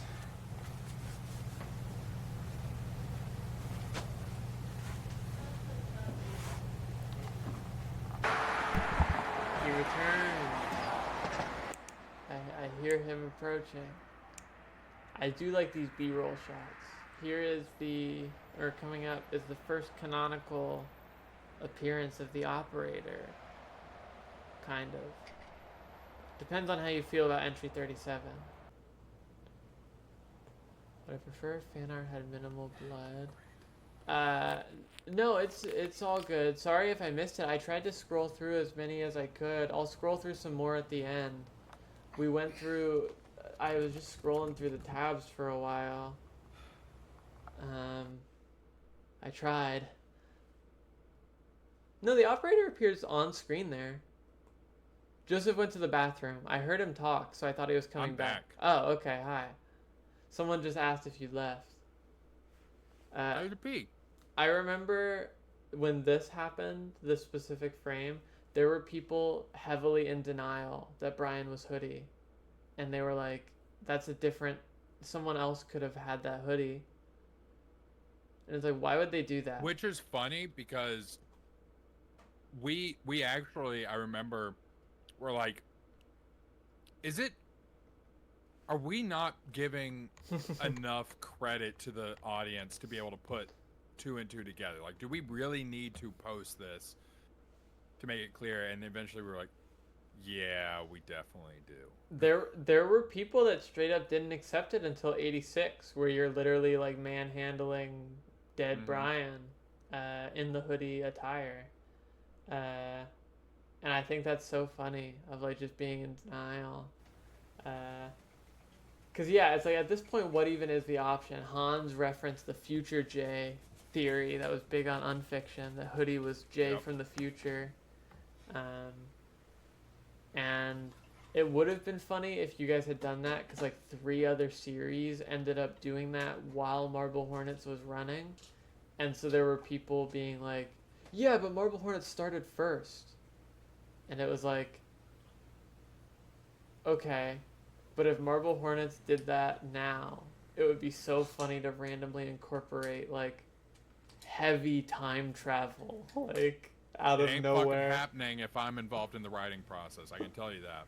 Oh, look at that ancient GoPro. I fucking hate time travel. There's the banjo. Yeah, I mean, the only time travel that's in Marble Hornets is just the time distortion of like entering a place at one time, leave, and suddenly night, you know, like 72. But time is linear. Yeah, it's not. And my favorite was in entry 68, that's when you choke Brian and are like, wipe that stupid smile off your face. And it's like, you'd think Alex would say something if it was Jay from the future. Yep. Like, hey, you look a lot like this other guy. Figured it would at least be Back to the Future fan Lee holding back a rant. I've been here for weeks and Hell yeah. Amy Hoodie theory? That's true, Emily. anywhere, just nothing. Oh, maybe he's waiting. This is such a good monologue from Tim. You have a crazy monologue in this one. Your whole bit while you're lighting the fire, or while you're pouring the gas. That was, I think, on last year's stream. Troy was like, because Troy was the one holding the camera for that whole scene, right? While you're pouring. He was like, there was a moment where I almost like made a noise, like just reacting to you going off. The line that gets quoted is you going, if you don't do the right thing and burn to death, you know where to find, you know where I'll be, I think is the line. And it goes hard. It's menacing. Like, we improv'd that one too. That was definitely one of those bullet points kind of scripts where it's like, just get there some way. Well, and I think So, that's why it was really hard to do. Troy was saying like that was why he almost like reacted verbally. He was so taken aback by you just dropping that. And it's like crazy good line. If he thinks I'm gonna be in here, maybe I could be somewhere else. Yeah, 85 is so good. We joke about it every year on stream, but there are people who will come into Discord and be like, did they really burn a house down? Because like the edited news report looks really good at the end of this. Yep. Here is another Troy find. And one that's also the brief, technically Clear Lakes 44 reference in Marble Hornets is channel 44, because this was after the season 3 Kickstarter had already happened for the DVD, which had the whole like new series stretch goal or whatever. God, I'm trying to remember when that Kickstarter would have launched, because it would have had to be before the series ended, obviously. So 2014 still. Jesus Christ. It all runs together to me, man. I don't know. 11 years. Well, it will always be surreal. Like you mentioned the whole like as a fan experience for me. It'll never stop being weird. I used to listen to Bindwitzy and everything and the commentaries, and now we're an hour and 47 minutes deep into our own little commentary here. Very surreal every time. Yeah, this speed run sucks.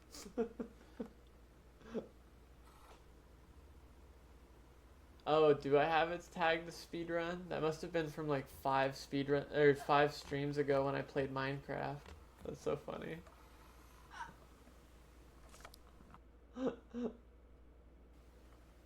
Oh. Drove by that house not too long ago. It's being renovated. Ah. But it's still there.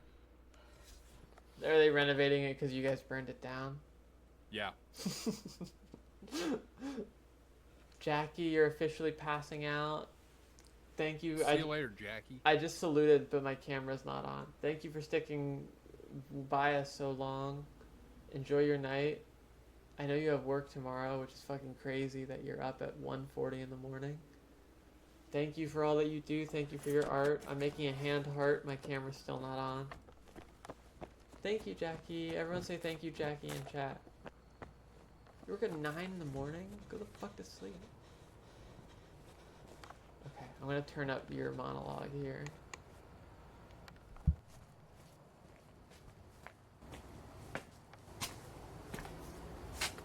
If you want to give any like thoughts on it though, feel free. I'll turn it back down. I love this bit. No. This is what you wanted, right? Me and you? Here I am. Where are you hiding?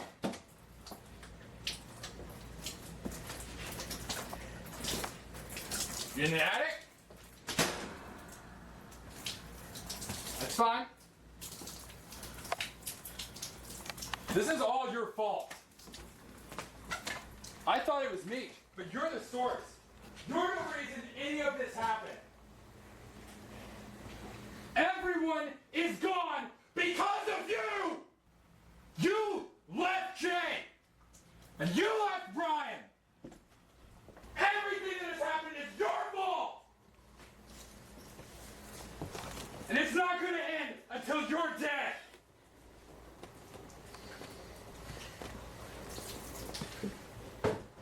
So I'll tell you what.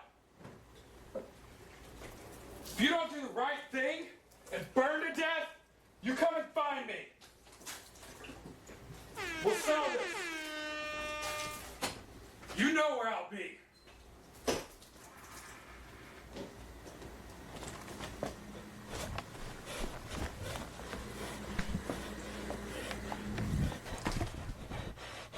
And here it is.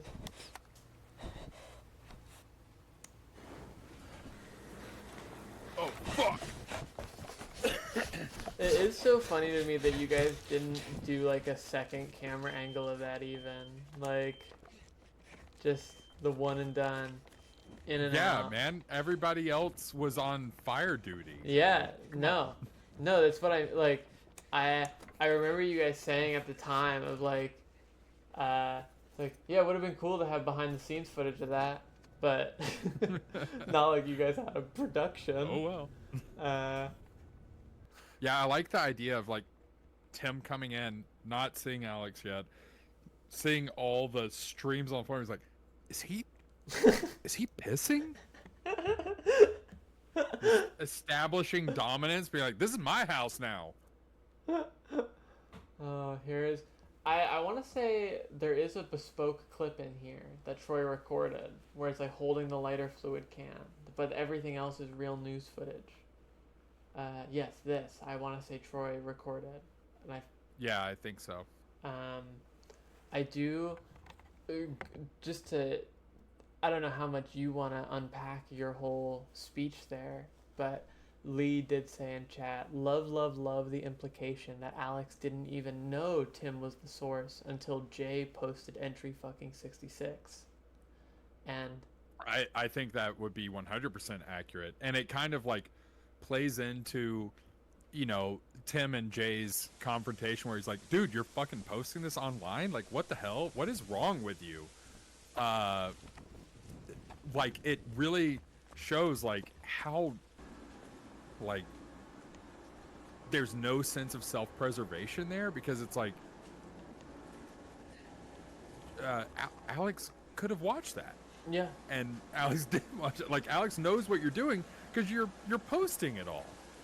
When Tim, it's like, how did you find me? It's like, dude, you posted your address. Tim literally says in the end of entry 84, like, I know he's watching this. And I'm sure Jay references, I think in the 1.5. No, even then, Tim is like, Alex is going to catch up to us, right? So it's like, yeah, it really is. Jay does not even think about the safety involved. Mm-hmm. Jeff the Farter said Alex would be really good at GeoGuessr. But we go right from one banger into the next with... this one is full of good monologues from you and Tim again. Just full speeches. Your whole bit, when you're holding Brian and you're like, how's it feel when your friend died here, Tim? That line gets me every time. There's like a smugness to it while still having this like rising tension. 86 is so good, y'all. I mean, it's really easy to make fun of the like villain monologuing trope and stuff until you're making it. It's like, no, Alex's headspace now it's like, I'm gonna win. Yeah. Like, I'm gonna win. Well, and like the the way it's structured too, with Alex giving his speech while they're kind of warping around, it really does add to this layer of like confidence. Yeah, it's like, I've figured out how this works. Yes. Yeah, like and Tim even directly calls that out of like, you don't understand it. You don't know what is actually happening. Like, you are being used by this thing. But he has that arrogance. But that whole speech you give in this entry is so fucking good. I turned the audio of the entry back up a little bit, so hopefully people can hear this one. Because it's a good one.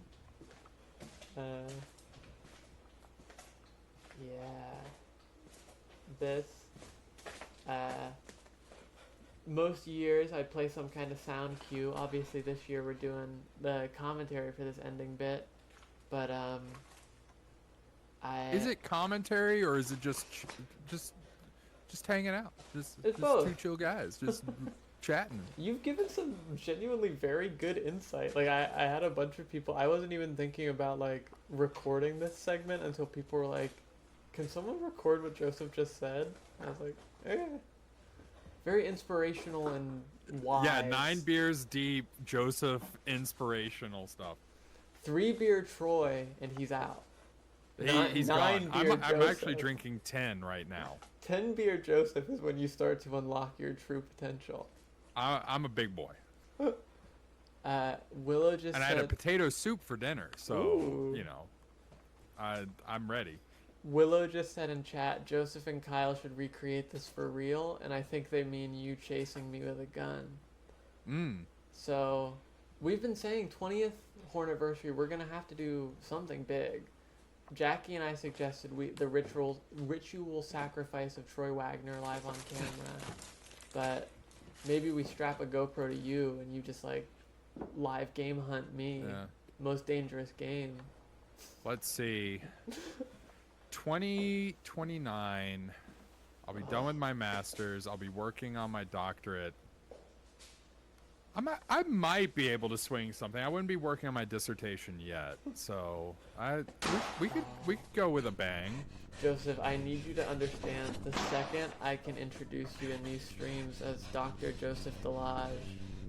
Oh, hell yeah. The power dynamic of like these will be your I'll be streams. too powerful, yeah. Honestly. I won't even be involved anymore. I'll just make all the assets and send it to you, and you just you press go live. Yeah. Oh, through the floor. Whoa. God. Yeah. This is so. How long did it take you guys to shoot all this? I mean, presumably. So, for the stuff in the school, I'm pretty sure we knocked it out in a day. We got there early. Generally, when we would film at the school, we would go and stay at Tim's parents' house. Or if we were, because it's like 2 hours away from Tuscaloosa where we were living at the time. Like we could leave early in the morning, but that's always, I mean, we were gamers. Yeah, and like a 2-hour drive. Super early, a little tricky. And we definitely had an entry where we went there and realized we forgot something back in Tuscaloosa and a drive back. But I'm pretty sure we got all of the school stuff, and I'll have to double check with Troy to make sure this is right. But I'm pretty sure everything before the school was shot previously, and then the school, everything at the school we shot in one go, in one day, and that was a wrap. It was weird because we've always kind of like been like, okay, we need to shoot everything sequentially as much as we can, because we are full-on amateur actors and stuff like that, so it's kind of hard to get into the headspace. I look so cute. Oh man, that was a really bad fake punch. I do love you like kind of punched the camera. Yeah, that one was bad. I did not look cool on that one. But you know, it's difficult when you're in front of the camera to jump around without training and like get into the headspace of like, okay, in this moment I'm here, and in this moment I'm here, and it's two very disparate kind of emotions and stuff. While we didn't have that much range emotionally in this entry, it's pretty like 0 to 100 from the very start of it. Yeah. Oh yeah. And we still tried to do everything as sequentially as we could. So it's not protecting you. I will say, like, as someone who makes videos, filming sequentially, while it isn't always the smartest, it does have its benefits if you're able to do it in a way that isn't like incredibly aggravating. Like editing wise, it does make your life so much fucking easier to have. Man, shout out to Tony Vacation for the new series being script supervisor, because what's gonna happen to you then? we like we tried still to shoot sequentially, but where we didn't, like, man, talk about a lifesaver. Oh, here's your good bit with dead Brian. You killed him, and he died here slowly because of you. I felt so bad for grabbing him. I do love, you can see Brian is smiling there, and I think you guys said it was just like he couldn't stop smiling. Yeah. But it has become like a not canon, but like a fan head canon thing that his face is like permanently like that, because Alex has that line of like, wipe that stupid smile off your face. Yeah, that's why. Yeah, no, it's one of those, again, we're talking about like, doesn't have to be perfect. There's a lot of stuff that like in hindsight people will like, he's literally smiling on camera and people are like, this is an intentional character moment. Man, Alex looks like such a good old boy in this entry too, with like the camo hat and this, like, the plain shirt. Where was Alex Kylee on January 6th? We know where the operator was on 9/11. No. No, he would, realistically, Alex Kylee was a liberal arts student. He would never be it. He would be filming there. Absolutely not. He would be there documenting that. What makes you think Kylee in the real world, if you will. He would definitely utter the words like, I mean, I think there's a lot of interesting things going on in the crypto space, but no, not a Jan 6er. Lee just said, this is irrelevant to everything, but June 20th was a Friday in 2014 when the series ended, and was a Friday this year, and that feels very special to me every time it happens. That is fun. Oh. I think this did have to be one of our most difficult entries to shoot, just because of the coordination involved. I mean, with all the cuts and everything. I was gonna say, even with the framing, like, how do you do a POV choking shot like that and make it look good with a handheld camera? I can't even imagine how much work went into this one. If I could, for just a moment, we kind of popped off with this one. Yeah. Oh yeah. 86 is crazy. The struggle here. You can't see it, it's out of frame, but they're both kissing very passionately. Yeah.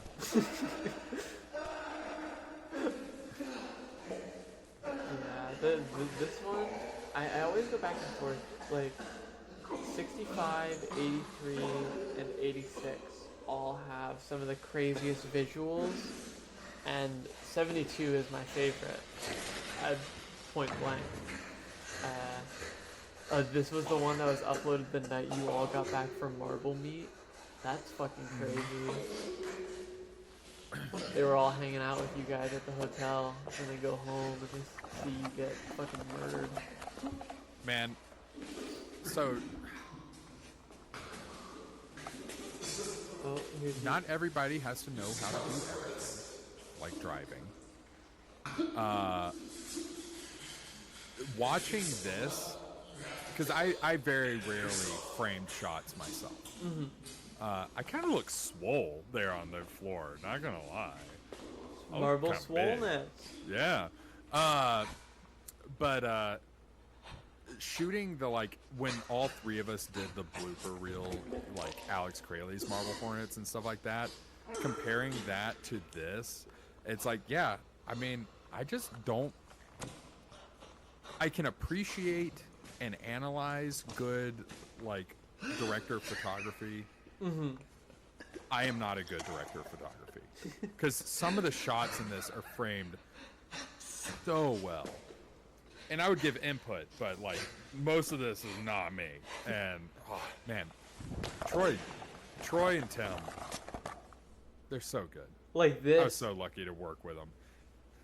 This shot goes so hard, and I meme it a lot. I play different sound effects every year, so I'm glad we're letting it just play out with just our voices over it.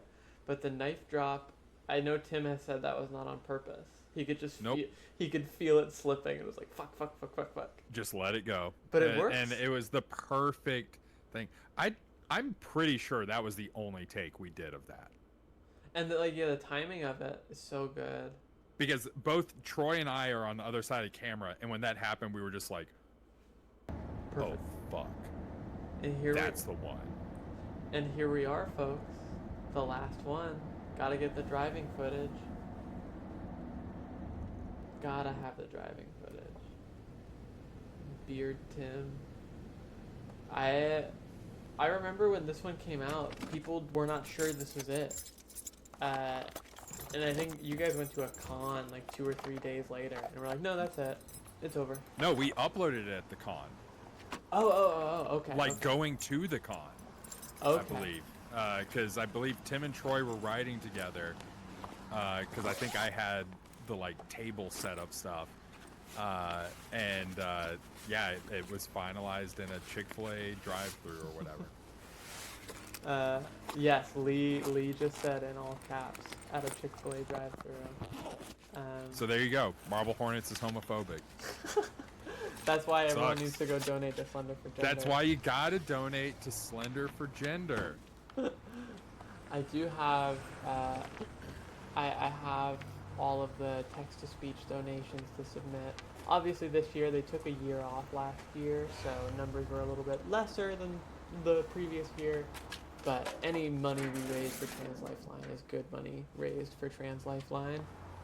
Hell yeah. So hopefully we will hit that 7,000 at least. Until we find out that Kyle has been pocketing it all this entire time. Yeah. And then the 17th stream is us all getting a posse together and hunting you down. Hey, we gotta do something big for one of the streams. I'll put I'll wear a GoPro, and you guys have to like find my location from my surroundings. I feel like it would have been more productive just to, send the funds to the charity, but hey, a bit is a bit. I'm down. Very true. Oh, this is the herbal cigarette, because Tim started vaping, right? We should have just had him vape in it. It'd be so fucking cool. There was a question earlier that I forgot to ask. That was what flavor vape would Tim hit if Marble Hornets was made now? Yeah, I'm fine. And I do feel like Tim Wright would do like the tobacco ones, which I think are foul. Great, but some side effects. So I can confirm. Wish I could tell you they went that away Tim after does a while, not but... do the flavored cigarette juices anymore. Okay. But when he first started, he did. And our house constantly smelled like cotton candy, unicorn farts, like whatever, for the entire time. It really, it wasn't that bad. Like there were a lot worse smells, but yeah, there was a time. I guess the appointment times didn't I match do up. want to quickly mention Lee said this, It's actually kind of why I and we stopped mentioned by. it earlier, but Entry Wanted to let you know that 87 I'm dropped probably gonna be leaving during too. the live stream Just that this Lee area was in doing general. on the 5th year anniversary of Marble Hornets. So That's everyone why I got to wanted to watch it together live. Stop by, let you know this is probably and the last time I'll be around. I can't so. even imagine. I remember I was not at home said you when are this doing entry okay? dropped. And I saw the notification and was Just remember so everything I pissed told that I you had about. to wait until I got home to watch it. What were you doing? I was at I hesitate to call it a theme park, but there's a place in Pennsylvania called Knoebels that's like a mini theme park that I was at with my family. And I was on the log flume specifically. I remember I got off the log flume and I saw the notification. It'd be funnier if you were actively on the log flume when you saw the notification. And the little photo is you just like, everybody else is like, woo, yeah. And you're just like giving the like, oh, fuck. Here's the sirens, and then this, like, as the last shot of Marble Hornets being I mean, it didn't get to it yet. I thought he was about to turn the camera. Yeah. Fake fucking fake. There it is. No, I was too early. If anything, I'm too good of a fan. I mean, this was another one of those where, just like with the knife dropping, it's like, oh shit, we're coming up to this. Just spur the moment. This is perfect. Gotta do it like this. And then, bam. You guys had that locked for a while, right? Everything is We fine. did. That was in the chamber. That was ready to go. Yeah, that. So good. So good. And directed by Troy Wagner and Joseph Delage. We did it, folks. If I ever get a Marble Hornets tattoo, it might be that everything is fine. It's so perfect. Like, even if you don't do it in the, like, VCR or the, what is the Marble Hornet? Is it Tahoma Bold? Is that what this one is? I mostly see people get VCR font.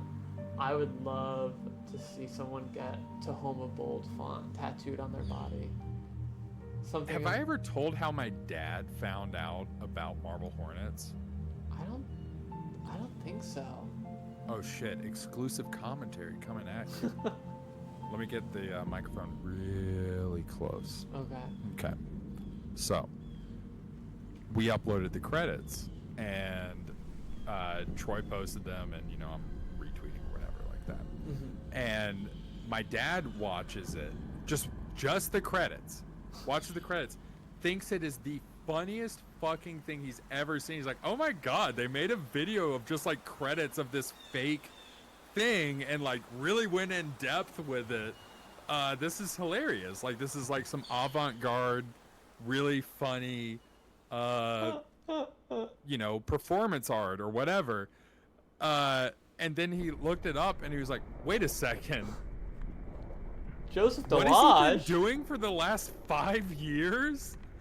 And so my dad found out about Marble Hornets. I can't remember if it might not have been season 3. It was one of the seasons credits. He found out about it by thinking that it was a parody video. That's like watching, that's like an ancient back video, the Monchat Regard, the cat, where it's just the title, a title, that.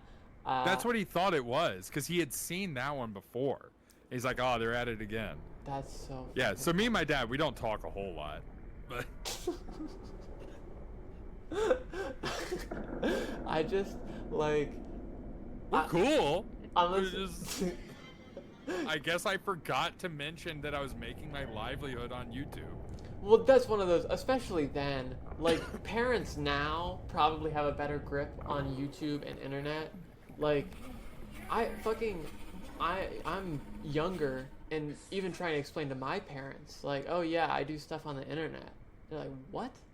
So you live stream yourself watching a different show for 9 hours? And like, actually more like 16 and a half hours, but yeah.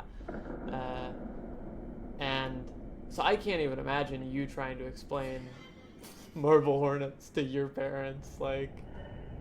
What's really funny, so I was raised by my grandparents, so super pre-internet days and everything like that. But my grandfather, he was a college professor. He was always, like, he tried to stay up to date on everything. Like, he actually built the first synthesizer lab in the state of Alabama at the University of Montevallo, because he was the chairman of music there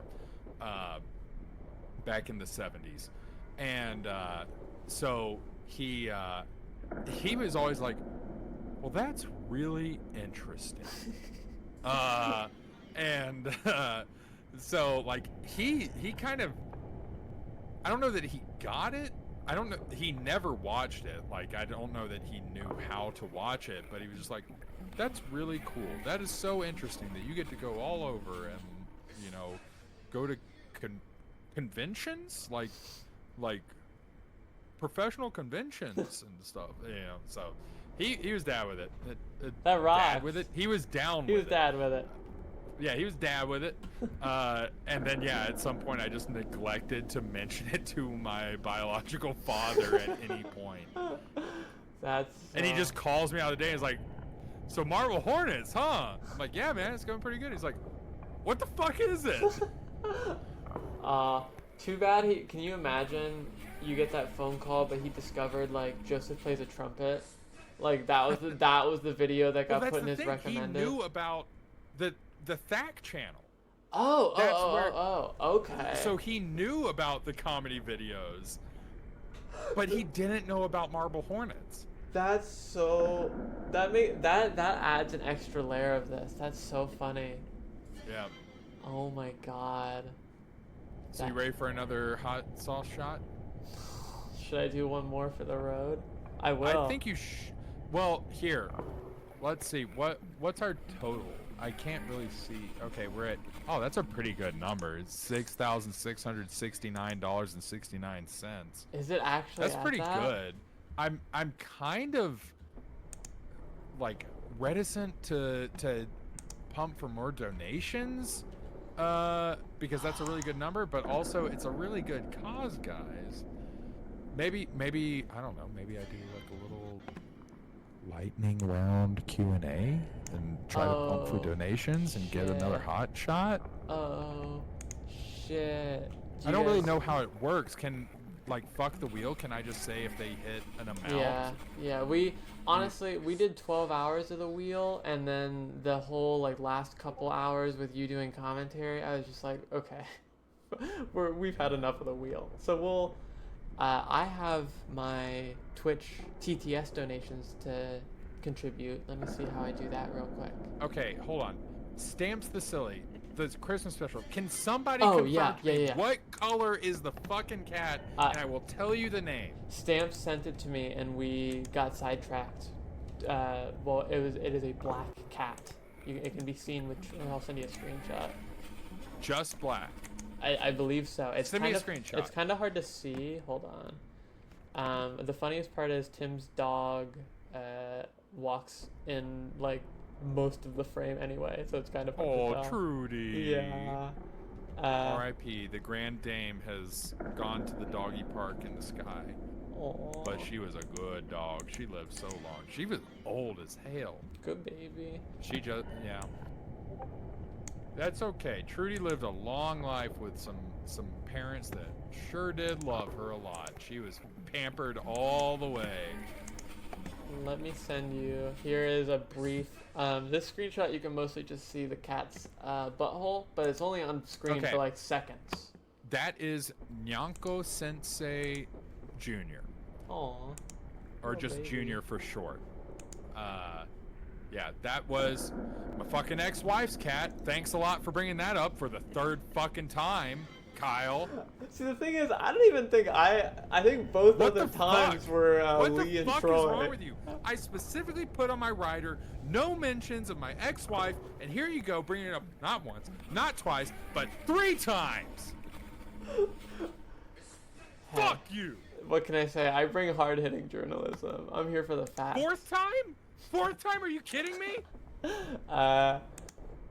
Everyone go donate real quick. I have some questions pulled up. But no, that's Junior. That cat's name is Junior. Okay. That cute kitty. He was a mean son of a bitch that beat the shit out of. He was actually pretty nice to us, but he was a mean son of a bitch to Tim's cat, Aww. Ziggy, and all right, deep cut lore. This is not commentary. This is just real life. Yeah, here. we're This just is real chatting. shit. This is real shit. Tim's cat Ziggy fucking hates me. Fucking hated me. I'm sorry to bring down the mood. And would come up to me and be like, meow, meow, meow, meow, meow. And then I'd pet him and he would attack me. And then I would just like be sleeping on the couch and he would come up and fucking attack me. Motherfucker, Ziggy. I protected him so much from Junior because Junior fucking hated Ziggy. He would go out of his way to find Ziggy and just beat his ass. Not just like a couple of like bop bop bops. I'm talking like cat screams like I'm gonna kill you. What the And hell? I would protect him. I would scoop him up like a small potato. And I would hold him and protect him. And he repays me with attacking me while I'm trying to sleep. It's rude. Pets are so funny. Because, yeah, you just give them unconditional love, and they're still just, like, assholes. Like, they have no sense of, like, I don't want to say right or wrong, because obviously they're animals, so, like, irrelevant to them. But, I don't know. Cats know. Yeah, cats in particular. Let's see. I have a couple quick questions I want to fly through while we get some more donations. We did just get another $10. Hell yeah. I am gonna say let's push it until. Do you want to go? How long do you want the lightning round to be? Because I do have the big text-to-speech donation to push us over the edge. But how long do you want to do lightning round for? Well, what dollar amount gets you to do another hot shot? Well, we're at 6679. 69. Should I reveal how much text-to-speech donations made, or should I save that as a Yeah, big tell reveal? us. Let's hear the celebration. I have hold on, let me pull it back up. It is $238.26. So. Okay. We can hit 7,000. Hold on. Yeah, drop that. If you hit 7,000, you gotta do a shot. I'll do a shot with you if you. Yeah, Jonna says she'll do a shot too. Hell You'll get 3 hot shots for the price of 1 if the stream hits 7,000. We need $80 more raised. Fucking easy. To pair with my 238 from the text to speech. So I'm gonna ask. Fucking easy. I'm gonna ask you some questions real quick, and hopefully. Okay. So everyone, if you have 10, 15, 5, whatever amount that you want to send, please do, to make me drink hot sauce. Right off the bat, we got $10. What are your guys' Oh. Sorry, it was a text Good speech question. message. what are your guys' opinions on the always watching a Marble Hornets story? I'll let you go first. You're technically in that movie. Yeah, so I am technically in that movie. That's insane to say. I've never seen it. What just happened? Cats are fucking with the recycling. Sorry. So I have never seen it. My opinions are they paid off my credit card debt, which was super cool. Which sounds more impressive than it was. It wasn't that much. It was very, very little. But some of the people we met on there were really cool. Some of them made for really good internal jokes. And overall, I can say a Hollywood movie that you could buy in the Walmart bargain bin was made about a web series that I wrote. It got a theatrical release. It did. In other countries. Like a widespread release in other countries? I specifically remember in Russia, someone posted their movie theater had like a poster for it. This was like... That's really fucking cool. I didn't know that. Oh my god. If anybody can get me the Russian always watching I probably still have poster? it somewhere. Hold on. Because in Russia, the whole thing was... in Russia, it never got retitled. It was still called The Operator. Dope. Let me find it. I want an original poster. You mean like a physical? I thought you meant like an image of it. Yeah, no, I want a physical poster because I will put that up in my house with so much pride. I never got one of the theatrical posters for that. I will say... Also, if anybody wants to send me a new Speed Racer theatrical poster, mine got really fucked up in the couple of moves. I need them to do a fucking theatrical re-release of Speed Racer while we're at it. I love that movie so much. It's so good. I fucking love that so much. So, turns out... What is it? Lisa Frank? Is that the highlighted? The art style, the like 90s super neon style. Yeah. Lisa Frank. Okay. So there's this tattoo artist that Jonna follows that specializes in those kinds of tattoos, and they look fan-fucking-tastic, and it's like, man, I'd really love to get... Oh, okay, so we're all doing shots. John, yeah. would you mind getting us some glasses? I didn't want to interrupt you, but someone actually beat us to the punch by donating $202. Sheena Markov. Whatever you want. Whatever you want to get rid of. Am I doing Not Tabasco. Oh, okay. I was going to say, are we doing hot sauce or alcohol? No, we're doing hot sauce shots. Let me get mine back out. Hold on. I put them in the fridge. Hold on. You wanna? I'll switch to video. Yeah, so let me there's turn proof my of it camera once. back on. I gotta button up my shirt. Oh, have you? That kind of changes. This whole time I've been picturing you fully clothed, but if I've been talking to you, that kind of changes. I've had the Garf jersey open. I've been feeling real sexy. Okay. Let me. As soon as. Here, I'll turn on this again too.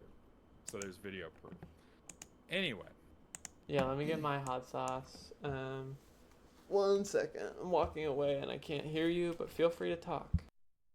Yeah.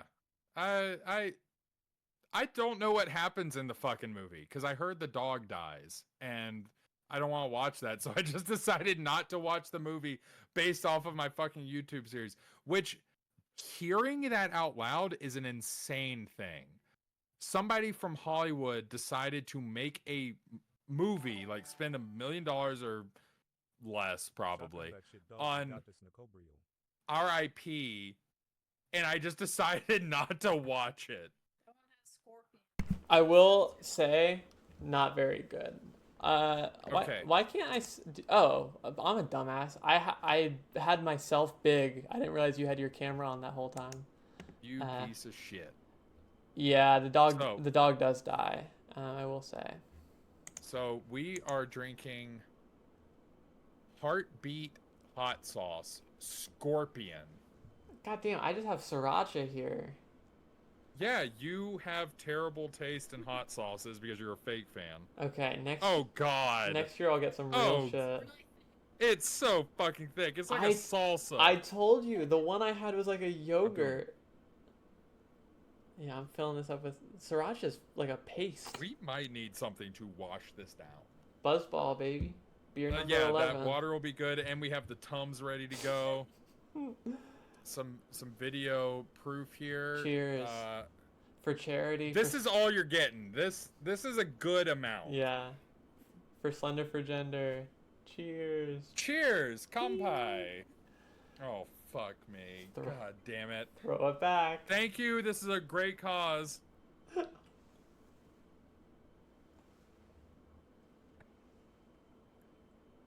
that's spicy. Ooh, it's good. Tastes like scorpion. It's tasty. It actually is tasty, but it's just the viscosity that's getting me. Like, I'm pretty good with heat.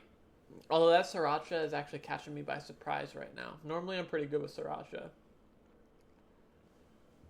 Oh! You know, something named scorpion, it's got some sting to it. Oh god, it's in my mustache! Don't touch your eyes. What? Ugh! I'll do another if we get to 7,500. What are we at right now? I don't know. Ugh. Hopefully less. 7150. Yeah. Oh, well, you guys really... We got a couple other PayPal ones. Once they, like, clear and everything, I'm gonna put them through. I don't want to get hit. Give me some more. I'm ready. How do we want to set a timer on this? How long do you want? Well, I'm fucking awake now. Okay. I picked a spicy one. Hell yes. Thank you for your service. I don't know if she can hear me, but tell her I thank her for her service. This is a question from sad_house, and they ask, what is the coolest fan theory / headcanon you have heard? Coolest? All I can think of is hot. So, Oh, my buzzball's gotten warm. Ugh. Coolest fan theory.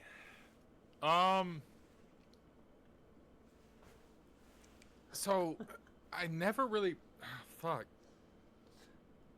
The ghost it's burning the back of my throat. I think mine was hotter than sriracha, but oh yeah. Well, hey, to be fair, I did 3 fucking hot ones earlier. This was my victory lap. Hot ones? What? Okay, tell me the brands that you did. The one was the Amish habanero. That was the hottest one. That was. I mean, habanero. That's solid. The other. Let's see. What's the Scoville on this? Woo! I love equity. It's pretty high up on their little meter. It doesn't say Scoville. I'm gonna look it up. Hold on. Best. I don't know. Someone in chat, come up with a theory real quick. It'll be my favorite one. What is it called? Heartbeat hot sauce? Heartbeat hot sauce, Thunder Bay, Ontario. The best fan theory is it was all a prank gone wrong. It was all just a prank for Alex's birthday that got out of hand. Oh yeah, I did like that. I did like that one a lot. Did you almost just have a beer gif moment? Did you almost just throw up hot sauce, or was that just No, it caught you off hit the guard? back of my throat really bad. Okay, well their website doesn't tell me. It's a lot. I really like spicy stuff, but not enough to do a whole shot. I didn't want to be a chicken shit. Unless we hit $7,500 for Slender for Gender, then I will do another shot. Yeah. Truth. I have some questions here from donations. Alex Crayley Kisser asks, how the fuck does Alex see in Marble Hornets Season 3? He doesn't have glasses. My man is fucking blind. He really is. These are not for fucking show. It was rough, especially in any low light situations, because my night vision, even with glasses, is not good. That's fair. That's fair. I am a bad vision sufferer myself. And I'm probably not that far off from getting the like bifocal transition hell yeah lens. Because, you know, as a musician, reading a lot of music, sometimes in low light situations and stuff like that, oh my god, it can get pretty rough. And I'm like, if only I had my readers. That's my dad was a coach for a number of years, and he never liked to wear his reading glasses on the field, and so he would joke that every year the playbooks would just get physically larger and larger so that he could bump up the font size. I like that. But it wasn't entirely inaccurate. They wouldn't physically get larger, but the font definitely would.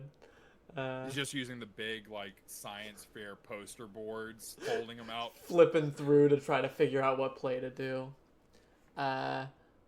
We have from Lizzie B, who donated $10. What would Alex's favorite film genre be? And is there ever going to be a rerun of the Alex plush? But I think that's more of a makeshift thing, right? I think they do the reruns. Yeah, so they like come to us and be like, hey, this did well. We're thinking about doing another run, and we either say yes or no. Troy deals with that mostly. I don't want to speak in definites. I would love for there to be another one, but also, you know, we did say it was a possibility to never come back. So hey, I said earlier I would love if instead of doing straight up reprints, if Troy let Jackie redesign all the human characters to do like a 2.0 of Jay and Tim and Alex in the Jessica comic style, because I love the way they drew the Jessica plushie. I really like the stylization on that. Yeah, Jessica looks awesome. Really, really cool face design. That is one thing. So, I mean, I don't have a direct contact with Makeshift. They can't get mad at me. My critique of Makeshift would be that a lot of the like human characters that they do, I kind of think they look bad. They're the pop figures of plushies, in terms of like they all have the same face.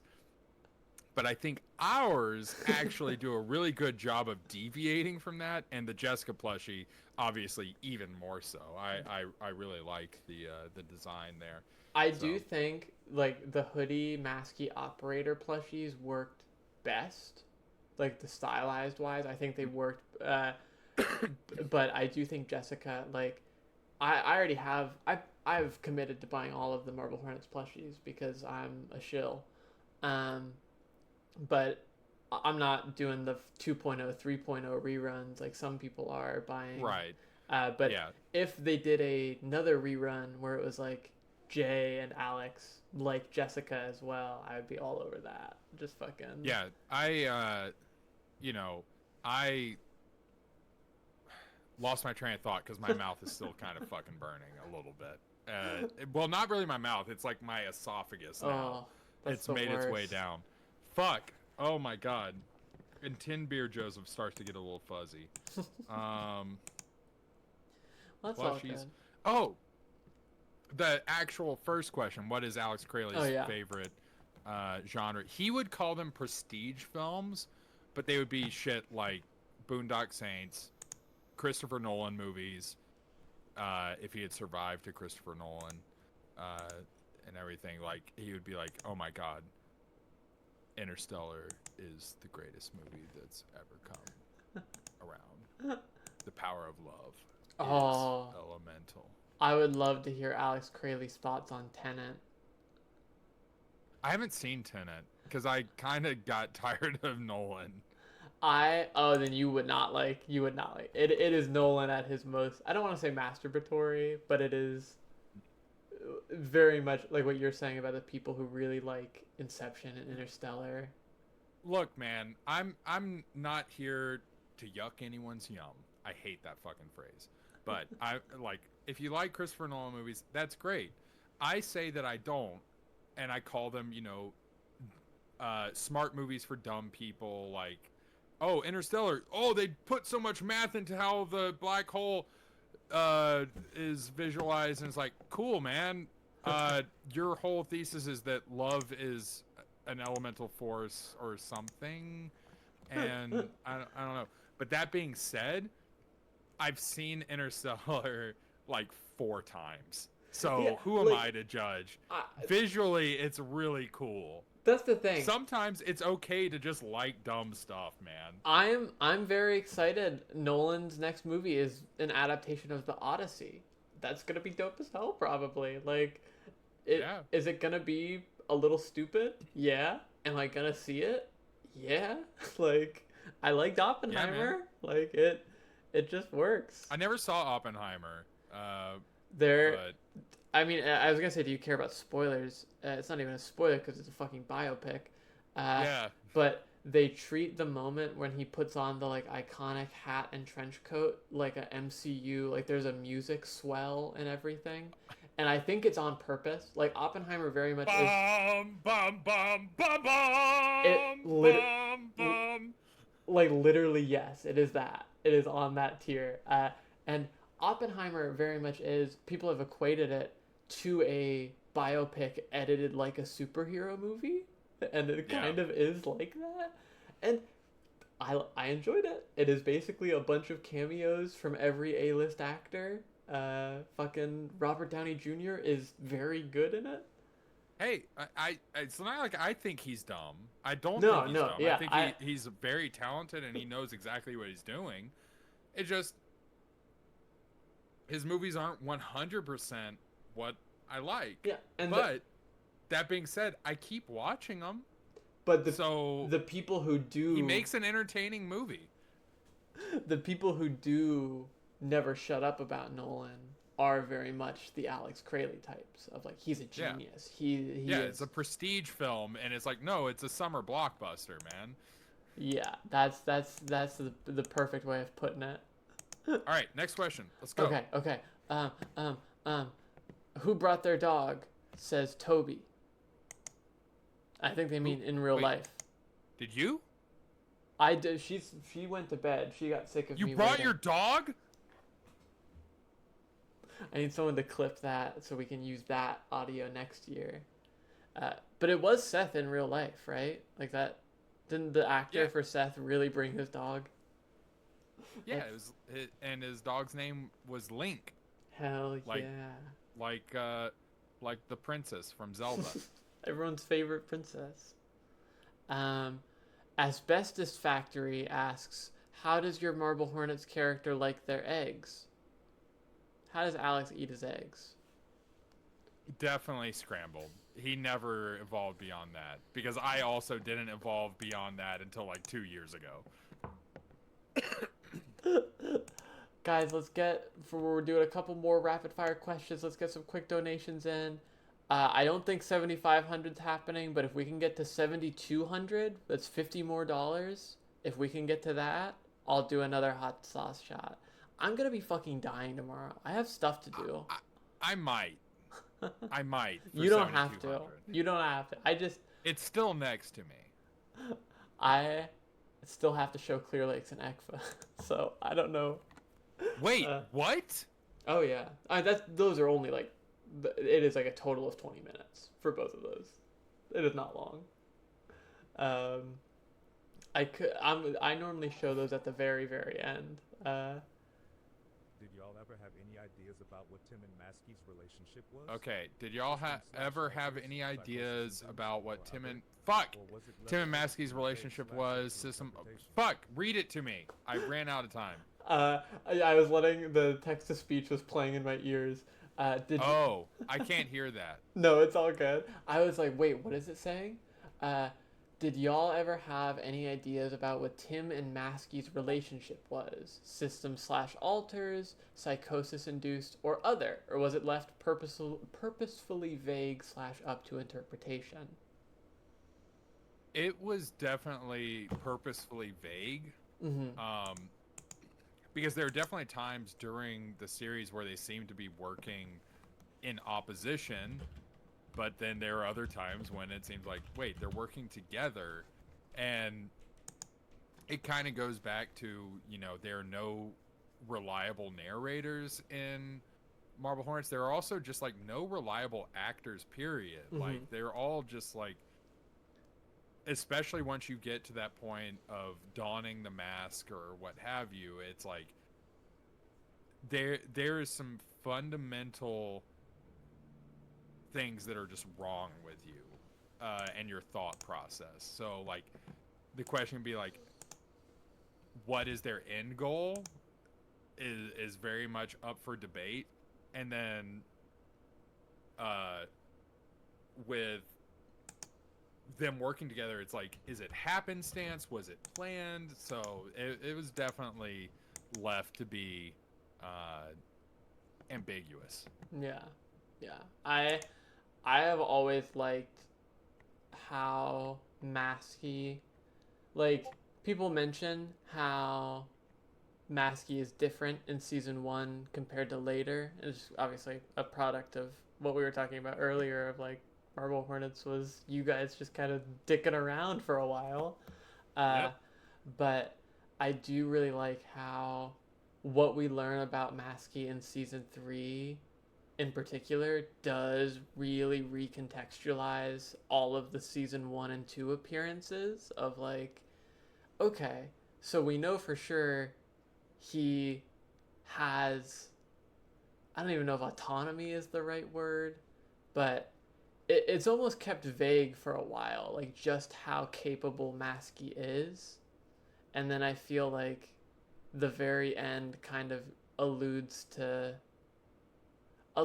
some deeper workings of Maskey. Because in Entry 65, we see him drive a car. That is, I feel, something that I would not typically imagine Maskey doing. Broom broom. He's in other body's car. Truth. Yeah, think about that. I am going to, while we're still pulling in donations here, I am just going to throw Clear Lakes and ECKVA up on screen, I think.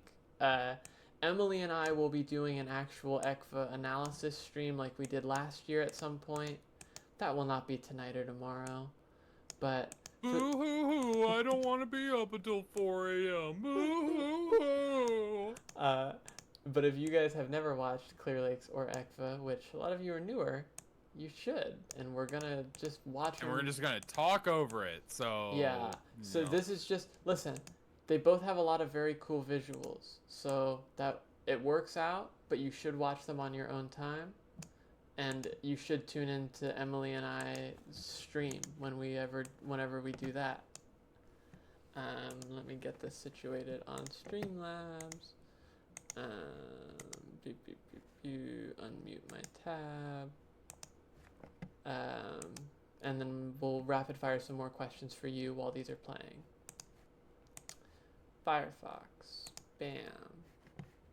Bam. Full screen. Oh, and this video is in 4:3 too. Perfect. Let me know how the audio is then, guys. Hold on. I'm working on pulling Joseph Joseph on top of everything. You're currently invisible.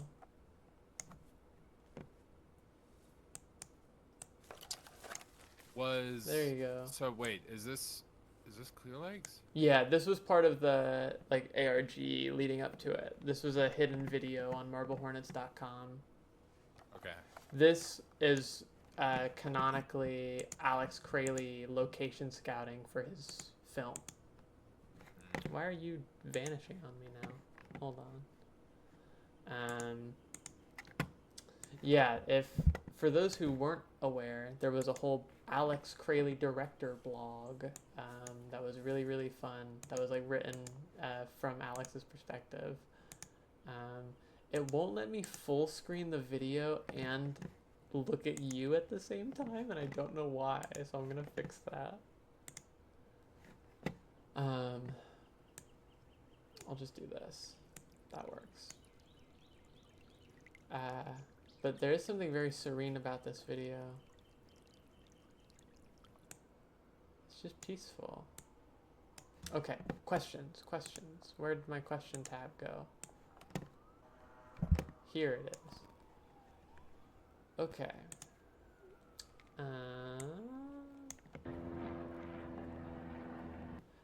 After uploading the final entry, do you think Tim did anything for the anniversary, or did he just try to forget everything altogether? I guess, well, let's say... I mean, that kind of goes back to the ambiguity thing. Yeah, did it work out for him or not? Let's say, hypothetically, it works out, without definitively. Do you think Tim does anything to honor the people? Or does he... No. You think he does just try to distance himself? I think he does everything in his power to forget. Which then I think ends up being like a pretty negative outcome for him, just like longer term.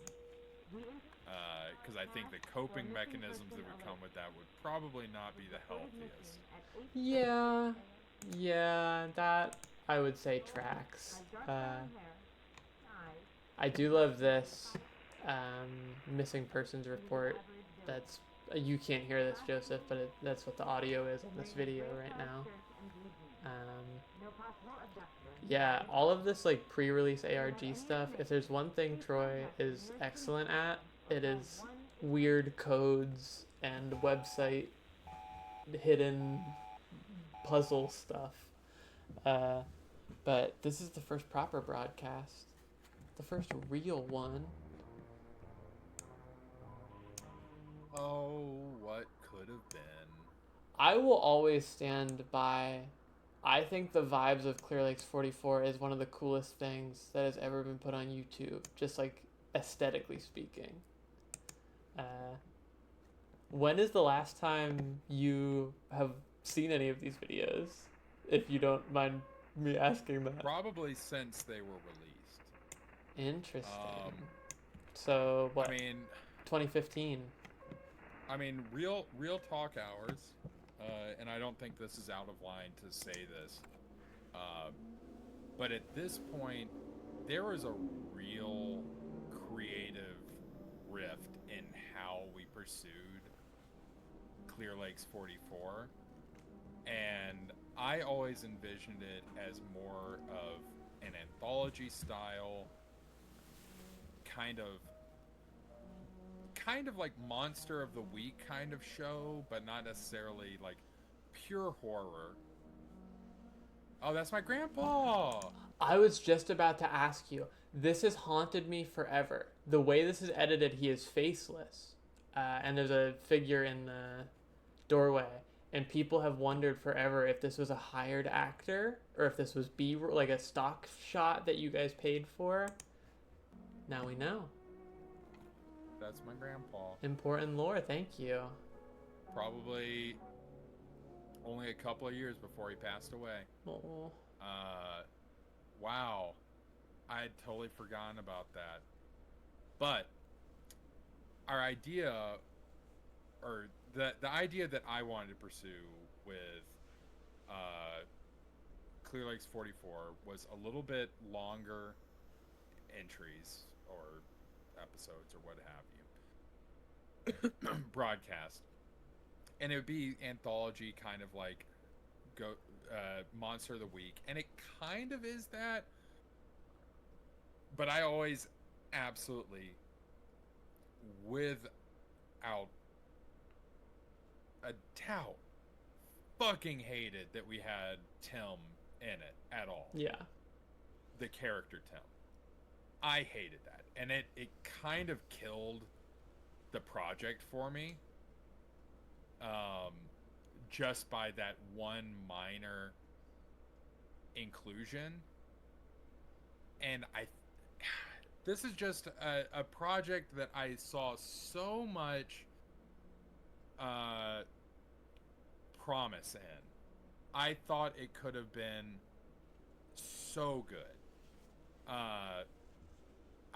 So full disclosure, I've never listened to a Welcome to Night Vale podcast, but when I've told people about it, they're like, "Oh man, that sounds like a visual version of Welcome to Night Vale or whatever," and I was like, "Cool, people seem to like that." So there wasn't going to be a strong narrative in anything, but I thought we could have done more, but that's how it goes sometimes. I do. I have always said, I don't know if this is on purpose or not, but the shirt Tim is wearing in this is the shirt that he kills your ass in Marble Hornets, which at least always implied to me that this took place before Entry 87. So at least it left his fate up to interpretation still. Because I know a lot of people took this as definitive. He makes it out of Entry 87 and continues living a normal life, or at least tries to. But I always took the more pessimistic route of this is a prequel video. Emily asks if it's okay to ask, was this supposed to just be a small cameo of Tim, or like can you speak to the intent, or is that something you want to leave? From what I can remember, it was part of the reason why I really didn't like it, was that it was just going to be a small cameo. Like there really wasn't much planning around it, and that's kind of why it bothered me. It's like there wasn't a plan around it, from what I remember. But at that point, like I said, once the creative process drifted away from the like kind of X-Files style anthology, longer form narrative, but longer form in that each broadcast would be longer and its own little story, but self-contained. I kind of checked out, if I'm being completely honest, and I'm not proud of that, but I kind of was just over it at that point. And yeah, like I will always stick to my guns that purely from aesthetics point of view, like this, the way Clear Lakes looks, I am obsessed with. And I do want to point out, for years we all thought this was a drone, and then when Troy made his Discord, one of the first things I asked was like, how did you do this shot? And he was like, oh, Joseph just held the camera up and it was stuck to like a microphone pole or something. It was like literally duct taped. And this broadcast specifically was, this has been a long time, so apologies if I'm misremembering this. But I'm pretty sure this was my first pitch for Clear Lakes, which was to have this character that has the static for the face, shoplifting, and it would all be like a single broadcast. That was the thing. It's like, it's not going to be a short thing. It's going to be its own little story, and is like phasing in and out of walls and stuff like that.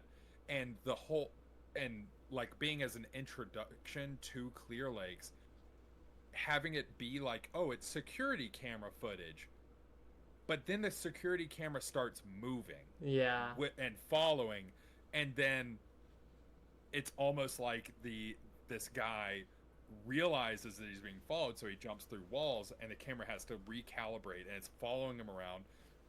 And then it just ends with like, oh, he's got a fucking static face or whatever. And then that was it. Like, that was just going to be it. Excuse me. So yeah, the drone shot was my idea. Like, let's follow it in, but like, we don't have drone money, so how do we do that? It's like, let's get a pole. That's the fun part about amateur filmmaking, is just like making stuff work.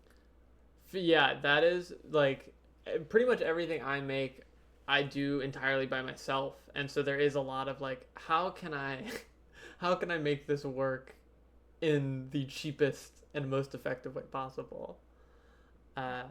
Chat, can we get some donations going for this Clear Lakes lore? I think over the years, like, Troy has definitely talked about it in the Grandpa Discord a little bit, just from like, obviously with ECKVA and stuff, people have asked like, hey, what if Clear Lakes was sort of turned into ECKVA? And it is like just the pure build-up and release of Clear Lakes. I remember you guys debuted, it was a video at a con, and it might have even been Lee who like had video from the front row before you guys even released it on the internet. It was just this like, people were frame by frame dissecting footage taken from someone's phone at a panel you guys were doing.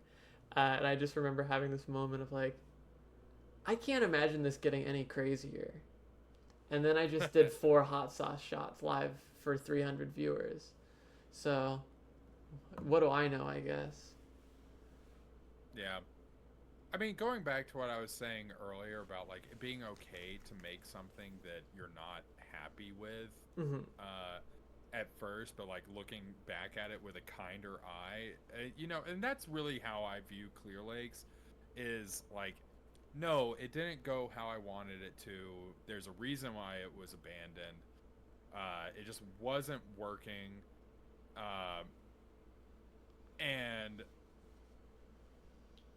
But I still see like a lot of potential in it. Like, I still like it.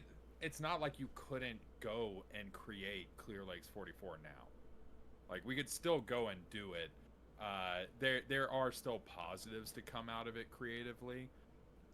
It's not like I think everything is bad about it. I just definitely wouldn't put Tim in it. Yeah. Well, I remember in the lead up when you guys were getting ready to release it, you talked a lot about the decision to release it on the Marble Hornets channel, and how that was like that was not a decision you guys made lightly.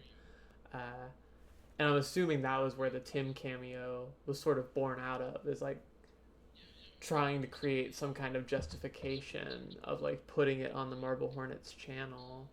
Because I feel like you talked about being very opposed to putting it on the MH channel, I think. I mean, this was fucking 11, 12 years ago, so who knows at this point. But... My view... Hold on. I'm trying to process what I want to say in the best way that I can.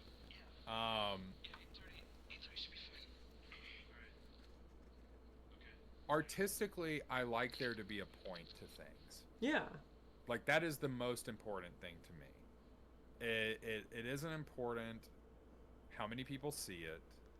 It's not important what the people that see it. The only point is that it gets out there in the way that is like artistically important to me. I'm not like bashing anybody else's idea of like why they do stuff, but for all the years that we would do those panels of like how to make a web series, you know, one of the first things we'd say is you need to redefine success. If you want success to be, you know, this is going to get 1 million views or whatever, you're probably going to fail. But if you make something that you are happy with, then, and you define success as I want to make something that I'm happy with, then bam, you're successful. Like, redefine success. So I understand the viewpoint of wanting to post it on the one that has all the subscribers and stuff like that. And you know, there's a reason why we're gonna do Rosswood on the Marble Hornets thing. Is like, we want Marble Hornets fans to see it because it is directly linked to Marble Hornets. It is something for Marble Hornets fans and stuff like that. Clear Lakes was its own. I don't remember who that is. I was gonna ask you, who the fuck is this guy? I always referred to him as Gordon Freeman because he looks like Gordon Freeman. Someone that I think Tim knows in Atlanta. Oh, okay. But I do not remember him.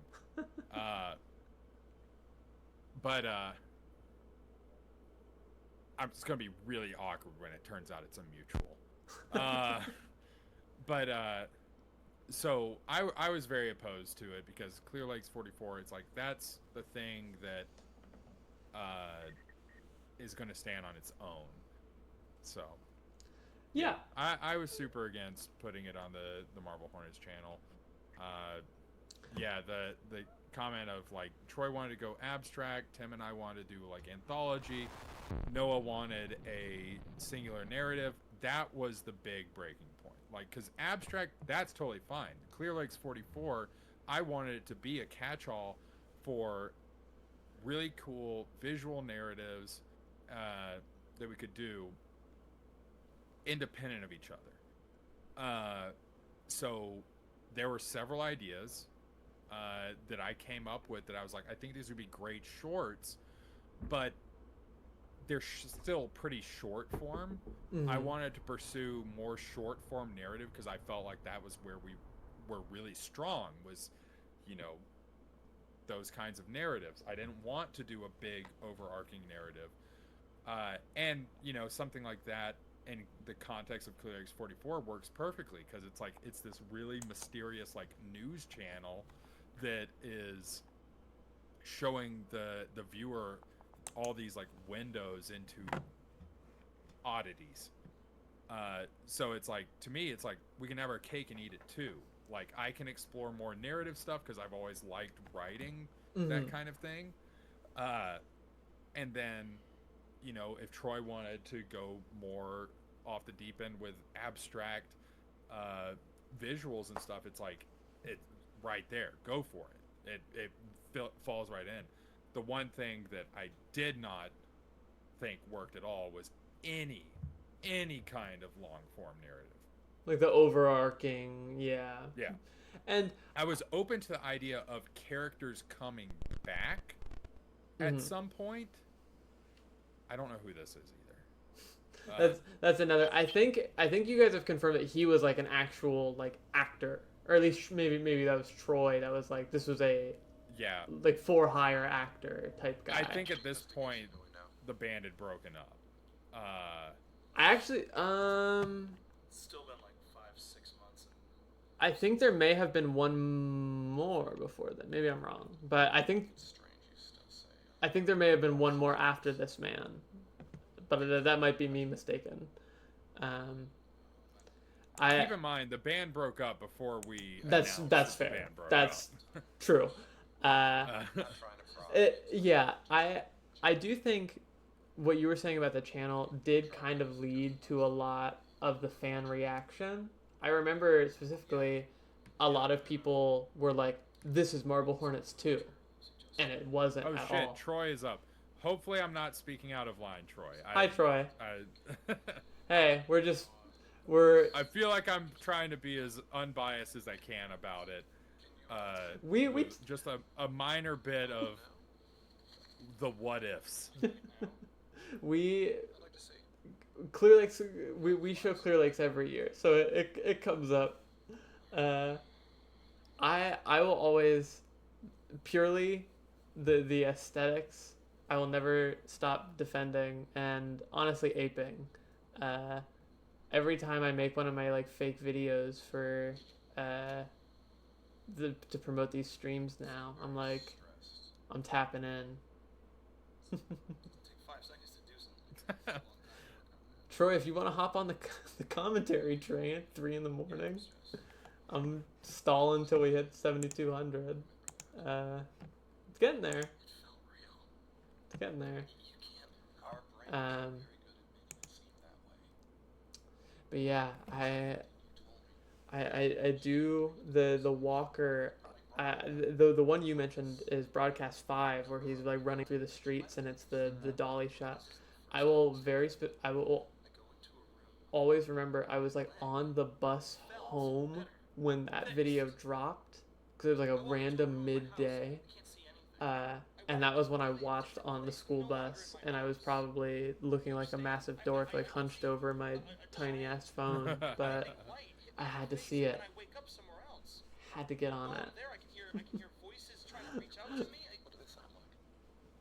I keep forgetting you can't hear any of this. Like, so this is just yeah, I am purely audio for you. Sorry. Oh. And I don't know that I've seen this before. That means we missed the floor boner, Clear Lakes. I don't know if you remember that. No. That was one. That was an earlier one. That might have been the first Birdwatcher one. I think you were on the floor holding a boom microphone, and it accidentally raises into shot, and it got uploaded like that, and it got dubbed the Floor Boner Edition. Nice. Troy said he can hop in if you're down to hang on for a little bit long. I don't know how long you want to stay in here. I'm fading a little bit, but I'll be all right. Okay, I'll throw him in here for a little bit. We can chat for a little bit while we try to get that last hot sauce shot. Sorry, my screen's all borked. How do I always forget how to add more participants. Oh, I have to go into Discord to do it, I think. Get your shit together. I'm trying.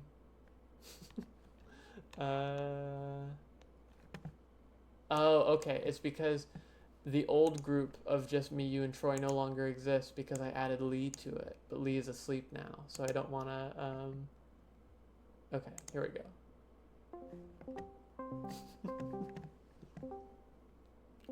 We're back. Fuck.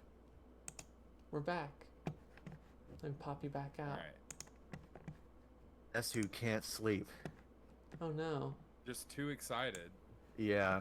You're ready I to, did not think y'all would still be going. Joseph and I did live commentary for like the last while there. I keep gaming for too long, so my internal clock is all fucked up anyway. Let me get this pulled back up to the proper size here. I did just want to come in and point out that that guy, that actor, his name is Troy. Whoa. Nice. Who was the Gordon Freeman lookalike? That was someone Tim knew. Okay, I thought it was one of his local friends. No, we actually went to we all went to the same. We all went to UA. He went to UA too. Okay. I think he helped him with some of his like school things. I want to say. I think he helped with No Quarter. Gotcha. That's still no Quarter still makes the rounds, by the way.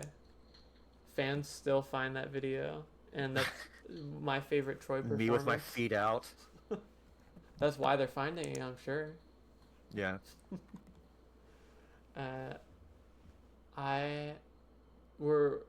Last year, Emily and I did a big ECKVA analysis stream the day after. We will be doing that again, but not tomorrow. We'll be doing that at some point this week. Probably Monday, I think, is what we settled on. But I just love the way these videos fucking look. I mean, Joseph was talking. I came in kind of at the tail end of this, but it looked like Joseph was saying, like, looking back on it now, just from a visual perspective, it actually is better than I remember it being. Well, I think there's a lot of potential there. Yeah. Like, you know, there was just a lot of creative difference about how to approach it that kind of doomed it from the get-go. Nothing else withstanding, we just didn't have a strong consensus on what it was going to be. And we also were like, maybe needlessly adamant that we ourselves couldn't be in it. I don't remember that, but that makes sense because I think I was very tired of being on camera at that point. Yeah, it was like we don't want it, people to be like, oh, it's Marble Hornets 2, because you know we were like, we were gonna put it on the Marble Hornets channel, whether that was the right decision or not. So yeah, we were like, it's gonna be too confusing, I think, is what we said. From what I remember, that's what the decision we came to. I mean, not for nothing, but I really don't think like Noah does a bad job at all in these. Like, in terms of like the vibe those videos are trying to portray, I think he does a pretty good job with it too. Yeah. Was that? Did we just end it? Or was it over? Oh, okay. I still see it. Oh, sorry. Did it pause? No, I have my Discord set on whoever's talking appearing, and I did not realize that until now because I'm a boomer. I forgot that's my webcam counts as that. I did all of Noah's like physical acting, like with the cane and stuff. I always thought like he brought. I really like Clear Lakes. Even when it came out, I was in the trenches. I was fighting the good fight. I was like, guys, actually, I like this. It was weird. It was so weird. Especially by this point here. Like we were maybe five or so episodes in, and it was the first time I remember seeing negative responses. Like just from the get-go. Like people would just we would share, and this immediate response would be like, this is bad, why are you doing this? And that was just like, that takes the wind out of your sails real bad. Yeah. Well, and Joseph and I were talking about, like, with it being on the Marble Hornets channel, despite it being so clearly different, there were definitely people that were like, this is Marble Hornets 2, this is the sequel. Yeah. And I don't know how you could like watch past, the first 2 or 3 videos and still be like, so when does Jay show up? But I don't know. I remember being in the THAC forums, because at this point Unfiction was pretty much dead. It died when Marble Hornets ended. That was like the last thing really keeping it afloat. But I was in the trenches on the THAC forums as the staunch Clear Lakes 44 defender. The THAC forums are still on my in my my like web it's so late in my server whatever it's called. One of these days you should just pull the plug on your Discord and replace it with the forums. It's like we're going back to yeah, like that's right, bitch, it's back. So going back to forum culture. And I do want to say too, like any comments I make about Clear Lakes, it's not that, like, at the time I definitely felt like, okay, my vision of this is the best, like, narrative, this is the best path forward, everything, and I don't feel that way anymore, because I remember as I'm watching this, some of the ideas that I had for like the anthology shorts that I wanted to do were just like completely impractical. Like there was no way that with our resources we would have been able to do them, like straight up. Yeah, I do remember some of them, and you are not wrong. So I mean, I still think that they were good concepts, but no, they weren't bad ideas at all. It was just 3 idiots.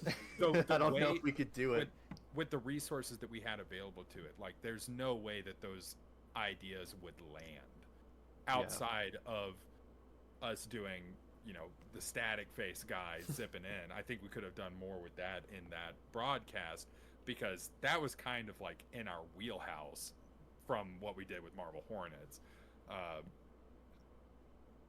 But I don't know if you remember, but like the water motif depression allegory one. Yeah. Oh, I do. Don't worry. I think I remember like 3 of them. That one wouldn't work. The stalker, the like stalking animal. That's the one I remember. Yeah. That one super wouldn't have worked. That one would have required costuming. I like that people watching this have no idea what we're talking about now, but hey, this is the deep. was, listen, if they're still watching the Marble Hornets live stream at 3 in the morning, this is what they're fucking here for. So, this is the deep cuts. Yeah. I did, Troy. While I have you captive, what is this? Who is this? This is a face. Hold on, let me make it bigger.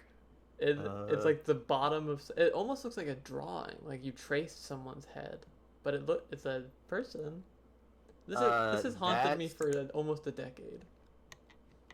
I mean, I could literally pull up the project file on my computer right now and see, but you don't have to do that. I think I'll make you do that next year. Yeah, I'm pretty sure that's just a shot of the moon, and then something layered over. There's a feller in there. Yeah, it's someone's face traced. I just didn't know if you knew. I remember. Yes, it is definitely a face. Okay, if it's something that you don't want, I just didn't know if this was. I remember people being like, "This is someone from Marble Hornets," or "This is so and so." And it's like, it might be Tim. I don't know. It might be. I don't know. No, it wouldn't be. It would not be Tim at this point. No, because I would not have used that. No, yeah, it is a face, and I cannot remember whose. Well, haunted me for 10 years. What's 10 more? Yeah, I mean that's definitely a chin there. Yeah. I mean, I can go look. No, I don't want to right now. Yeah, it's 3 in the morning. This part of the stream is always the very low effort part. Normally, I don't even have my microphone turned on for this, but since I have you folks here. Yeah, I don't even have my camera turned on because I'm just sitting in the dark. Hey, yeah, listen, you both can leave whenever you want. I'm seeing this through to the end. All the stuff with TVs in this I've always really liked. There's just something about using screens in horror that I've always really liked. Because there's something... I do not remember it looking... I'm kind of proud of myself with how I made this look. I do not remember it looking like this, but I kind of... You got some skills, man. Yeah, I did all right. Like, everything else, I've said a million times about the visuals of Clear Lakes 44, but specifically the, like, glitches and distortions, it looks crazy. And you can really see... That was straight up just, like, one of our laptops hooked up to his TV with an HDMI doing a loop of static. Hell yeah. Look, Joseph and I were talking about, like, sometimes the easiest solution, like the Joseph drone cam where it's him holding the pole. Yeah, I mean, it wasn't even I think it was our boom pole, wasn't it? Something like that, yeah. Yeah. I love how Man, Walker I do looks. not miss doing that face, though. I do not miss that at all. That was a pain. It looks so good, though. I love the way Walker looks okay. It looks okay. I just feel like from a design era, perspective, it looks great. Yeah. That's the thing. I do think, like you were saying earlier, Joseph, about the pivot to short form. You guys really were ahead of the curve because, like, a couple years, not even a couple, pretty much a year after Clear Lakes wrapped up, analog horror, like Local 58, really started to hit it big, which was all just short form, you know, abstract stuff like this, and it's just it really does almost feel like a wrong place, wrong time situation where, like, the way analog horror is now, Clear Lakes would probably go crazy. I feel like the I don't know. And that's not a comment on the content of it. It's just I feel like what we wanted to do with Clear Lakes was a lot more subdued than what tends to pop off nowadays. I feel like That's what fair. we were aiming for was a slightly more long form, but still like short form thing. But comparatively speaking, I think we wanted to be Local 58, kind of. But that's what I'm saying. Is Have you like ever seen that? this. Yeah. Clear Lakes predates Local 58 by I think a couple of months. Like, does it? Yeah, like barely, because Oh. ECKVA and Local I don't 58. know what that is, so... Oh, really? You don't? That's crazy. Nope. Local 58 is anthology shorts that are TV station weird recordings. It's by Chris Straub. Wow, first Paranormal Activity, now Local 58. Chris Straub makes a lot of stuff, but my favorite is he is the man behind the Pee Pee Poo Poo Man poster for the Bye Bye Man. Yeah. That will always be my favorite. We have 1 degree of separation from that movie. Doug Jones. Doug Jones is also in it. Always watching, Joseph and I were talking about earlier. You missed that a little bit. Just the discussion. Just briefly. Yeah, just the overall. Someone donated and asked about it. I love Doug Jones. My opinion, no one asked for it, but my opinion on Always Watching is it's a fine movie for what it is. That's my take has always been it is a really like all right Slender Man movie, but Marble Hornets wise, it's whatever. I guess we're past the the statute of limitations for anyone hearing me say this, but it could have been better. Yeah. Yeah, I don't think that is a controversial statement. I do not think it's the worst thing ever made. Far from it. No, like compared to the other Slender Man movies that have come out, it is legitimately I think a lot of people don't like it just because of the differences from the web series. But if that was just called like a Slender Man movie, a Slender Man story, I think people would be kinder to it. Like I said, a Slender Man movie, a Star Wars story. The Reckoning. Like I said, folks, Emily and I will be doing our ECKVA analysis stream again at some point. I think Monday. I'll post about it. You'll see. But if you haven't seen ECKVA before, go watch it. Right now you can't really hear it, but you can see all the cool drawings and visuals Troy does. Let me tell you what, after this miniseries is done, keep an eye on that, I guess. I don't know if you've looked in the ECKVA discussion channel in your Discord. Everyone just keeps posting ECKVA 20 tomorrow every single day. And eventually one of them's going to be right. Eventually they will. I can promise you that. I want you to just drop 20 with no build-up so that the ECKVA 20 tomorrow people feel vindicated. You know what? I might. No screenshot, no Patreon. I might do that. It's like that thing people say that like Half-Life 3 should happen that way. I'm gonna see what happens if it actually do that. Just ECKVA 20 shadow drop. Yeah. But yeah, just talking about visuals, all of the animated stuff. You can really see, like, watching the To The Arc videos where the ECKVA DNA comes from. Like, there is so much. I did edit all of them, yes, so yeah. Actually, you know what? Except for this one. I was about to say, yeah. Actually, no, you did not edit this one. Not that one. Who edited that one? I don't remember. I wanted... it was actually kind of like a guy who wanted to do some editing stuff for me. And I was like, okay, do this. Like, send it to me. Let me see. And he did it. It was really good. So... And you're like, cool, thanks. And yeah, and I wrote the the monologue part here for it, and he edited that together, and I was like, this is really good. Like, is it cool to put this on the channel? And he was like, yeah, definitely. So, yeah. Yeah. Kind of lost touch with him after that. Exploited him for his labor. I did no such thing. I paid him also, since I used it. I've always liked the Preaxon logo in this one. Was that something the editor made, or did you make the Preaxon little like bouncy arrow logo? I made the logo. I think he animated it. Okay. Also, no, someone Emily asking if it was Rob. It was not Rob. Rob did edit for ECKVA, but I think just for the creature, right? I can point out the shot, but yeah, it's Rob shot. The Rob shot. Rob was in chat earlier. I played some of his Marble Hornets music on stream. Hell yeah. Rob is so cool because I can be like, hey, I know a guy who works for Nickelodeon. Hell yeah. I think that's real cool. He's a old head. That was someone I was in the Hoodie Hub tiny chat with a million years ago.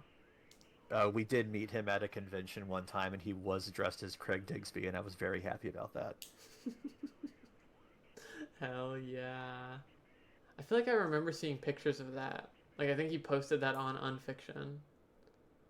God. That would line up, yeah. This is where we get... ECKVA 6 is where... arguably the most Marble Hornets of the videos. In the sense that...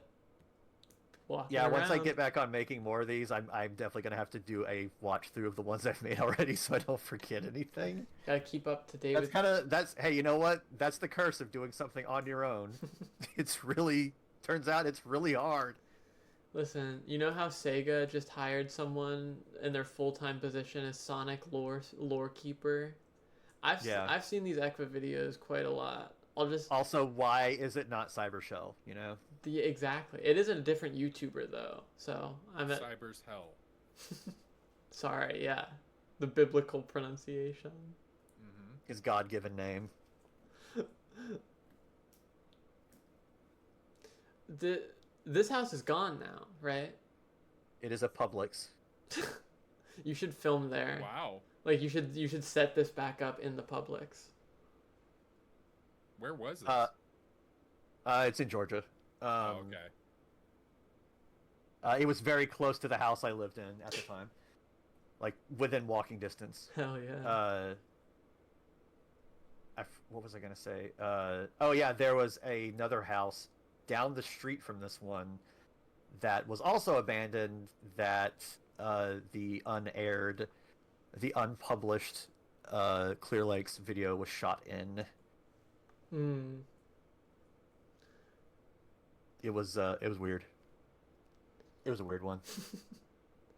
It was very dialogue heavy, which was kind of the breaking point for me. I was like, this just feels weird. I don't want to. It's like the stereotypical like medical drama when they're trying to revive the dead guy, and it's like, he's dead. They keep trying, but then at some point they got to be like, it's time to call it, man. He's dead. He's dead. I do love this little setup you have here. Is this just shit you owned, or did you buy this for? It is shit I own. That rocks. So I got it. I kind of still have to have it. So that's fair. Yeah, and at this point now you do. Was there actually power in this house? No. Oh, okay. Movie magic. I was like, oh well, it's a portable power bank. Oh, okay. A little bit of movie magic. Yeah, I feel weird talking about this because it's technically still going on. Yeah, just don't say anything spoilery. Yeah. Shut up. I just want to talk about how cool it looks, and Joseph, you just get to see all the pretty visuals. Just tell me how cool I am, man. Yeah. You don't get to wait. Is it playing ECKVA? Oh, I just got fucking debated by the video that I've seen a million times. Quit fucking with it. Yeah, you're just getting visual. You're getting the silent film rendition, Joseph. You can imagine your own audio for these. I am. It's just yakety sax. I was gonna say it's just like ska music, like the whole time playing over this, regardless of what is happening. Real big fish is going ape shit.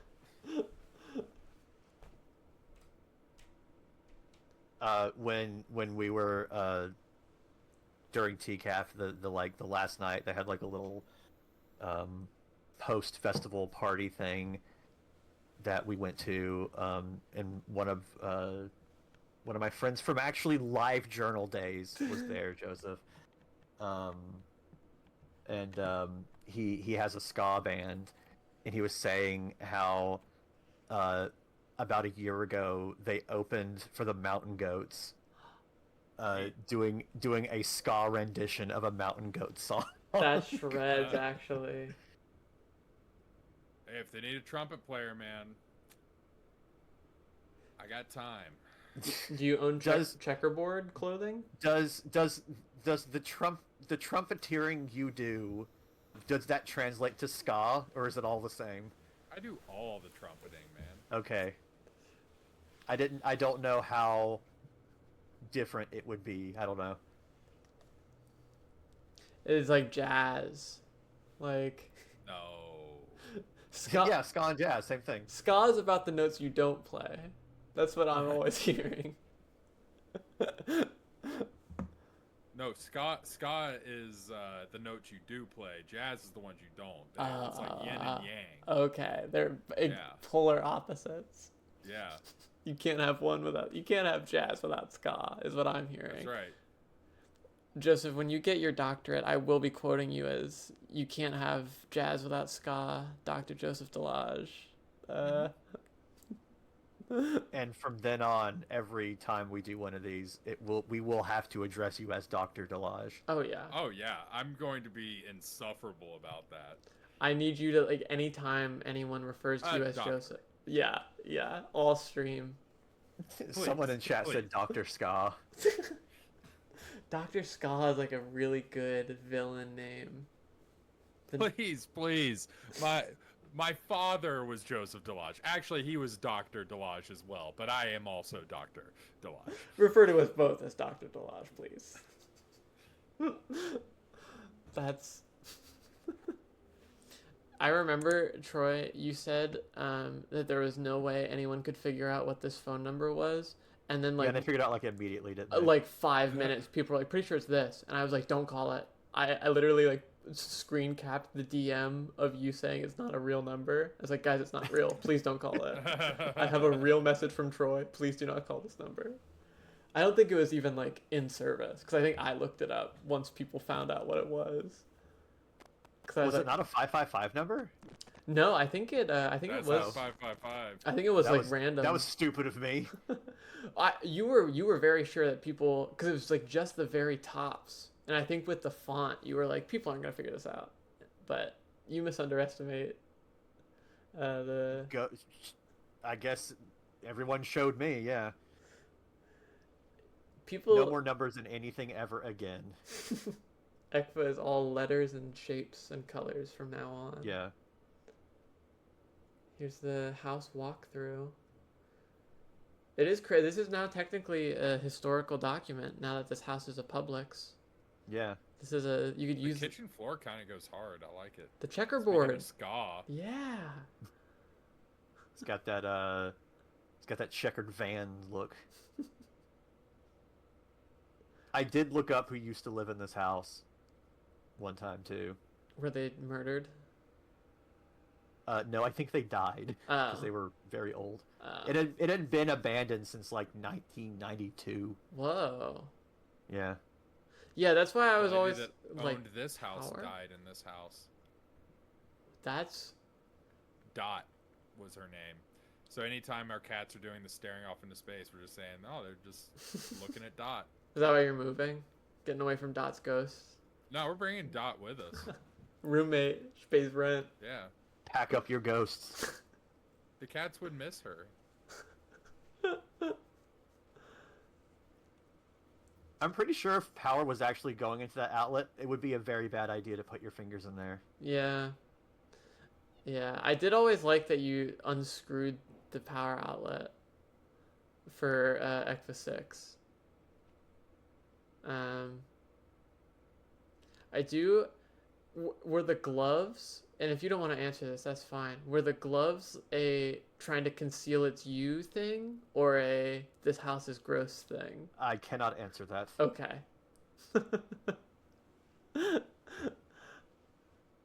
This is the hard part about talking about something that's still ongoing. Marble Hornets and Clear Lakes, we can discuss the day away. This got to be very coy with. There's a lot of wasp nests in this room. Yeah, I mean, I believe it. That chimney is probably one big wasp nest. Oh, there's a fucking one just flew by, I think, on camera. That. Emily said, "Born with latex gloves on." Yeah. That's just what S. Hawkins' skin looks like. There's no gloves at all, actually. Yeah. I do very much enjoy the Ethernet. Did you forget the laptop this time, or was it actually there? It was. Isn't there later? This shows how I still need to go back and review these things, but isn't there a part where I come back and it's in pieces? That's a different. That's a different video. Yeah, but it's like it's not this one, but it's a later one, right? Yeah, yeah. I literally forgot that laptop there one time, and I came back and it was in pieces. So, yeah. Hope it wasn't a good laptop. No, it didn't work. Oh, okay. Because I think you did an in-universe tweet. Because I think someone asked, like, "Where's the laptop?" Because in the previous video, it's on this table, and you literally responded, "It's like, oh, it's in the other room." Yeah, it's like there'd be no. It was probably like, forgotten. It broke. Yeah, it broke. It broke. Shattered. We won't be watching the Laos video because that's 6 minutes long, but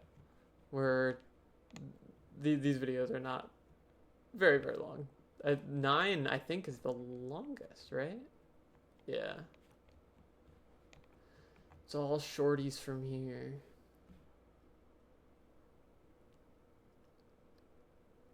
God, I do love the website stuff. I remember I had to change my my mouse cursor for this. What is it? What? Yeah. I did not use the standard mouse cursor at the time. Yeah, was it like a sword? Yeah, it was like, Pikachu. No, it was like the inverted one. And I thought it was distracting. Hell yeah. Normally a flaming sword, says Jeff the Farter, yeah.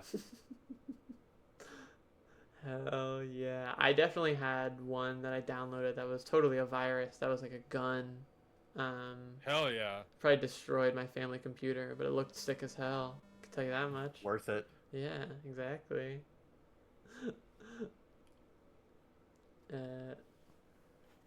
I do. When you do all the like text prompt stuff, is that like in Premiere still? Like, are you? What do you mean? Like for like the text prompt here, where it's like the text is appearing like one line at a time and like. Oh no. Okay. No. Okay. No, that would be huge pain. That's why I was like, Jesus Christ. So is it like an image that you're just like masking away? Or I mean, you don't have to get into the minutia of it, but. I mean, I don't care. It's no, it's actually a certain program that is set up like a console. Oh, okay. Or a terminal. And I made it to where it used that font, and I just did a screen recording as I copied and pasted text into it, and then I could kind of play it backwards to make it look like it was appearing and cut it in certain ways. I felt very smart about that. This is what I mean. This is the movie magic that I never would have even thought of. I really thought you were just like making a full image and then just like masking it out in Premiere or something. No, that would take way more work. Yeah. I think this is the one where I almost legitimately vomit. I love this. No. I love this face. I unintentionally made it look like that Dilbert video. Smooth jazz.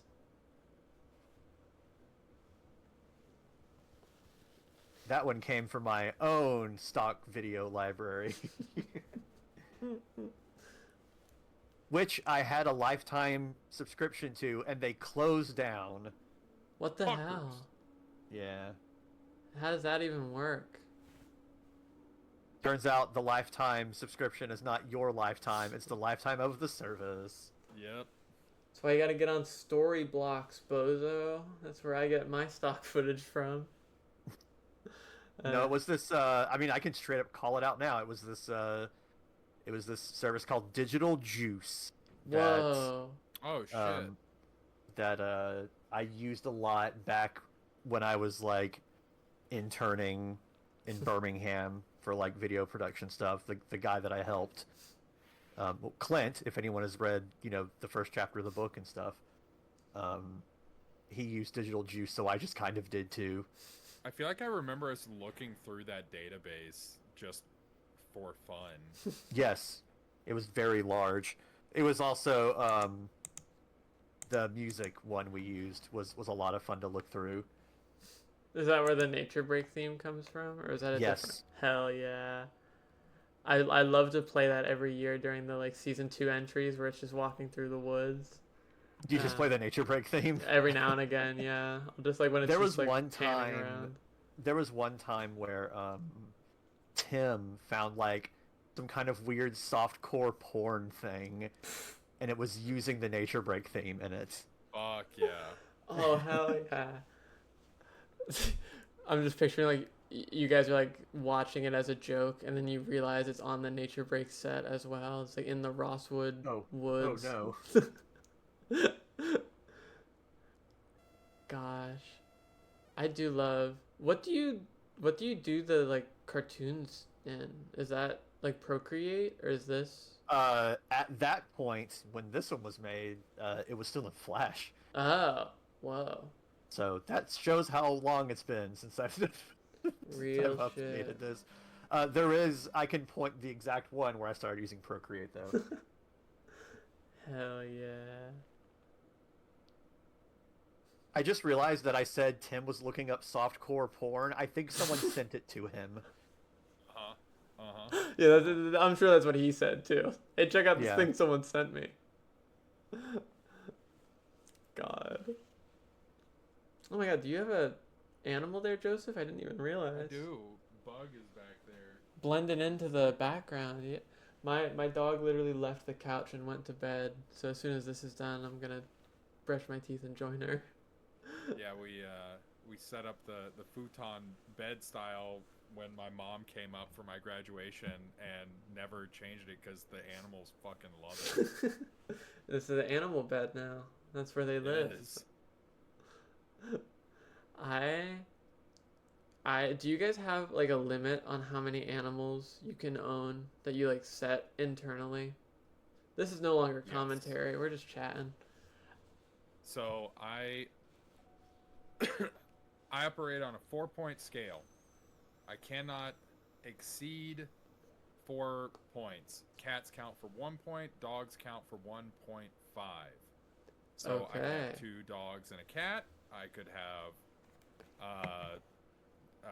Man, you just had this ready to go. Yeah, this is. Well, John and I have been talking about it. Oh. Because we have the 2 cats and a dog, so that's 3.5. We cannot get a 3rd cat until Bug kicks the bucket, and she's a young pup, so it's gonna be a while. You have to get a 0.5 animal like a hamster or something. Like Yeah. A... Yeah. So. My aunt. Wait, has... how many cats count as 1 point? You said. Okay, so I'm at 3. What do ferrets count as? Yeah, I don't know. I was gonna say, can ferrets That's count up as to you. 0.5? That's Because up to you. then I'm at 4. Then hey, You don't have to abide by my process here. I do want a dog real bad, and I just cannot justify it right now. I've got too many animals. I fucking love Bug. She is a lot. She's very chill, but she's a lot of dog. in general, so she just takes up a lot of space. My aunt has always been a cat person, and she's always said my rule is 2 cats because if I get 3, then I'm a crazy cat lady. And I think 3 is absolute maximum to not be a crazy cat lady. Okay. That is the limit. I'm just saying that because I have 3 cats. Troy, I did just want to ask you, did you do this to the door, or was it already off the hinges? I think I may have asked you this before, but I just love that shot so much. I did it to the door. Yeah, you're not going to get hit with vandalism. This building doesn't exist anymore. Yeah, no, I went in there and unscrewed the hinges. I also did put it back afterwards. That was kind of you. I think it was like one hinge was already gone anyway, so it wasn't that hard. And here's the remnants of the laptop. Yeah, I did not do that. Someone else did that. So, okay, that's so funny that it was already fully destroyed. I didn't know anyone came to this house because there's no graffiti in it. So like I just assumed no one really knew about it. Probably drugs here. Realistically. Probably. The drugs. Can you imagine you're here filming ECKVA, filming for like the monster scene we're about to see, and some dangerous individuals that are there for no, the dangerous individuals. less than scrupulous reasons to be there. I mean, Georgia, can't imagine. There are so many abandoned buildings in Georgia. It's crazy. It's like Alabama did not have that many, at least not from where we were. Oh, I love this. Someone's asking, how close are we to the Slender for Gender goal, by the way? Oh, good question. Hold on, I'll look after this, because if I tab out of the video, it'll freeze. I just saw someone say we need 23 for Kyle to end the stream. Quick. That was the Rob shot, right? Yes, it was. If I'm not mistaken. Yeah, we're still not at 7,200. If you guys want to raise $30 more, I'll do one more hot sauce shot. Otherwise, we're just going to wrap things up once ECKVA's done, which will be a couple of minutes here. Wait, you said you need how much to do a hot sauce shot? 30. Gosh, it sure would be bad if you hit that right now. Hold on. Fuck my life, dude. Let's see. My 5th hot sauce shot at 4 in the morning. Let me see.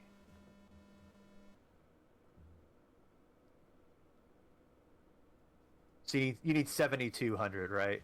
Yeah, that's what. Okay. Okay. Joseph and I said 7,500, and then I was like, I don't think that's happening. So I graciously, might I add, agreed to do another hot sauce shot at 7,200.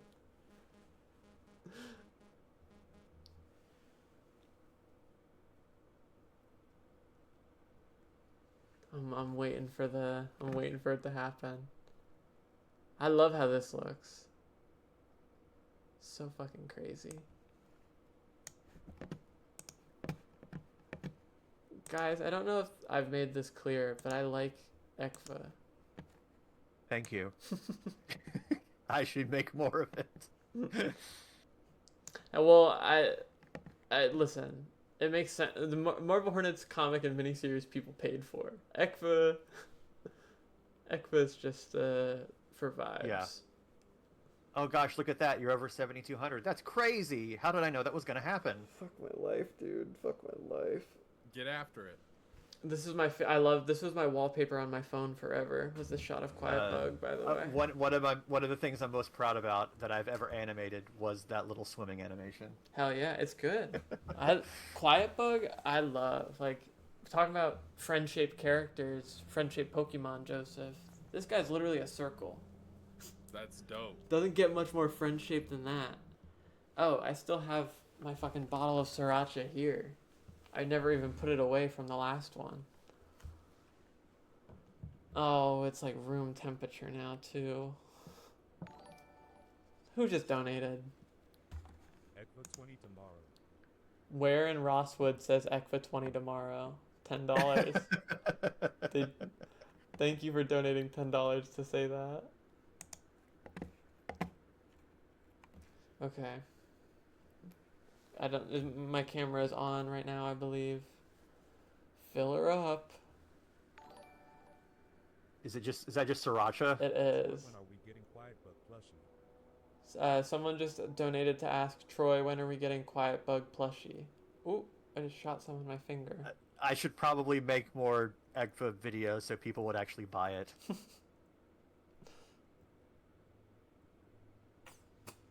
I'll just buy all 200 to get it funded. I wish I had the disposable income to just make those of whatever I wanted, because I would make some dumb ones.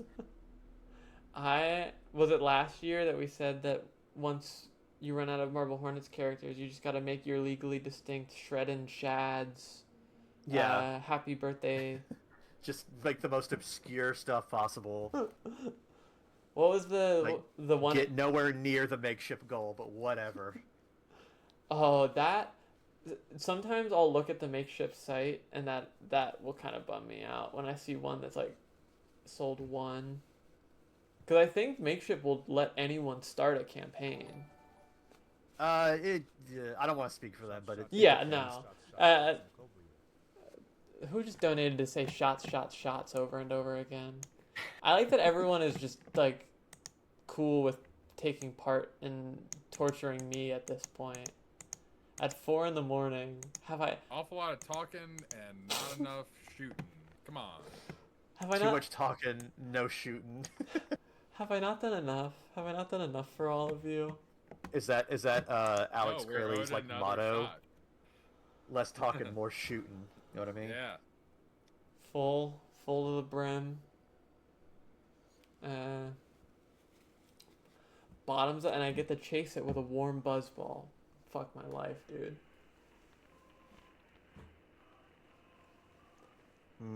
Delicious.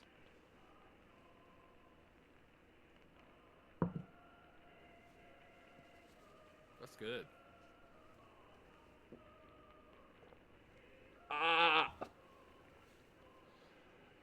So I'm getting that it looks like you enjoyed that, right? I have And orange. you're at the part in these videos where I legitimately almost vomited. It's great. Great time to do it. Almost vomit. I'll point it out here in a second. This was all that shot right there, mouthful of fake blood. I put way too much in there. Oh no. Made it real. I remember Yeah. you did warn everyone about like body horror in this one with the drawings too. Yeah. Like the first time you've ever given a content warning for like an ECKVA Yeah. video, so everyone was like, "What the fuck is about to happen in this?" Yeah, I ran it by some people and they were like, "Yeah, it might be a good idea." I really like this one though. Jeff the Farter said, "We already got beer foam vomit. What's some sriracha vomit?" That's true. Yeah, you know what? What's some sriracha vomit between friends, right? But I wouldn't call any of us friends because you keep doing this to me. Hey, Touché. A Raymond 4848. I wonder if that person is important at all in any kind of website material that's available not on YouTube.com. I didn't know what you were talking about for a second. Just the fucking thing that you made. It's almost 4 a.m. Cut me some slack. Throw away my sriracha napkin. Oh my god. Never say that I don't care about charity. That's my 5th hot sauce shot. I haven't had anything to drink besides Buzzball and energy drink in the last several hours. That's just a Tuesday for me. Just another manic Friday.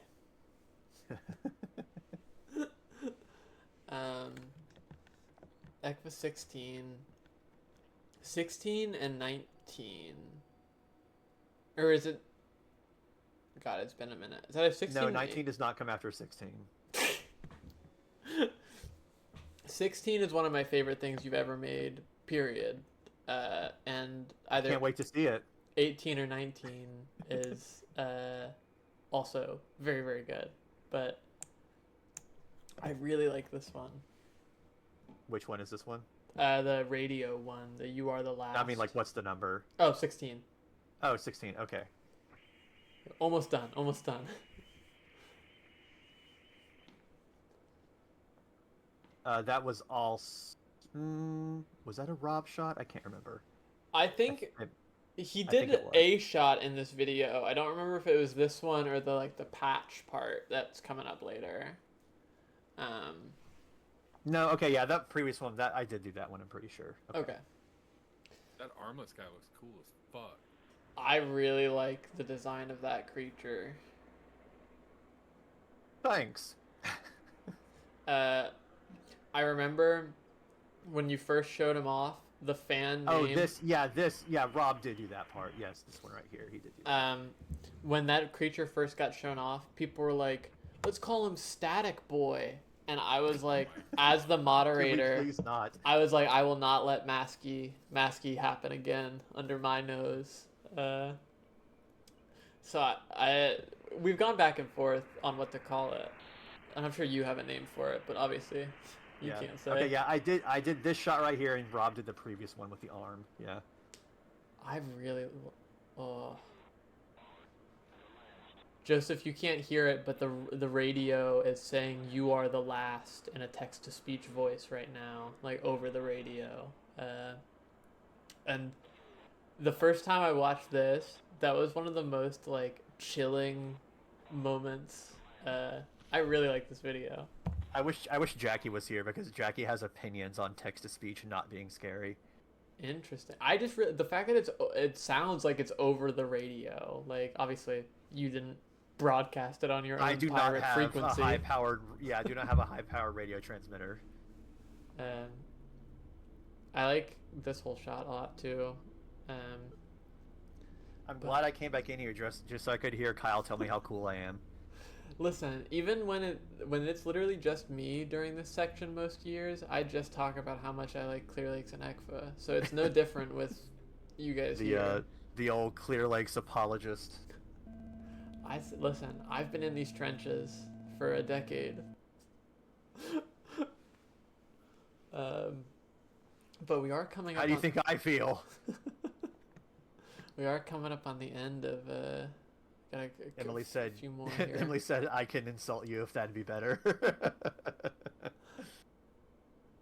Yeah, for those who are watching that haven't seen ECKVA and are just watching the visuals right now in Twitch chat, it's on YouTube. I have a playlist with all of the Clear Lakes and ECKVA videos. You should watch them with the audio because the sound design is really good. And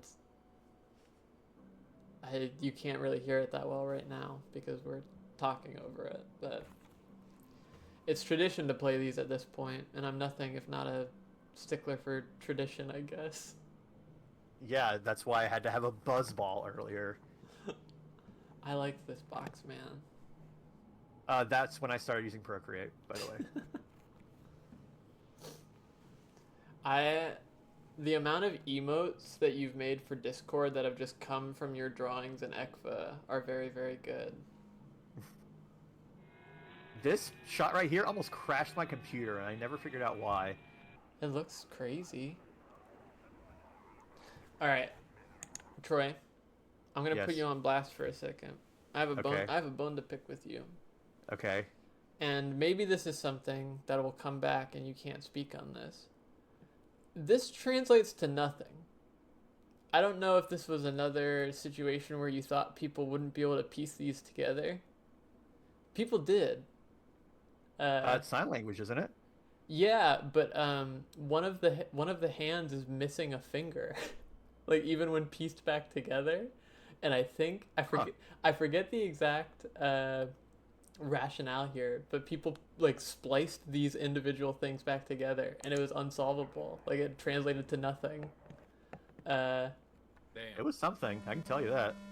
See, and that at least is closer because some people were like some people were like, no, it's on purpose. It's on purpose that it's unsolvable. And I was like, I don't think so. Now I'm like, oh no, I might have fucked up. Hey, as long as it's not like mission critical, unless you hid like the secret solution. It's the fans that are wrong. Maybe you hid the secret solution to every answer in ECKVA behind that ASL. Yeah. But that's been on my mind, and I'm glad I could finally express that to you. Well, I'm very sorry. To put you on blast. How much do we have to donate to get you to do more hot shot shots? God damn it. Hold on. What are we at? I'll do a fucking another. Right now, if we can get $80 more in the next, like, 6 minutes. So chat, if you want to see me do a fucking 6th hot sauce shot, donate buttons down below. We got, like, 6 minutes, I think, left. 6 to 8 minutes of ECKVA left. Work fast. Work fast. 4 in the morning we'll be wrapping up, and I will be going to bed. And it's up to you whether or not I will be going to bed with a 5th hot sauce shot, ripping apart my internals, or not. Okay, I think 18 is the one I really... 19 is good too, but 18 is this, like, season finale one, right? Yeah. Yes. Sorry, part finale, not season. ECKVA part 1. Yeah. Yeah, we're deep into season 2 now, aren't we? Hey, if you count Laos, that, honestly... Which I do. I really liked everything with Laos. Weird choose your own adventure stuff is so fun to me. There will be a book version of it that Emily helped me create. Hell yeah. And I will have it ready soon. I love this little guy freaking out on the floor. All of these... there's a very old video that I was thinking of with this, the way that the, like, doctor character is, like, vibrating like that. It came from a site adjacent to something awful, but I cannot in good conscience point people to it anymore because it has offensive words in it. Fair. But I did like the visual style of it, and I was thinking of that when I made this video. I love the jazz in this one.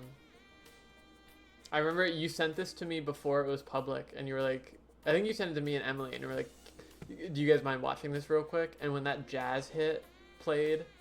when that jazz hit. Well, because it really is just like a jazz jump scare almost. And then it's accompanied by these great faces.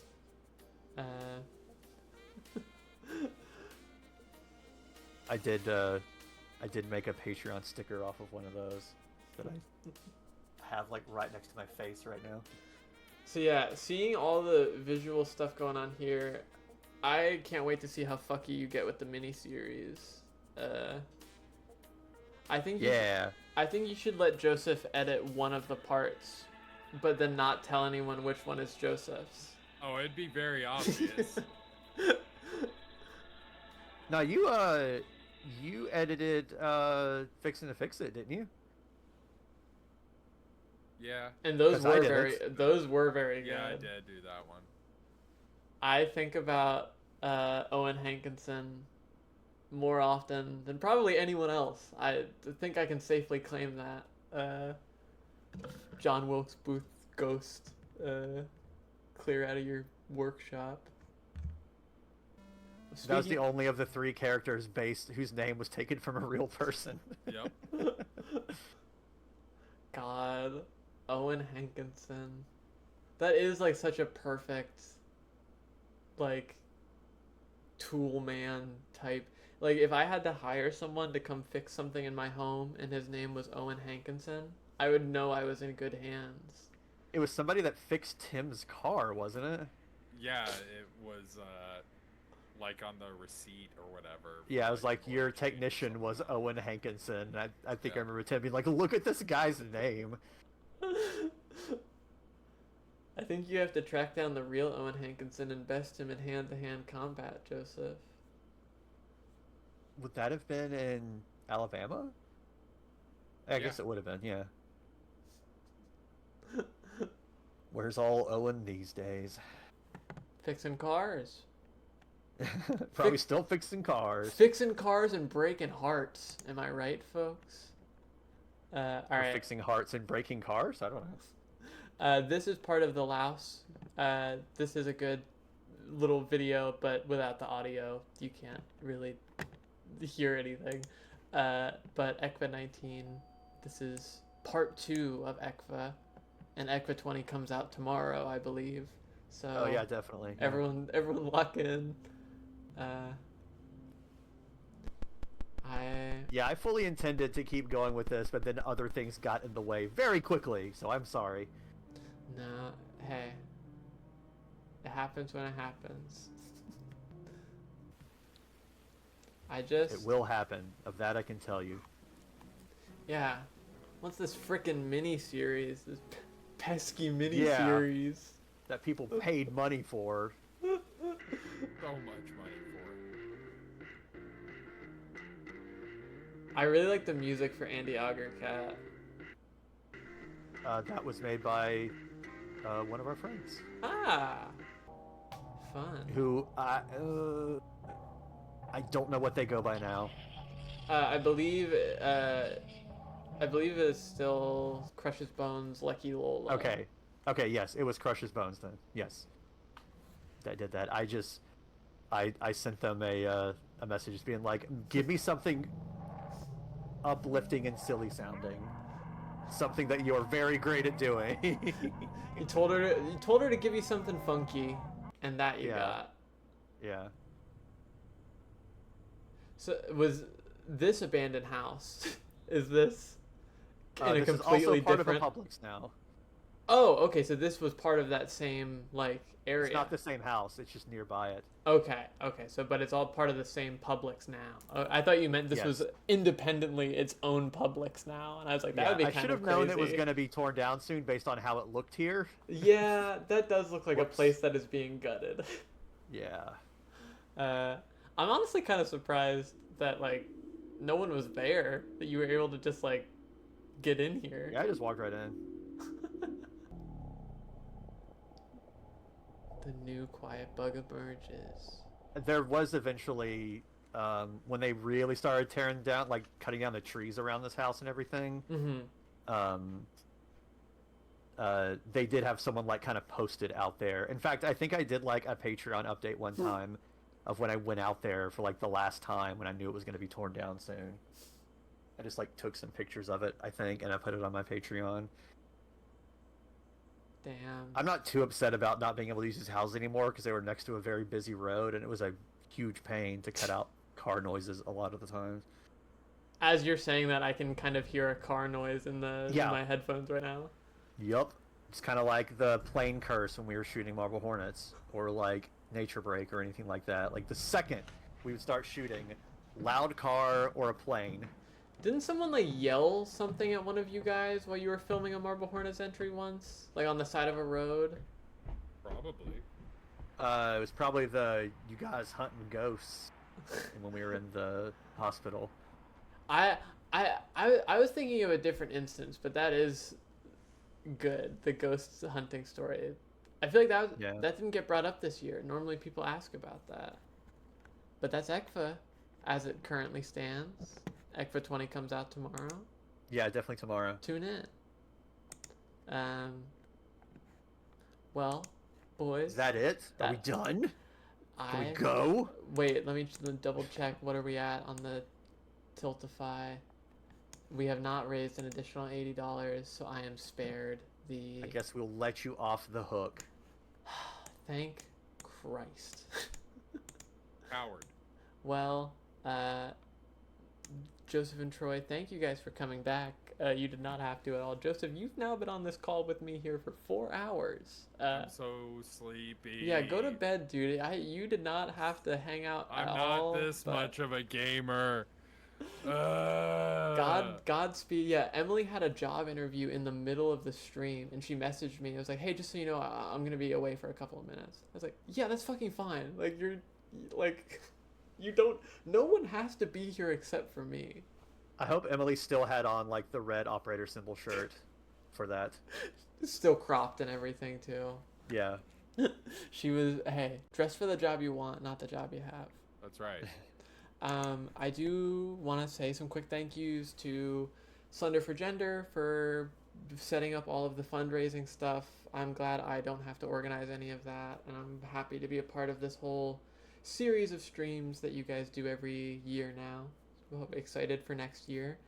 I'm glad we were able to hit that 7,000. Hopefully next year we can get back up to the 14,000 we did in 2023. But any amount of money raised for Slender for Gender is great. They still have. Do I have to threaten getting another tattoo if we hit a? I think so. we hit a mark.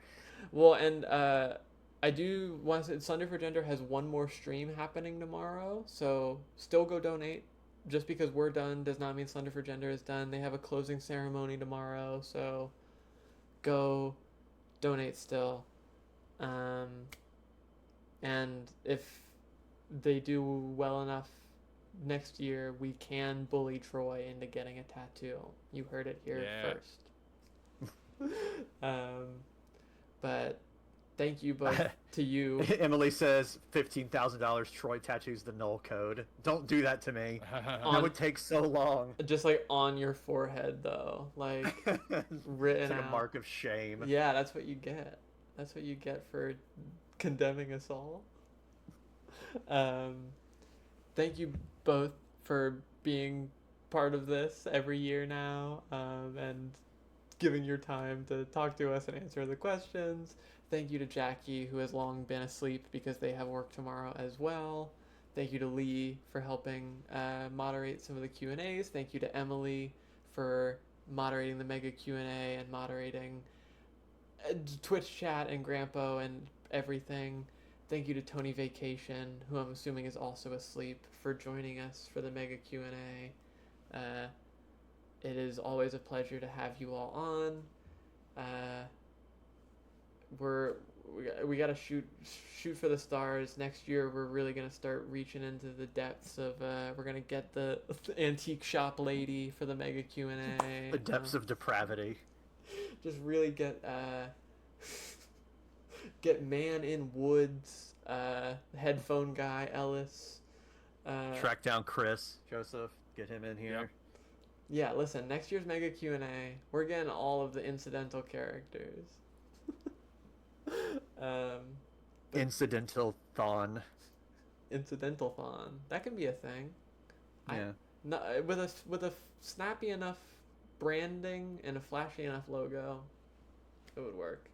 But yes, para-rotting, as Jackie said earlier, today has become Autism Christmas every year. That's just what this has spiraled into. I gotta start thinking of next year's gimmick now, so that's great. Yeah, we should actually write them down, because like throughout the year we're always like, hey, that'd be really funny, but then like we never write it down, so we always forget when it comes time to like make these decisions. When I searched my message history with Jackie for art theme, there was just like a bunch just all throughout the year of like, what if we did this? What if we did this? Because like I'm always messaging them just random bullshit. Bring the wheel back. We'll see. Maybe next year I'll have a better loop in mind. Maybe next year we'll do something else. Who knows? Maybe next year we'll let Joseph do the whole show, and I'll take a year off. No. Oh, well. No. I tried. You don't want to sit here for 18 hours What do you and mean? 40 You're not going to minutes? be busy. What are you doing? But for real, thank you guys. It is so great to do this every year and get more and more people in here and new people joining. There are so many people that were like, this is my first Hornetversary, very excited. I'm glad it's become like an event that people are like, this is the first one I'm attending, when it's just a fucking live stream.